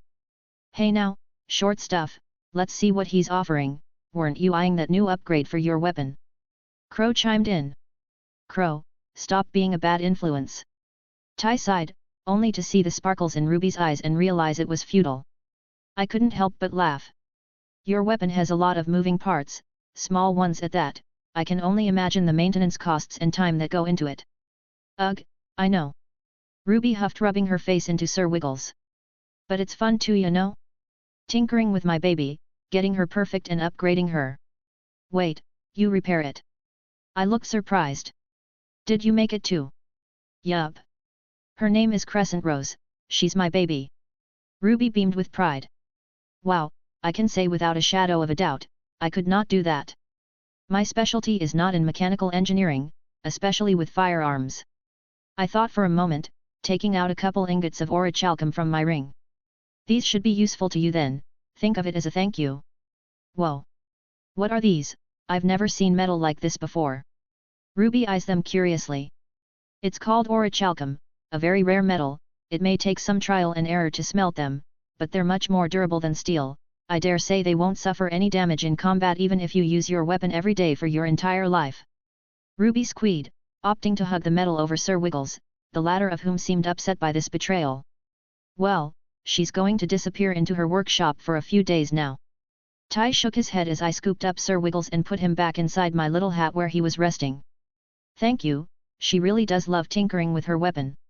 Good deeds deserve a reward. I held out my hand. It was a pleasure meeting you, but I should be on my way. If you're ever in the neighborhood, I'll look you up. I gave him one last goodbye and a nod towards Crow, who was paying more attention to Ruby than me. What a nice family. I wonder if this is the standard or the exception to the people in this world. Well, time to hit the road. I looked out the window of this supposed bullhead. It was basically a plane. Well, as much as the term could fit this vehicle. It had these large propeller wings that allowed for vertical and horizontal takeoff. It was a neat design. I saw out the window as a massive ocean creature pierced through the water below, only to dive back down when it looked up and saw we were too high. That was a grim. A very large grim, and it looked like a type of sea serpent. How interesting, and barely anyone even batted an eye. Just more stuff to look into later. What should I do first? Probably find a library or bookstore of some sorts. Don't want to go around asking questions that are supposed to be common sense around here. Kind of want to try the local food as well, but I also don't have any of their currency, lean they called it. I may or may not have illegally boarded the bullhead using magic. Definitely want to find somewhere to buy some of this dust. I've seen it used in almost every commercial aspect of their technological base, and it's just making me all the more interested in how it works. I noticed the lights being powered by that strange material back at Ty's house and some other appliances. Really, it seems like they have all kinds of goodies here that I can acquire. Not to mention his aura everyone has. I don't actually know the exact mechanism on how one goes about acquiring it. But the vague notes Zelretch left indicate it could be a small force multiplier on top of everything I have right now. More power? Sure. On that note, I really need to have a talk with the old man about taking better records. Then again, I know his train of thought at the time was probably that he would be the only one reading it, so they were basically reminders. Perhaps I should look for gifts for my girls as well? Rin did say souvenirs. I really should get something for Kunu. Ha! I miss that little fox already. Good news is that I can pop on over and scoop her up whenever I want. Bad news is I would have to explain what I'm actually doing if the time difference is too wonky. My idle musings stopped as I saw the outline of a large city come into view. It was frankly massive, and the huge walls that surrounded it just emphasized that even more. I could see huge guns and fortifications all over the walls, pointing out towards the forest and whatnot. Damn, how much of a problem are these grim that they literally require fortifications of this degree? Honestly, I was a bit giddy to finally arrive. One doesn't explore a completely new world so often, and a hub of activity like this was even more exciting. I ended up falling in love with Skyrim. I wondered if anything like that would pull me here. Welcome to Vale, please respect your fellow passengers in your boarding and unboarding procedures. An automated voice came over the intercoms. The vehicle touched down a lot smoother than planes I've flown on in the past. I made the idle note to find a design for these bullheads and bring it back with me at some point.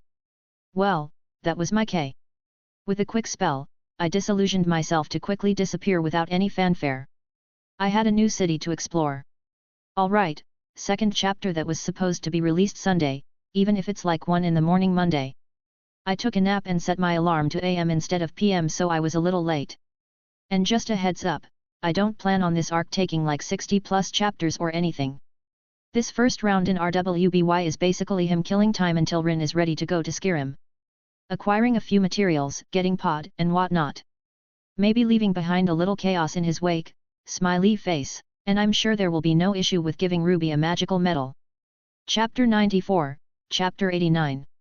It looks good, I'll give you 4,500 lean. 4,500. I rolled my eyes. Why don't you just rob me?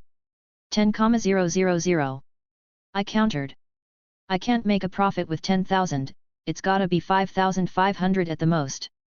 9,500. 6,000. Look, can we just skip this song and dance and meet at 7,500?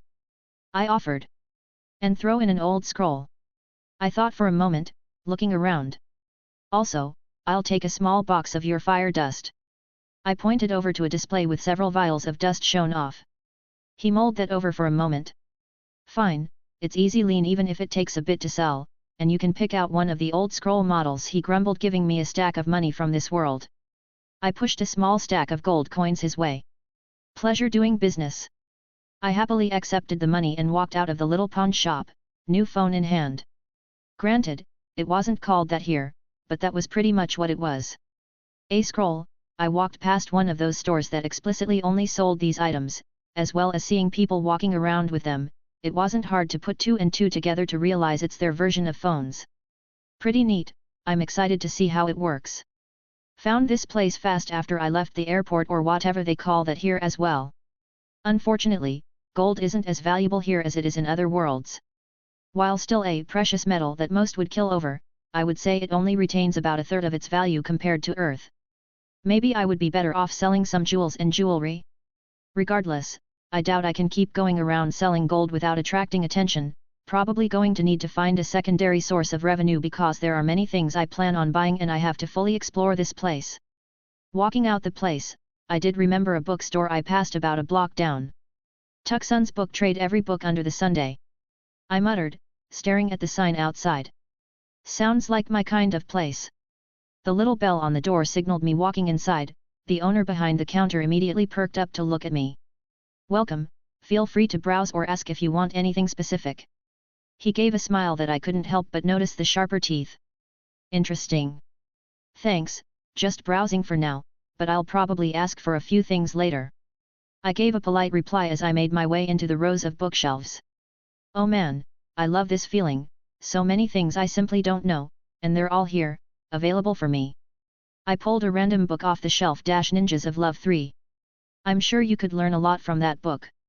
I rolled my eyes and pulled open a random page, flipping through a few until I stopped and read a quick passage. Wow! I whispered. I mean, he was being sarcastic, but he wasn't wrong. Oh, that is some surprisingly hardcore porn for a book with that name. And how would you know that? I've seen your memories. Touché. Let's just put that away for now. What else? Fiction, fiction, and more fiction. Ah, here we go. Proper handling of dust. Not exactly what I was looking for, but anything is good right now. I began taking a few more books off the shelves here or there, before deciding to put one or two back. The nature of aura. What semblances mean, a look into our souls. The history of Vale. A few looked a bit dry, but I wanted to know some more about this place.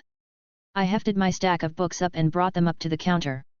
Tucson sat up straight, pushing a book he had open to the side. HOH. He smiled. Found everything you wanted. More or less. Unless, you got anything more scientific on the nature of dust, aura, semblances, and grim. He blinked for a moment, seemingly mulling over my question. I do have a few things in the back, some textbooks, and some other stuff. They don't really sell, so I didn't set them out. Oh, wonderful. I was happily surprised. He stepped away, only to return a moment later with 3 more books to add to my pile. Sorry, most people here are looking for fiction, or the occasional Beacon student wanting to find a textbook second-hand. Hey, when does the next year start? I knew very little about Beacon, figured I should know a thing or two since the topic has come up a couple times now. Time really flies. What month is it now? He looked up, lost in thought for a moment. Should be about 8 months, give or take. This current year is wrapping up, most classes are pretty much done, but end-of-year exams and things like that usually take up a bit of time. That's probably why I saw a bunch of kids with weapons walking around. Ah, newcomer. He rubbed his chin. Yeah, Beacon kids aren't a rare sight, and it's pretty easy to pick them out of a crowd. But around this time they all seem to let loose a bit since the school year is practically over. Am I that easy to read? I gave a small smile. Came from outside the city, just a small village. I wanted to test my background, see if I needed to amend it at all. Yeah, that'll do it. He nodded. You got that new guy look about you. He let out a laugh. At least you ain't snapping your head around like a tourist, pickpockets would be all over you. Well, I do have some street smarts. I chuckled. Good, just stay out of the rougher neighborhoods, most human gangs around here won't bother you past maybe taking some lean, but if you find some faunus with a bone to pick. He sighed. How bad are the racial tensions here? I questioned. I didn't really know what was going on between these faunus and humans, but I could take some depressingly accurate guesses off what he said. Outside of Menagerie, probably the best place for faunus, but it's still not great. He frowned. Yeah, I don't really understand it. I shook my head. Got a cute little foxy daughter myself. The hell is menagerie? That sounds like a place, but the name seems kind of offensive. He blinked, a bit of surprise on his face turning into genuine happiness. Really? It's rare for humans and faunas to have children. I just shrugged. Race isn't really a big deal with me, even before I reincarnated and became a half-devil. What do I owe you? I changed the subject. Oh, I almost forgot. He chuckled. Let's see, it should be about 217 lean altogether, let's call it an even 210. 210 it is then, thank you. I happily offered up the money. Please come back if you ever need another book. He replied with a genuine smile on his face. Nice guy. Oh. I stopped before I pushed open the door. Would you perhaps have a good recommendation for somewhere I can sit down and eat with a book in peace? I know several places, any other specific requests? By chance do you know one that would allow a pet to accompany me? Welcome, have you been here before or is it your first time? I was greeted by a woman in, I wouldn't call it a maid's outfit, but it was clothes. But what stuck out were her rabbit ears on top of her head, completely real as they had a little bounce to them. First time, Tucson recommended me. I replied. He said that pets weren't frowned on. I tried to gauge her reaction. As long as they aren't too big. She said quietly, perhaps looking for said pet. I of course took off my hat, flipped it upside down and let Sir Wiggles pop his head out. That got a small giggle out of the girl. Right this way. She gestured towards an open table. I let Sir Wiggles out, he happily sat at one end of the table, not running around. I'm Velvet, I'll be your waitress. Her voice wasn't very loud, honestly her demeanor in general screamed unconfident. Can I start you off with anything to drink? I hummed as I opened the menu, look at what they had. I'll start off with the Misterly and dark roast coffee, 2 sugars and a squirt of milk. Oh, and one of those strawberry pastries. I looked up at Sir Wiggles. And would it be possible to get a small bowl of water and perhaps some veggies for my companion? She actually perked up with a small smile, looking over at Sir Wiggles. I know that feeling all too well, his fluff is hard to resist. I'll get him something from the back. She replied, scribbling a few things down and walking away. Figured Sir Wiggles deserved a treat. I keep stuff in my hat to occupy him, but it might get cramped every now and then. Really need to see about expanding the space or connecting it to my home, especially for when he gets a lady friend. I took out one of the books, it was the textbook on aura. I started reading, but a lot of the material was a bit streamlines, I could only roll my eyes when they just emphasized the power of the soul. I wanted to know more than that, like how was this power activated? How did they discover a way to actualize their soul in the physical world? I was about to close the book when one line caught my attention. While the act of awakening another person's aura is usually one of intimacy and reserved for friends and family, it can be done by any other person with their aura already awakened. Oh, well, isn't that interesting? Should I find someone to awaken my aura then? I don't even know if I'm compatible with this mystical phenomenon, and apparently someone needs to poke my soul with their aura for it to happen. A curious thought crossed my mind, how did the first person awaken their aura if it needs someone to awaken it for them? Sir, your coffee and pastry, also I have a small plate of lettuce for your pet. Velvet said quietly, holding a couple plates. Thank you. I smiled at her, mentally reminding myself to give her a decent tip, seems like she needs a win today. I feel like a lot of information is still left out. I closed it for now, most of the remainder was meant for kids studying it under combat intentions, I could already devise many uses of the nature of aura without a book. With a sigh, I took out the book on dust.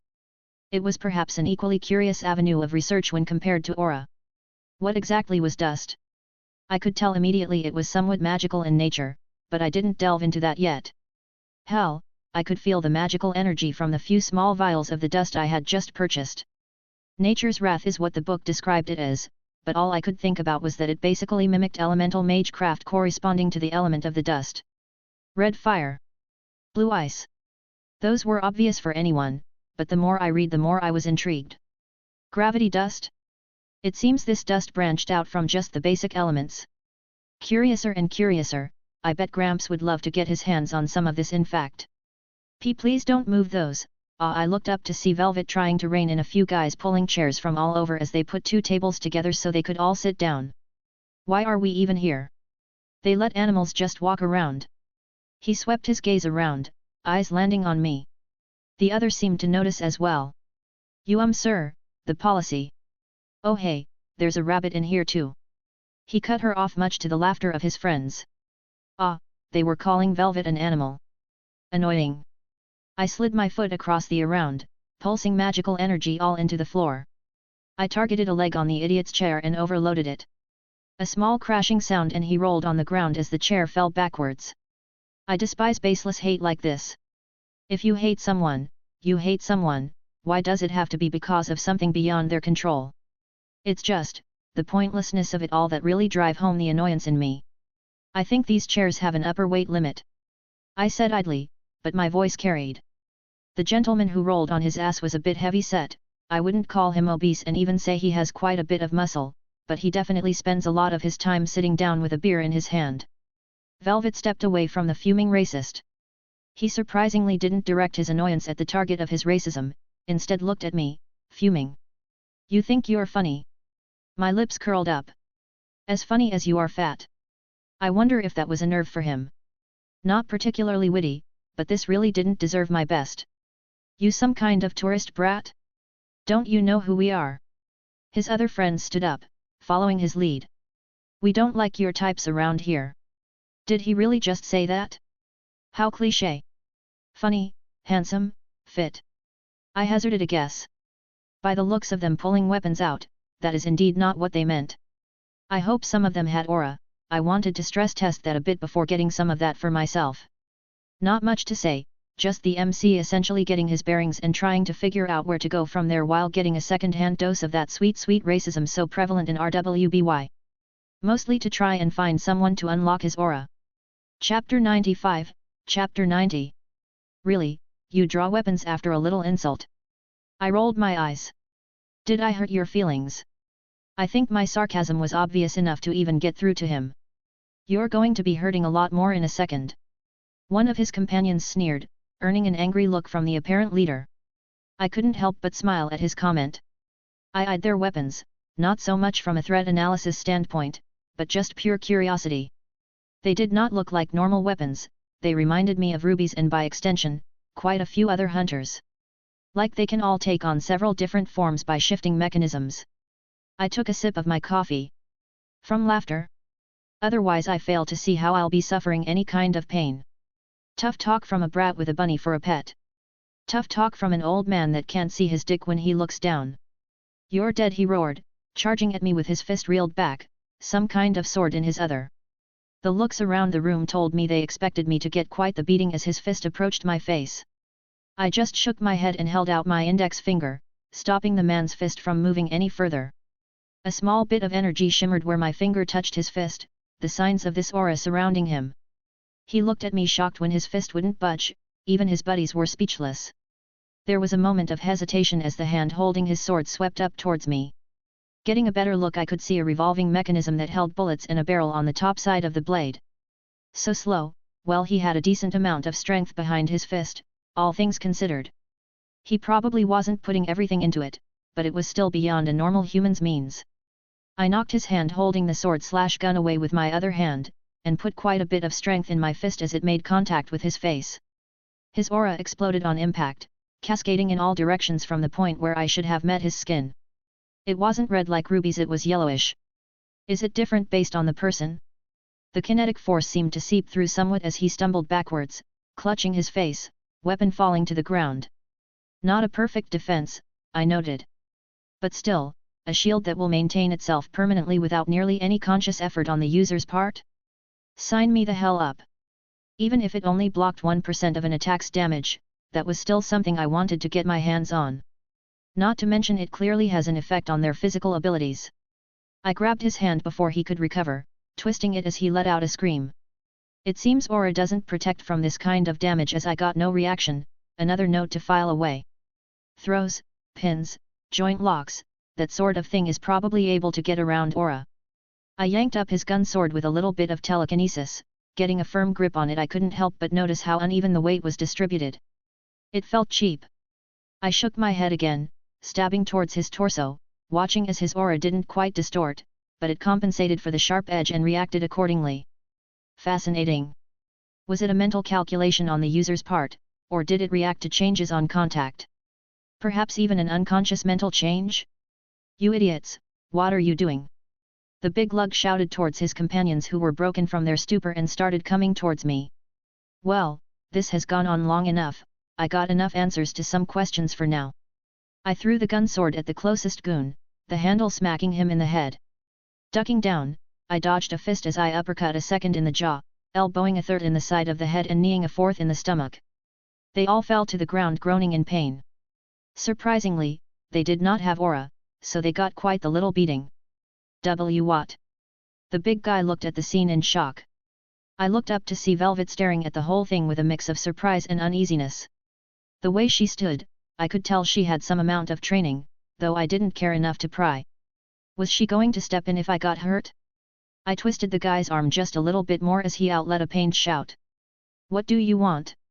I want a lot of things. I mused. But I'll settle for some information. Particularly, I want to know where I can find someone who can get things. I know a guy. He quickly answered, catching my meaning. I lowered my head as he whispered the information in my ear. With a hum, I let go of him. He shakily stood back up, taking several steps back. I'm curious what the punishment is for someone with aura to attack someone without. He blinked at me in confusion as realization dawned on his face. Why, you don't have aura? Seemingly not believing me. The corners of my lips curled up. I looked around and was thankful that the place was rather empty at the moment, basically just us and the staff. I saw a couple heads poke out from the employee area, not keen on getting involved. Well, why don't you run them pockets? What? Take out your money, you idiot. I rolled my eyes. Are you robbing me? He seemed surprised by this development. I chose not to answer him, walking up as he awkwardly shuffled for his wallet and snatched it out of his hands.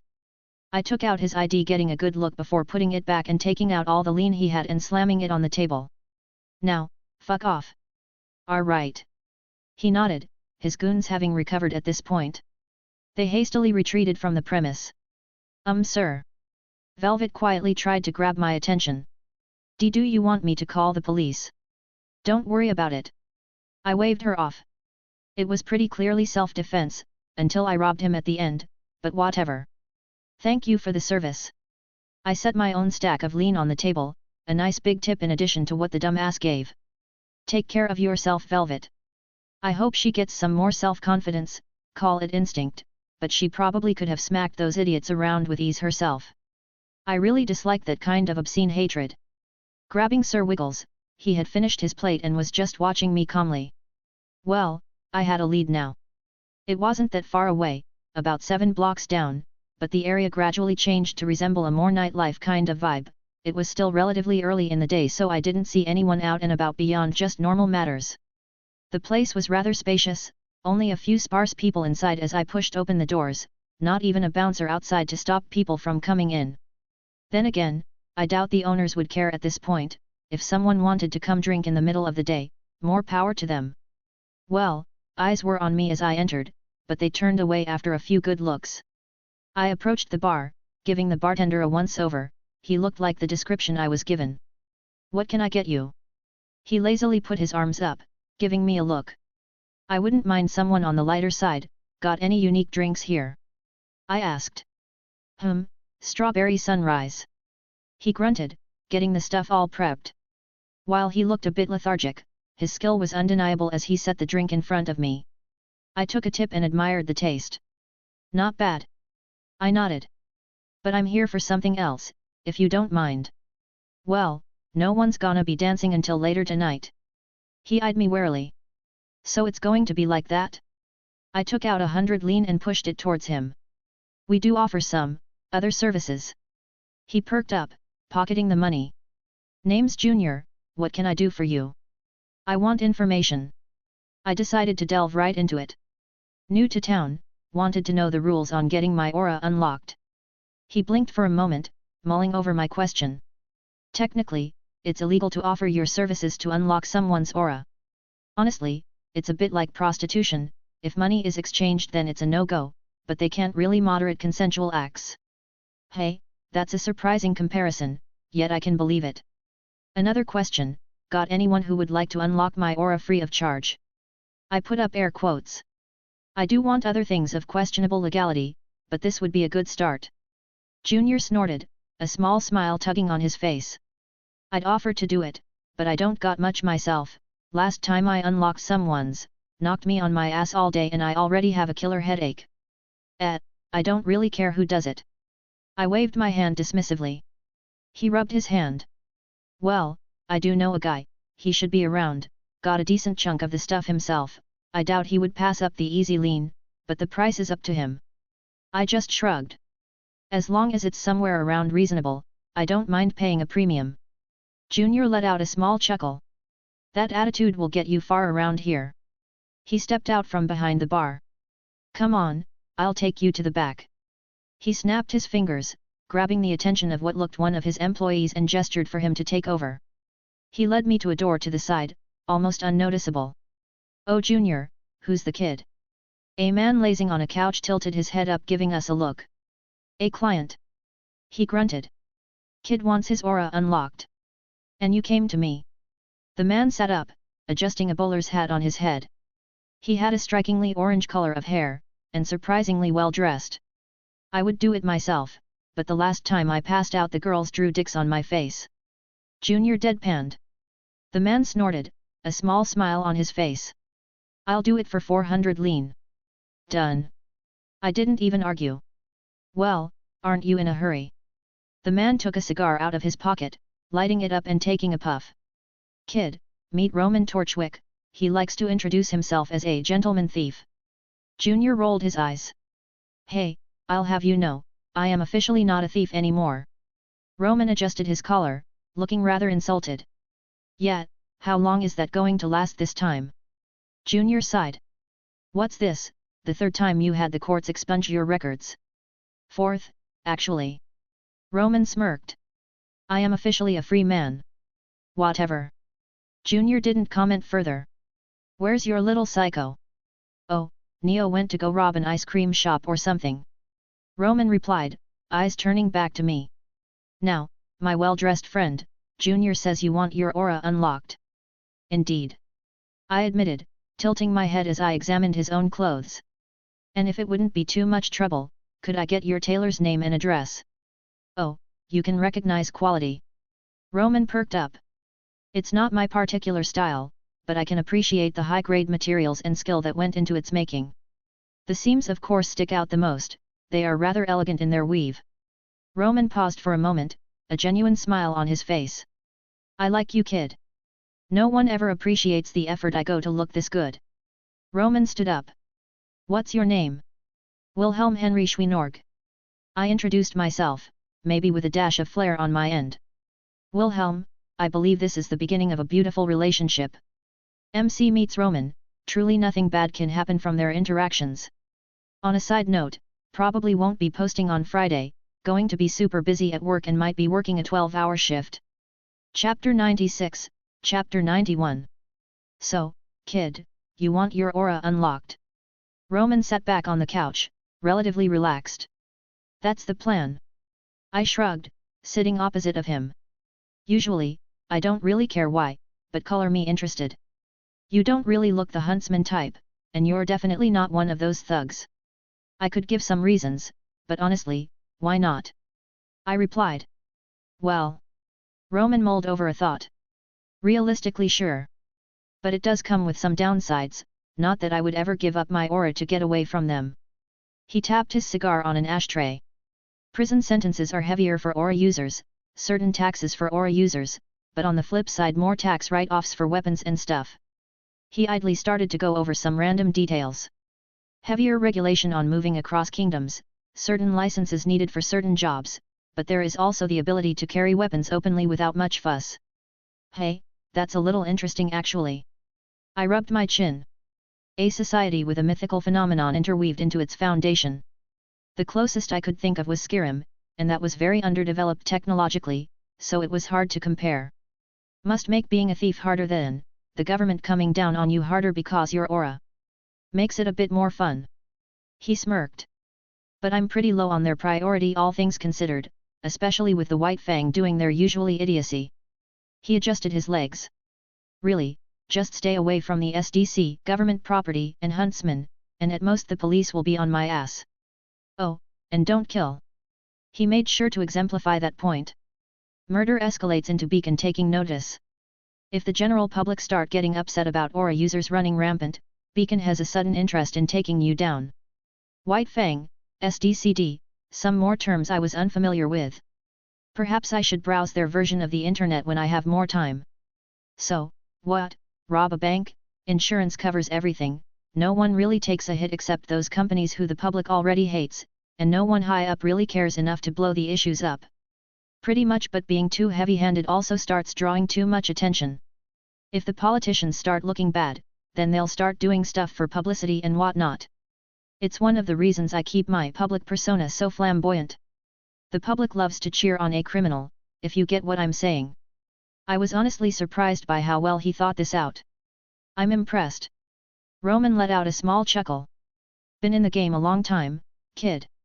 I learned a thing or two along the way. He sat himself up straight. Anyways. He clapped his hands. I'm sure you didn't come here to hear my life story. Well, it was entertaining if nothing else. I gave a small smile. But yet, I am a bit excited to see my aura unlocked. Well, you get what you paid for. He stood up walking towards me. It's going to feel uncomfortable, like someone is poking you in places you didn't know about, but then some weird stuff is going to happen. Weird? How weird? Ever done drugs before? Which drugs? All of them. He laughed, putting his hand on my chest. For it is an aspiration that we achieve immortality. As the words left his mouth, I felt something enter my body. I was careful not to interrupt it or cut the connection. The words seemed to die down and silence filled my entire being. My soul, it ignited. The world around me became unimportant as my entire self laid bare. Every part that made me me. All my flaws and good parts intertwined into the little spark that made my soul, and whatever happened, it burst out into a raging inferno. I saw it. The good, the bad, the ugly, and the beautiful. The parts that weighed heavily on me, and things I thought I had moved on from. All the scars that still persisted, and opposite of them were the pieces that found purpose and affection. All of it was actualized unto the physical world. I almost felt like I could touch the parts of me that were Zelretch, the past life that I regulated to the past. It didn't quite feel so heavy anymore. Everything I had been through before and now, every heartache, every time my heart fluttered. All the pain I felt in the land of shadows, and the happiness I felt when close to those I cherished. The first time I held Meridia close, and the first kiss I shared with Artoria. It all coalesced and enveloped me. I release your soul, and by my hand, set thee free. The whispering of words met my ears, and the world exploded in a kaleidoscope of colors. Shit, kid.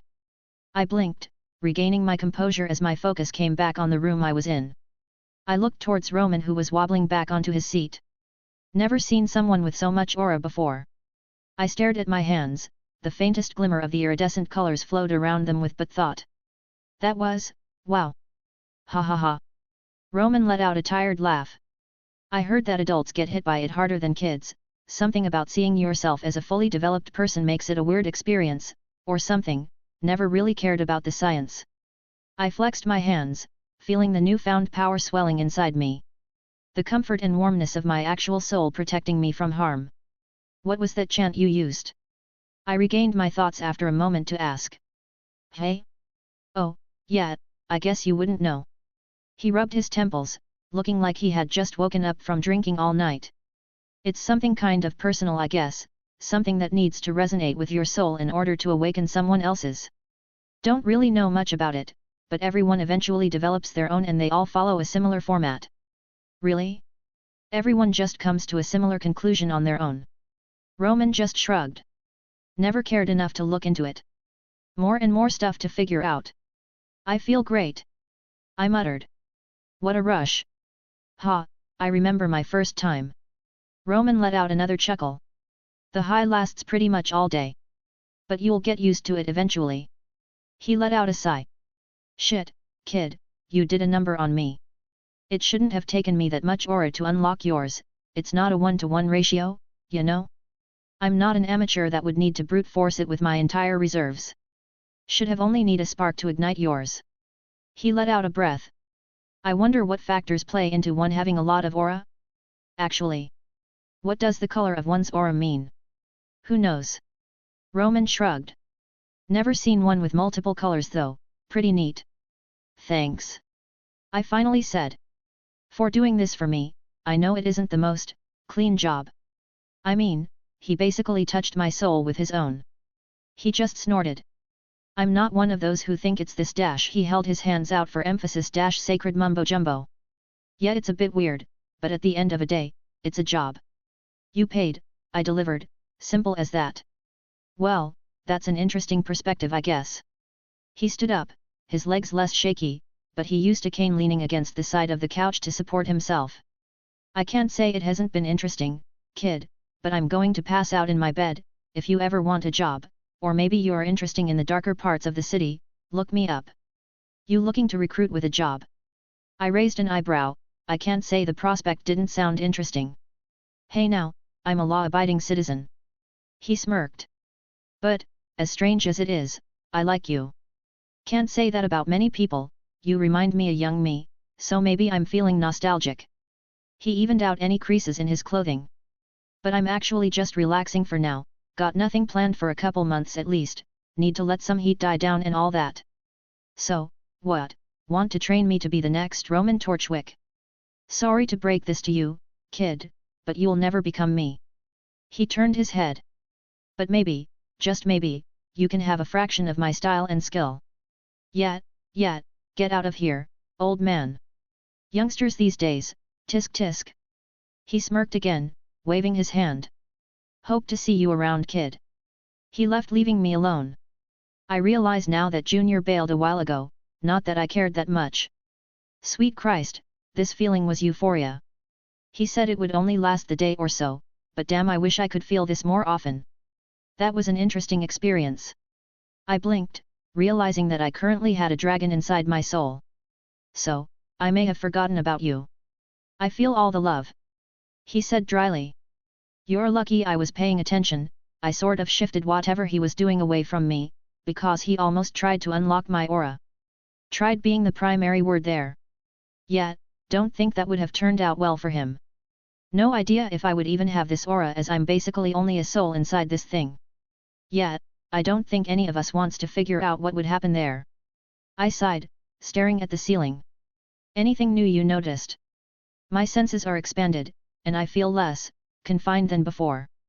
Not like I can break out or anything like that, but like my jail cell increased in size. Feels pretty nice actually. Hey, I'm happy you're feeling better then. I said genuinely. Now though, I honestly need to give this a test. Actually, we should probably check the boosted gear too, make sure it's still fine. That is a valid point, but I feel like you just want to come out and play. Yet. You're not even going to deny it. I chuckled. Well, thankfully this world has lots of things to punch, and I really wanted to investigate these Grimm firsthand anyways. Aura is a go, and get a look at the Grimm next chapter. On a side note, I have a nice new foxy waifu in Genshin. Chapter 97, Chapter 92. You get all sorted. Junior rested his head in his palm as he leaned on the bar, giving me a look when I left the back area. Yet, Roman is a bit out of commission though. I replied.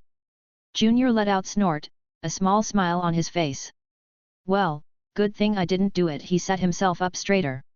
Well, I introduced myself before, name's Junior, I know a few things if you got the lean. I thought for a moment, putting some more lean on the table. Know anywhere close by where I can go punch some Grimm without a hassle? Junior looked at me oddly. Well, I guess we all wanted to do that when we got our aura for the first time. He scooped up the money. Word of warning, kid. Don't let the new strength go to your head, Grimm have been killing trained huntsmen for centuries. I didn't know you cared. I flashed him a cheeky smile. I would rather your lean end up in my pocket than some Grimm's stomach. He rolled his eyes. But you got two options if you don't want to go venturing out of the city. He pulled out his scroll, widening it to show a map of the kingdom. Over by Beacon, and to the north we got the Forever Fall Forest. Opposite, to the south, we got the Emerald Forest. Both are more or less the same, but the Emerald Forest gets culled more frequently than the Forever Fall, but both are relatively safe compared to the wilds. Why does the Emerald Forest get more attention? Beacon uses it for their entry tests. Throw a bunch of kids in there, fight their way out or something. He waved his hand. They don't technically own it, but most folks who would even consider going there stay away around that time of the year. Beacon, the Huntsman Academy, where they train kids to fight Grim. Ah! I rubbed my chin. I guess if they're going to train kids to fight monsters, the best test is to in fact, fight said monsters in a contained environment. I nodded my head. Can't really blame them for putting kids through a thing like that when monsters literally beat on their doors. What's up with Forever Fall then? Another place Beacon likes to take their students for training. The tree sap there is really expensive, but not many people are willing to go into Grim territory to get it. Teachers take a few classes there in their early years, gather a bunch of sap, and sell it to interested buyers to fund some school stuff. Junior explained. Actually, that sounds interesting. The sap, anything particularly noteworthy about it? Very sweet, apparently not that unhealthy either. Something about it makes it better than regular sugar or other comparable things around. Other than that I don't know much. He scratched his head.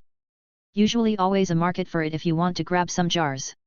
He really does know a lot of stuff off the top of his head. Information broker indeed. Alright, thanks for the info. I tossed a bit more lean on the table before leaving. It was surprisingly easy to make it to this Forever Falls forest. The entrance to and from that connected to the city wasn't particularly guarded. Granted, there were huge fuck-off guns on the walls, and guards at the gate, but they didn't even bat an eye when I said I want to go in. Guess it's more common than I thought. Beautiful. I muttered as the forest came into view. It was red. Almost unnaturally so. The grass on the ground, the leaves on the trees, all of it was the same red coloring. There was no way in hell this was a natural evolution. Still, it was a breathtaking sight. I contemplated taking Artoria here for a date. A picnic would be absolutely lovely. I don't think Meridia or Scathatch would be interested in that kind of thing. Taking in the surroundings, I eyed a tree with a small nozzle coming out of it, looking primed for sap harvesting. Though, as I got closer, it looked a tad rusted, perhaps worm as well. Well, it seems like this was abandoned some time ago. I jiggled it slightly, and turned the nozzle on with a bit of force to overcome the rusted mechanism. I stared at it intently as finally, a small drop of sap emerged from the faucet. Quickly, I scooped it up with my finger and brought it closer to my eyes for inspection. The bright red color of the sap was surprising, but otherwise it didn't look off-putting. Hesitantly, I licked it. Holy shit! Yeah, that's sweet.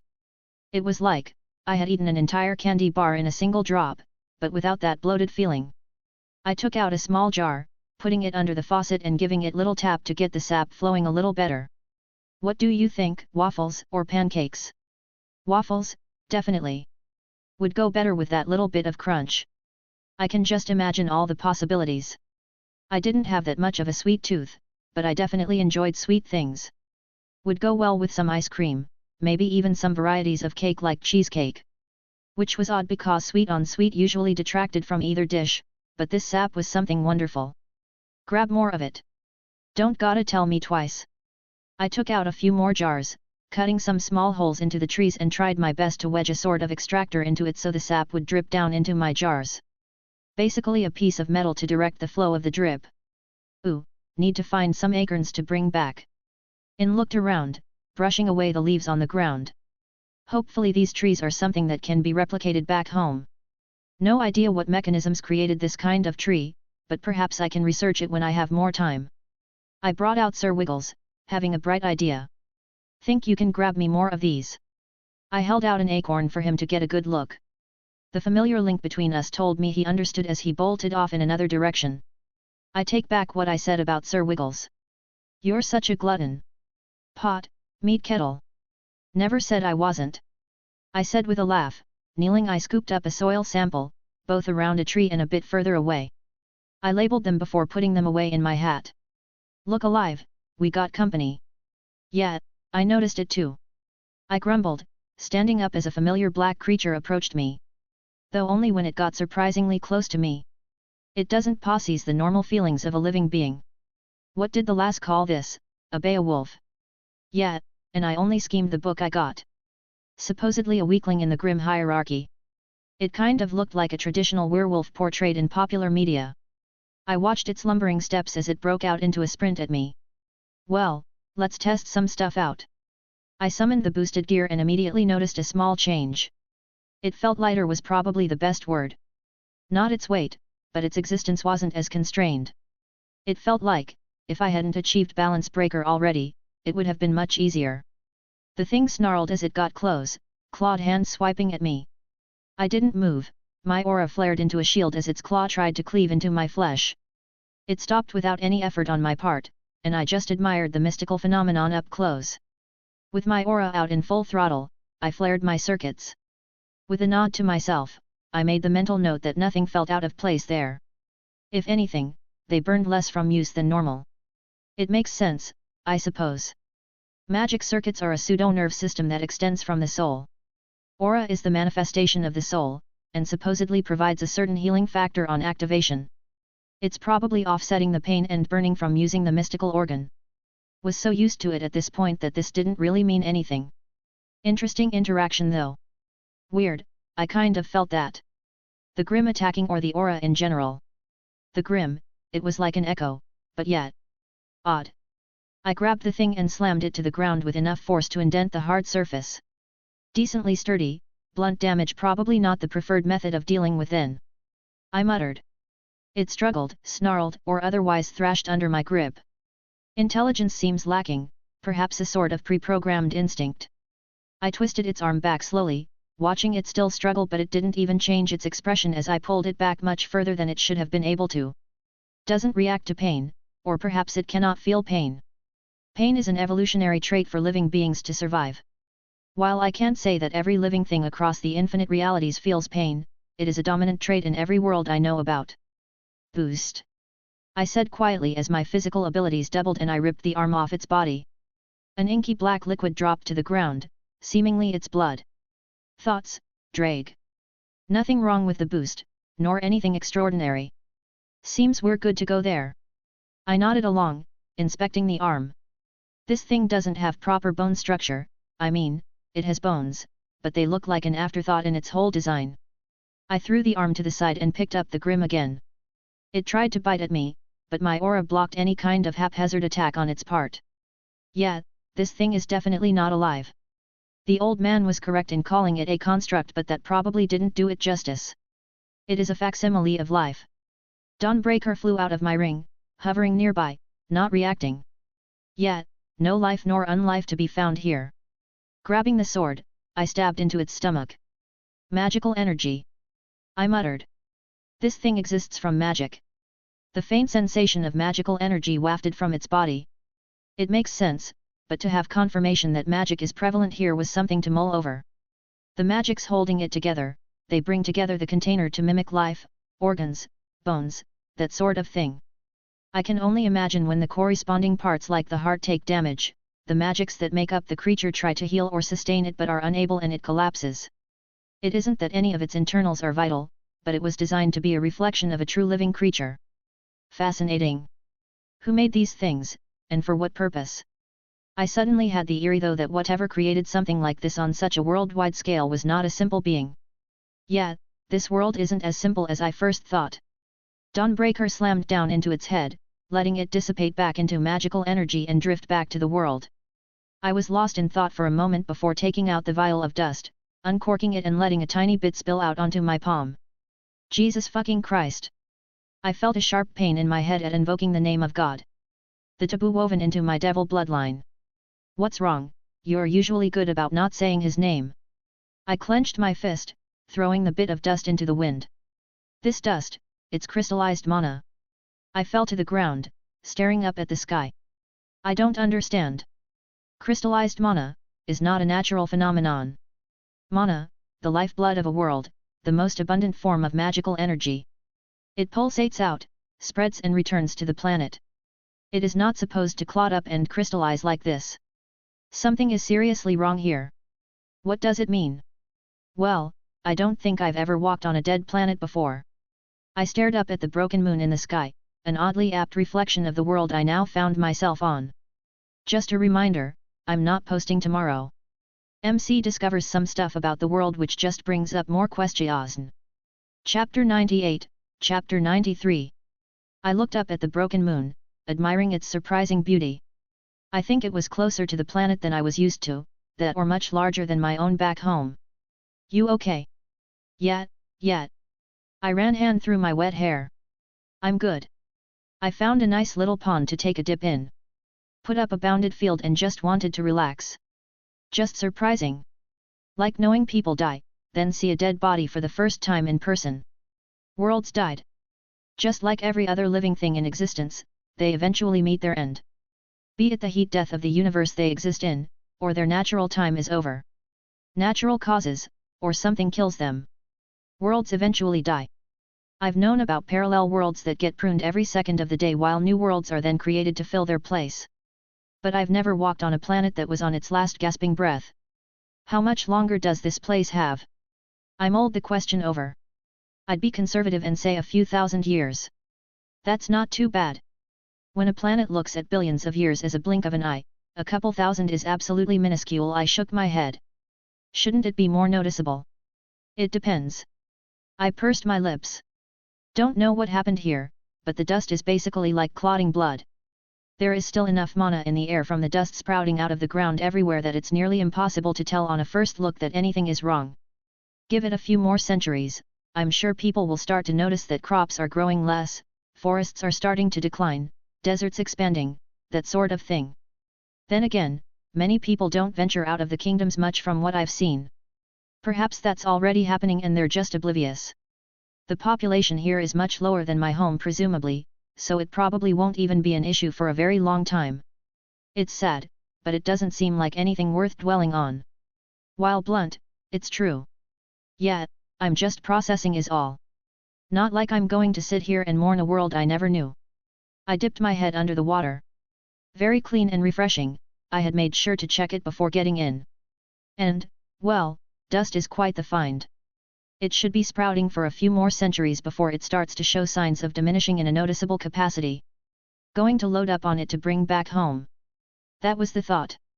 I stood up, grabbing a towel I had hanging on a tree nearby. Should be good for Rin, and I think Zelretch would be excited for the find. Crystallized mana is something findable back home, but it is extremely rare. Granted, the stuff back home would be much more potent than the stuff here due to the fact that our world is still going strong. Quality vs quantity. Putting my clothes back on, I laid out a bedroll. I didn't really feel like heading back to the city and finding a hotel or something. I would enjoy the clear sky and sleep under the stars tonight. I yawned, opening my eyes up to the morning sun. Still couldn't get over how stunning this area was. Definitely one of my favorite places I've discovered away from home. Going to show off so many pictures when I get back. Oh, that reminds me. I gathered all my stuff and went to check on my little jars of sap.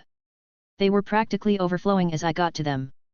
Waving my hand, I created a portal that brought me back to a little alley near Junior's club. I know it was early, but I kind of wanted a drink. It's 6 p.m. in some world, right? That's a healthy way to look at it. Drake said dryly. Not like I'm going to kill my liver or anything. Devil biology to the rescue.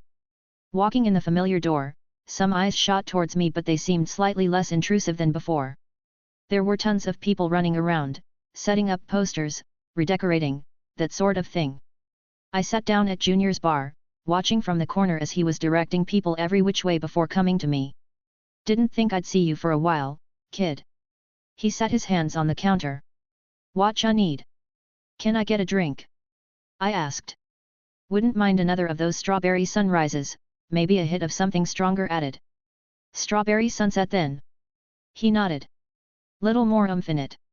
He said idly, fetching all the stuff with practiced ease as I set some money on the counter. You know, we don't usually have people coming in this early for drinks, even if we're open. Just coincidence, I don't usually get started this early even when I do drink. I waved him off. Just had a long day yesterday. Well, you made it back in one piece. He shrugged. Grim give you any trouble? Asking if I saw any abnormal activity. I raised an eyebrow. He smirked slightly. I wouldn't be remiss to hear something like that, but it's not like I got people coming to me for stuff like that. Sorry to disappoint, only saw a few Beowulfs here or there. My fingers wrapped around the glass he set in front of me. Got some sap though, pretty tasty stuff, thanks for the recommendation. I put a small jar on the counter, pushing it towards him. A little thanks. He blinked looking it over. Hey, kid, I appreciate it. He seemed genuinely enthused. What's up with he redecorating? Mistral tournament is coming up, always draws a crowd. Mistral tournament? I asked. I'm pretty sure Mistral is the name of the kingdom on a continent to the east. He looked at me weirdly. You haven't heard of the Mistral tournament? It's probably the biggest event on Remnant next to the Vital Festival. Ah, Remnant, that was the name of this world, I remember now. From a small village, didn't really hear about the outside that much. Hey. He commented. Well, basically it's Junior. Roman burst out the back room. My boys managed to snag the preliminary odds for that. He paused staring at both me and Junior. Oh, hey kid. Junior took off his glasses, rubbing his eyes. Roman, why don't you just broadcast to the entire kingdom? Oh, quit your whining, kid won't spill the beans, right kid? Roman pulled up a stool next to me. Betting pool? I asked. Ha, quick on the uptake. Roman smirked. Keep this under wraps and I'll give you some good betting advice. He tipped his hat. Pfft, who am I gonna tell? I rolled my eyes. Besides, everyone knows Roman Torchwick is a law-abiding citizen, there's no way he would engage in some illegal betting. Roman let out a small laugh, gesturing for Junior to get him a drink. Well, cat's out of the bag now. He took a sip of his own drink and spun around in his stool, putting his elbows on the counter as he stared at the club. One of my favorite times of the year, so many suckers wanting to get separated from their hard-earned lean. Is this tournament every year? Roman turned to look at me, then at Junior who just shrugged. I was telling the kid about the tournament when you came over. Village boy over here never heard of it before. Well well. Roman took his hat off, setting it on the counter. Let Uncle Roman tell you all about this beautiful time of the year. By all means. I gestured for him to continue. Alright, so you got this worldwide tournament hosted in Mistral, and it's got these brackets for age groups, but no one gives a crap about most of them. Most eyes are on the youth division ages 16 to 20. It's considered the place to look for the up-and-comers, where the young huntsmen in training can prove their worth. Where the less connected may get an invitation to attend one of the prestigious academies around the world. Ah, poor kids and those with hopes of grandeur go to compete to maybe grab a higher UPS attention. I hazarded a guess. Got it in one. He nodded. The academies aren't exactly cheap. Most can't afford them if they don't get scholarships or whatnot. Roman added. Anyways, we get the kids in those age groups go and beat the crap out of each other for entertainment. Why that age group though? 16 is generally the earliest one can get accepted into an academy, with 17 being the norm. And the schools don't really take in students past 20 years old, considering it not worth teaching them that late since most graduate by the time they're 20 or 21 anyways. That made sense, they're looking for the best age to teach kids how to fight. The prize money is pretty nice too. Roman added. Prize money? I perked up. 30,000 lean. Roman nodded. Nice and tidy little bit there, could set someone up for a decade if they were conservative. How's the competition look?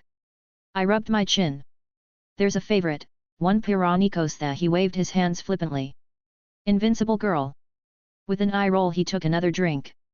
Well, she's decent for her age, but as green as the grass in the emerald forest. Does she attend an academy? Roman blinked for a moment. Oh right, keep forgetting you're a bumpkin. He laughed. It's frowned upon for kids already in academies to compete. There was a bit of contempt in his words. Miss Invincible Girl already racked up 3 consecutive wins, one more and she sets the new record, one of the reasons this tournament is so popular this year. Hey! I had some thoughts. What are the requirements to enter this tournament? Open to any challengers. Roman eyed me. What? Want to try your luck? He laughed. Hey, I could win. I huffed, taking a drink. Sure, kid. Roman laughed. Do you need some kind of identification to participate? I asked. Just standard stuff, why? Roman asked. I may or may not have entered the kingdom illegally. Well, I never. Roman dramatically placed his hand over his heart. Who would have thought I was consorting with such unsavory elements? Junior just shook his head. Listen, kid, you don't seem like the bad sort, so I'll give you some advice. He leaned forward. The Mistral tournament isn't the place for our kind. It's where the future huntsmen go, those who are paraded around the kingdom as their heroes. He turned around and walked away. I feel like there's a story there. Did I say something wrong? Roman just snorted. Not everyone wakes up one day and wants this life, kid. He lit a cigar, taking a long drag before letting it out. Junior isn't any different. He leaned back in his seat. Most of us had the same dreams these kids did. Seeing these fights broadcast all over the world, all wide-eyed before reality hit us in the face. Us. I eyed him. Roman's light smile faded into something resembling melancholy. Everyone's got a story, kid. Don't go around prying in this place. He pulled over an ashtray, stamping out his cigar. But if you need papers, I'm your guy. Well, regardless, it would be nice to have some kind of identification. What are you charging? I raised an eyebrow, earning a smirk from him. So, I'm not making Remnant a sort of land of steel. Yeah, the planet is pretty borked, all things considered, but Land of Steel was much worse than that. Just wanted a way from MC's perspective to explain what's going on with Remnant. Chapter 99, Chapter 94. Roman kind of bailed right after I paid my lien for his services. The skeptical part of me wants to say I was just tricked out of my money, but I also feel like he would be genuinely offended to be associated with such a lowbrow scheme. What an interesting character he is. He just left and gave me an address to check out in a few hours while he deals with all the logistics. I downed my drink and was about to leave when a strong perfume hit my nostrils. Hey there, cutie, haven't seen you here before. Melanie, do you have to flirt with every new guy that comes in? Another similar voice flanked me. I turned to see a set of twins take a seat on either side of me, their dress a bit eye-catching, but matching all the same. Ladies. I greeted. Don't be like that, Miltia, he's your type. The one who spoke seemed to be named Melanie. Doesn't mean I'm going to just throw myself at him, you can be such a slut sometimes. The one named Militia rolled her eyes. Can I help either of you? I asked, wondering what they wanted from me. You can buy me a drink. Melanie winked. What are you doing here? Miltia demanded. I just blinked at the sudden comments. I was talking to Junior and Roman, but they had things to take care of, so I was about to leave. Junior just left you alone at his bar. Miltia seemed surprised. I guess. I think I may have said something to offend him. I just shrugged. Junior doesn't get offended, he gets annoyed. Melanie interjected. What did you say to get his panties in a twist? I made a comment about joining the Mistral tournament. Brothers. Melanie rolled her eyes. He can be such a drama queen about that. She got up and walked around to the bar, pulling out a bottle and started pouring herself a drink. Boo-hoo, daddy wouldn't let me be a huntsman. Melanie. Miltia growled. What? He's not the only one who got fucked over, but he mopes around every year when the tournament comes around. She scowled unrepentantly. Not like it's a big fucking secret. Really, are you gonna do this now? Miltia sighed. What? No one's here yet, I'll get into character when more people start showing up. She downed her drink, turning around and disappearing into the back. Well, that was something. I commented. My sister can be a bitch sometimes. Miltia said with clear annoyance in her voice. She took off her heels, setting them on the counter before rubbing her feet. Had to walk around Vale all damn morning passing out flyers, and that bitch probably dumped them in the trash somewhere to fuck off for the day. Work for Junior then? I asked. What's that like? Well, I didn't have anything to do for the moment, wouldn't mind knowing a bit more about this whole thing. It's money. She shrugged. We basically just play the club scene, get idiot boys to throw around lean after flashing some leg, and if anyone gets too rowdy, we put them down. She put her feet up on another stool. What about you? First time in Vale, Junior and Roman have been helpful. I said idly, fingering my empty glass. Not much of a story there, just got my aura awakened, so that's something I guess. Roman and helpful in the same sentence. She snorted. How many drinks you in? What, is that unusual? I mean, he can be a bit sarcastic and flippant, but otherwise he wasn't really. I didn't know quite the right word dash mean. I think I only know 2 people who can put up with Roman, Junior and that midget. He barely goes a single word without insulting someone enough that weapons start coming out. Hey! I just scratched my cheek. He said I reminded him of himself, maybe that's it. I shrugged. Yeah, I can see it. She gave me a once-over. You have that same I'm better than you look, but less punchable. Only less dot. I raised an eyebrow. She shrugged, her lips curling up. I call it like I see it. I couldn't help but laugh.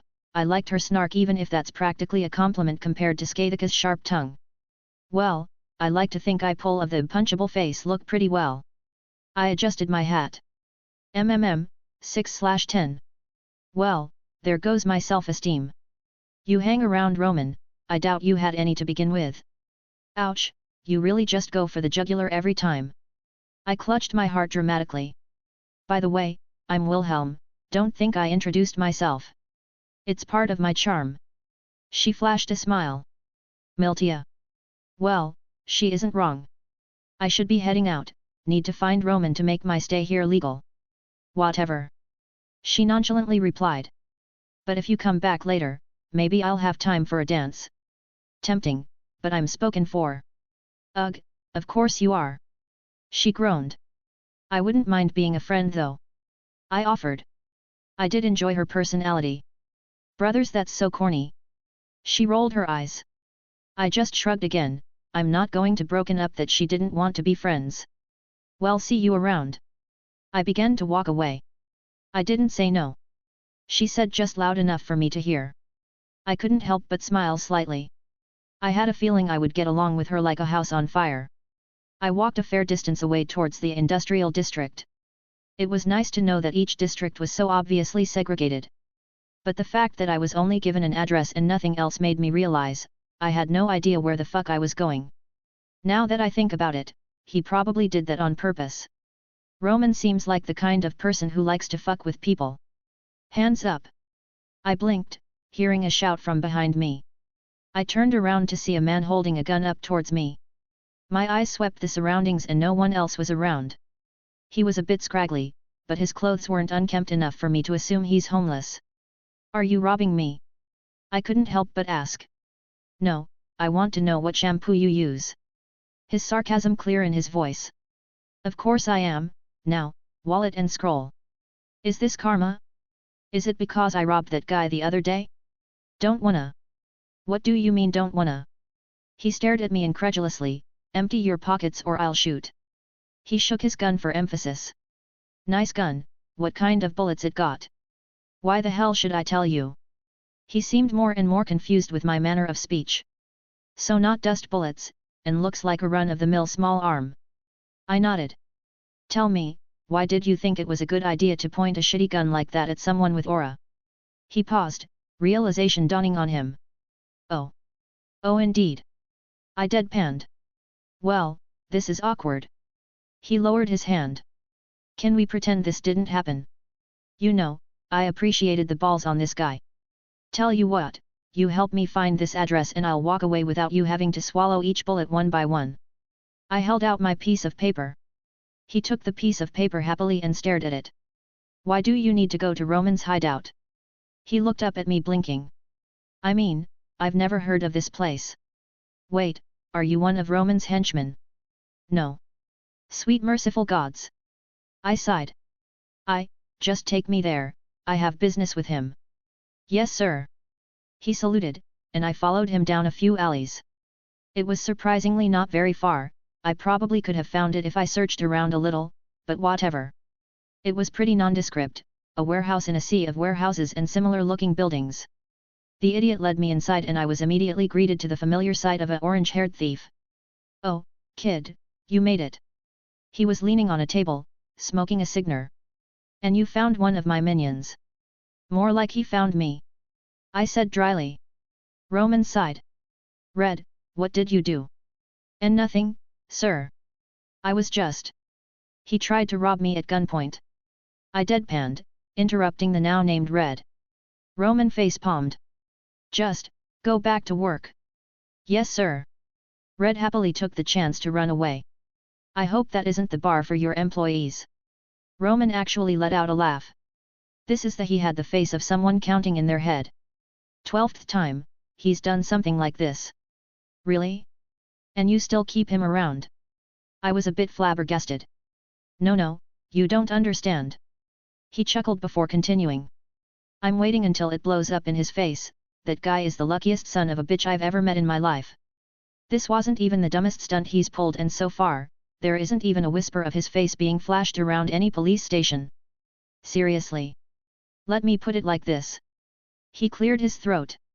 He tried to rob the deputy headmistress of Beacon. Roman could barely keep a straight face. Never arrested, never even handcuffed before. The authorities don't even know his name. Have you tried using his ridiculous luck to my advantage? Of course. He sighed. Didn't seem to work. No, his luck only kicks in to save himself. Honestly, the only reason I've kept him on is because the betting pool we have going on. Got a lot of lean riding on some turnouts and I want my money. He seemed in a genuine good mood. Anyways, I'm sure you didn't come here to talk about my little minions. You want your papers, right? Well, my money certainly wasn't a donation. Roman smirked, gesturing for me to follow as he led me further in towards another room in the warehouse. We walked in and it was like a completely different building. Cubicles everywhere, printers, their version of computers, people walking around like it was an office. This is where the magic happens. Where all our raiding the Vale bureaucracy for our illicit gains occurs. Question. I raised my finger up. Why are you showing me this? Seems a bit stupid? Arrogant. Roman finished my thought. Kid, do you really think anything here can lead back to me? He raised an eyebrow. Worst case, the police come here and shut everything down. Spend a minimum of 6 months filing through everything to get a few simple charges on my minions who would be out on bail and disappearing under new names before anything could happen. Hey, I guess I shouldn't have doubted you there, but why are you showing me this? I questioned him again. Seems like a hassle and trusting even if nothing could harm him. It would still cost some money and be a hit if his operation got taken down. Alright. He held his hands up. I was wanting to recruit you, thought maybe showing you the business would be enticing, but maybe I played this wrong. Recruit me, really? You hardly know anything about me. Well, when I say recruit, I meant build you into someone I could use. He leaned against a nearby desk. Do you have any idea how hard it is to find useful minions? I have met Red. I deadpanned. That is true. He nodded. But, you got a lot of aura, and you seem like you got a good head on your shoulders. Honestly, that would take you pretty damn far in this city. But you also remind me of a young me, that's priceless right there. I think your priorities are a bit skewed. I sighed. So, what, you want someone else to watch your back? I heard you got a partner or something already. Watch my back. He let out a chuckle. That's a good one, kid. There's only one person I trust with my back, and he's standing right in front of you. What about your partner? I trust the lean I pay her with. He replied. So you have no one then? I don't need anyone else, kid. You'll learn someday, the only person you need to care about is yourself. He shook his head like I was naive. But I had another reason for wanting you here. Well, I'm all ears. I crossed my arms. Okay, so how serious were you about the Mistral tournament? About half serious. I wouldn't mind going for the prize money, why? I'm glad you asked, my young protégé. He stood up, swinging his cane, hitting a blackboard that spun around showing lots of numbers and several pictures and dates. Not your protégé. Not with that attitude. He didn't seem fazed by my denial. You see, the Mistral tournament uses a certain system to randomize the fights. You hacked the system and want to rig the fights, maybe set me up in a position to take advantage of it for some reason. He paused, staring at me. You just have to steal my thunder, don't you? He raised an eyebrow and a smirk rose up on your face. Just what I would expect from my protégé. He nodded in approval. Got it in one, kiddo. I just need a face to plaster everywhere, and yours is decent enough. It helps that I like your style too. Because it's similar to his. I'm flattered. I drolled. But isn't there the issue of winning the fights? I'm sure from his perspective I'm a village boy who just got aura. I'm glad you asked. He waved his hand. You see, there are always a set number of buys in the tournament every year, up until the top 18 that is. Isn't that going to draw a ridiculous amount of attention? That is the plan. He said happily. You see, I want you to grab all the attention for one moment. He took out a piece of paper, handing it to me. When all the cameras are on you, I want you to say that then you can forfeit or whatever. I unfolded the piece of paper. Go fuck yourself, Lil Miss Malachite. Roman Torchwick. A smile crept up on Roman's face, it was clear he was stopping himself from bursting out laughing. Let me get this straight, you are hacking one of the most popular sporting events of the year, just so you can tell someone to go fuck off. I asked incredulously. I know. He raised his hands. Not to mention she's the crime boss of Mistral's largest gang.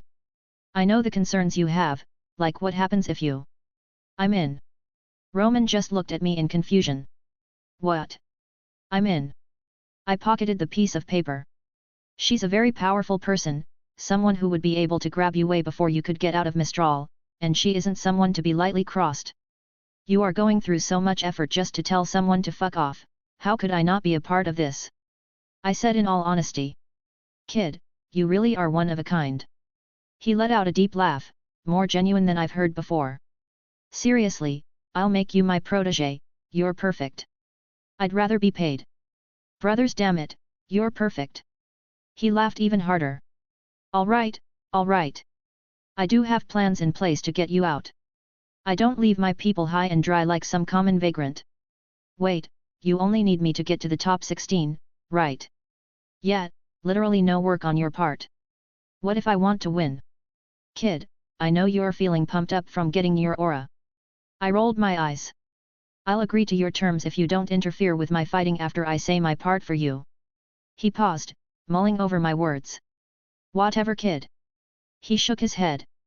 I'm not your babysitter, she won't be able to touch you during the tournament, too many cameras, I guess I'll have my people ready for when you get your ass kicked. I feel like there are a ton more details to work out, but why are you going through all this trouble? Because, fuck her.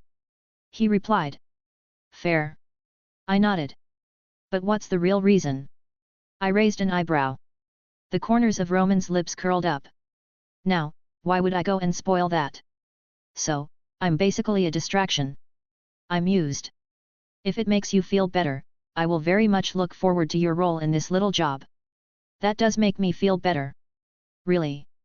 No, let's talk about how much I'm getting paid. Oh boy, Roman pulled MC in for a job, this will end well. So, I forgot to say this last chapter regarding the saying God's name thing with him being devil.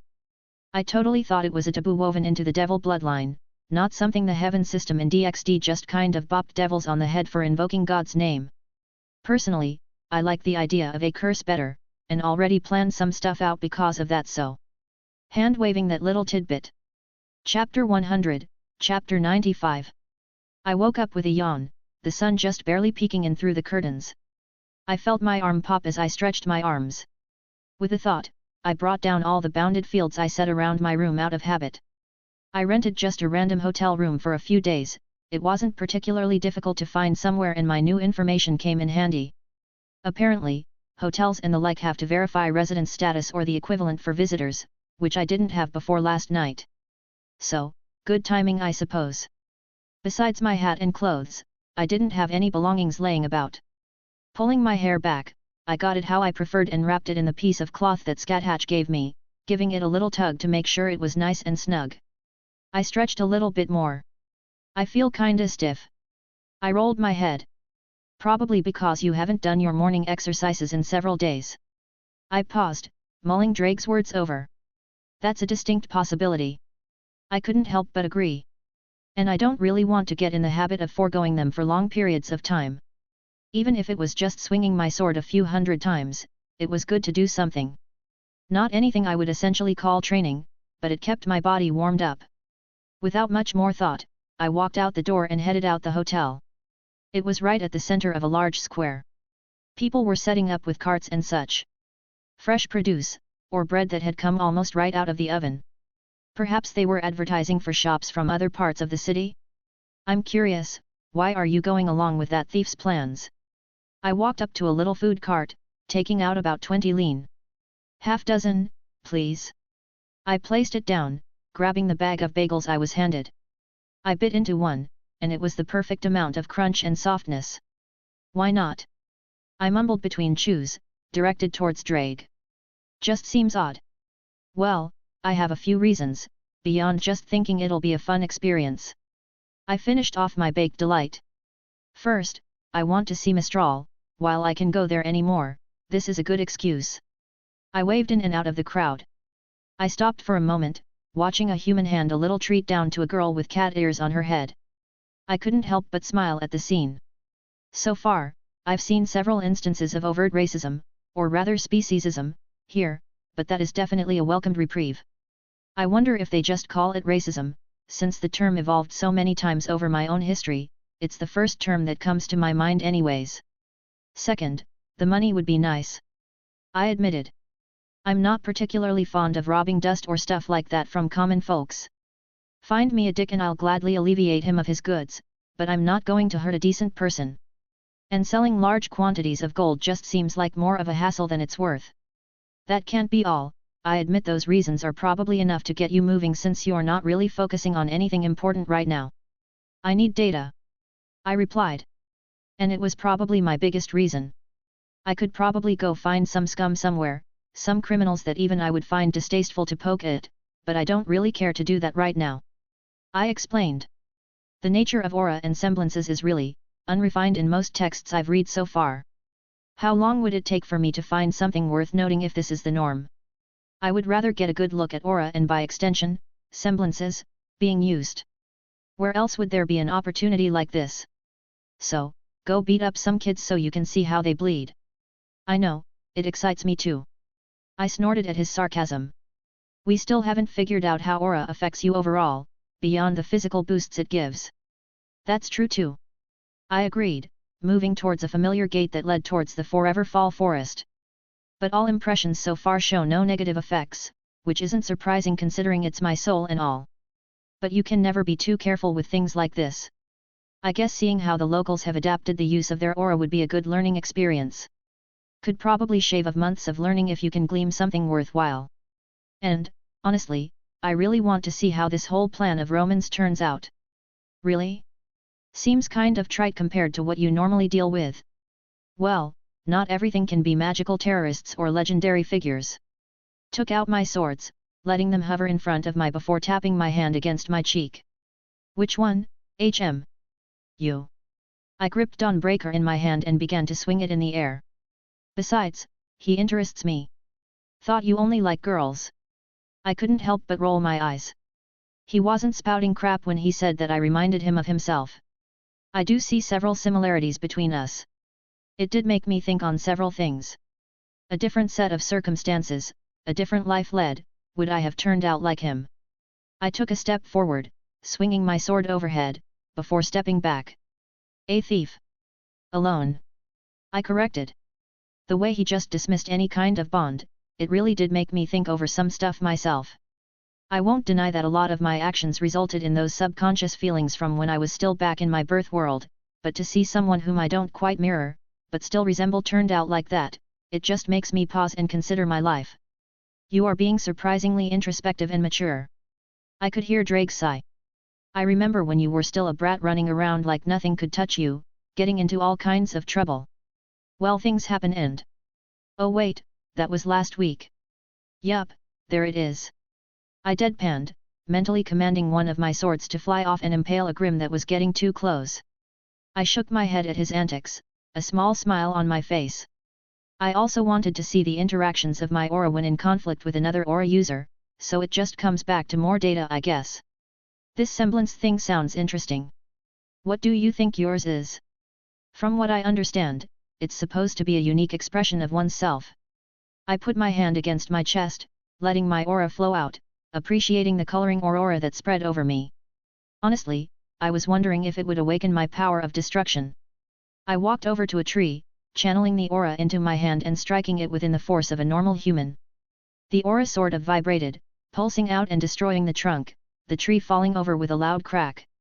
Reacts to intent, but hard to control. I muttered, making a mental note as I started to trying and control of my aura to get a better idea of how to utilize it. I remember you mentioning something about that before coming here. You feel anything different with that? Maybe? It's hard to tell because it's not purely something connected with my soul, but with my bloodline as well. I mumbled. I said before, it was basically a seed deep inside, unable for me to harness in any meaningful capacity. I paused for a moment choosing my words. Using that same analogy, I think it just now germinated. I feel like I'm just missing something to actualize it, to have it grow into something. Some kind of catalyst, and your aura isn't compatible. I scratched my head, letting go of my sword as it drifted towards the others. Not quite, I think my aura awakening may have done the equivalent of splashing some water on the seed, but otherwise it's not doing much. It was frustrating, I could almost feel it, yet it was still slightly out of my reach. Maybe you need a good fight, get the blood flowing. Drake replied. Remember that big sea serpent we saw coming into the city? I was about to say something snarky but... honestly, that sounds kind of fun. I wonder if I could get information on any big grim near here, because fighting someone in the ocean just sounded like a bad idea with regards to logistics. I wonder if there are any dragon grim. That's a thought. I agreed. We've seen a few now with some pictures in books, they seem to come in all shapes and sizes. Well, some thoughts for later. Roman said to head over to the club before I left last night. Something about going over the final details before I'm supposed to head over to Mistral. I feel like this plan is going to go horribly wrong. Think I should back out. I'm actually kind of invested in it now. Way too curious to see how it all plays out, especially since your role is a distraction. First you were against it, now you're all for it. I could only shake my head with a chuckle. Who needs an angel or a devil on my shoulder when I have you whispering in my ear? I'm not your babysitter, I'm here for the ride. Crashing and burning is still fun on the way down. Your confidence in me is astounding. I said dryly. Well, Roman said his partner should be around this time, guess I'll go meet her then and get a better idea of his so-called job. Non-canon Omega secret technique. Fate/Grand Order Temple of Solomon. My swords flew all around, only to be knocked away with relative ease. The armor around my body receding, returning to the normal form of the gauntlet, the boosted gear. I was breathing heavily at this point, the dozens of boosts I used wearing off all at once and blood was already flowing down my lips. I looked to the side, my companions weren't faring much better. Don't suppose you got any command seals left? I asked. Ritsuka Fujimaru looked at me with sadness. What about you, Miss Eggplant? Masha turned her head, a melancholic smile on her face as she shook her head. She wasn't in much better shape than I was. Chaldeans. The voice of our opponent boomed over this realm that existed outside of time and space. This workshop owned by the king of magecraft, Solomon. This is the end, this is where your ideals and your fate has brought you. You have fought against the inevitable, it is time to end this farce. The 72 demon pillars of Solomon, the human order correction ritual left behind by the king of magecraft who turned into one of humanity's evils. A beast. Ars Goetia. The demon held out his arms. The orbs, the eyes all over his body turned to face us as they discharged magical energy in the form of lasers. I stood up, grabbing Ascalon. Foolish. Goetia sneered. Do you think I have forgotten about your little tricks, magician? They arced around me, aiming right for Ritsuka. Masha jumped in the way with her shield, clashing against her noble phantasm, but not all decided to initiate a war of attrition with he young shielder. My banner, protect my brethren. A familiar blonde head of hair stepped forward, armor almost in smithereens and body barely standing. Luminosite Eternal. Jean d'Arc slammed her war banner on the ground, a shining golden banner enveloped all of us, blocking the attack. Jean. Ritsuka called out as the heroic spirit's footing began to wane. Absurd. Goetia bellowed. A heroic spirit who can barely stand wished to stand against me. As the words left him, the pressure intensified, shattering the protections, blowing away the saintess. Join the remainder of humanity's final protectors. He declared, sweeping his arms at the bodies of heroic spirits littering the area. Some dead, some unconscious, or simply unable to move, their spiritual bodies unable to cope with the damage sustained. I reached out towards the last master of Chaldea with a grabbing motion, ripping and tearing the space around him. The attacks moved around him in a manner that was impossible. Zigzagging, moving back and forth at different points in time and simple appearing on the wrong side of the battlefield. Blood flowed out of my throat as I fell to the ground. Will. Ritsuka ran to me, catching me from falling down. Once again, you are a thorn in my side, devil. His eyes focusing on me. I stood up laughing, eyes all drawn on me. It seems I must use my final technique. I shakily stood straight. The beast scoffed. You have no hope, no chance for victory. You act as these humans, foolish perseverance. I glanced to the side, Jean wobbled over, using her banner as a crutch, Masha quick to support her. If you got something, now's the time, Wilhelm. The voice of Da Vinci from Chaldea sounded through the mystic code Ritsuka wore. Fine. Bring about your last shred of hope, I shall crush it all the same. He held his arms out, welcoming me to make a move. Fine, you asked for this. With the last of my strength, I opened a portal, a connection between two vastly different dimensions. I'm detecting some strange readings, what did you do? Da Vinci seemed erratic as a strange feeling began to fill the area. Goetia, for the first time, seemed hesitant. I turned and looked at the portal. Meridia, help, I'm being bullied. I called out. A strange silence now filled the whole realm. What? Ritsuka voiced out. Seemingly answering his question, the whole place shook. A woman walked out of the iridescent portal, blonde hair and a blue robe that hugged her body in all the right places. A pair of legs I would always recognize. Her very presence demanded attention, and her gaze turned right to me. Wilhelm. Her voice icy. It is our anniversary, you were supposed to be home hours ago. She hissed before finally realizing the state I was in. What happened? A softness now filled her tone. I wanted to be home, but... I held my hand out, pointing towards Goeta. He did it. Her head snapped towards the demon god, who was showing a look of fear for the first time. Finally reach 100 actual chapters, over on Patreon that is, and wanted to just write a fun little omake. Anyways, if you want to read 5 chapters ahead or support me, visit my pat.rayon.com/Artoria.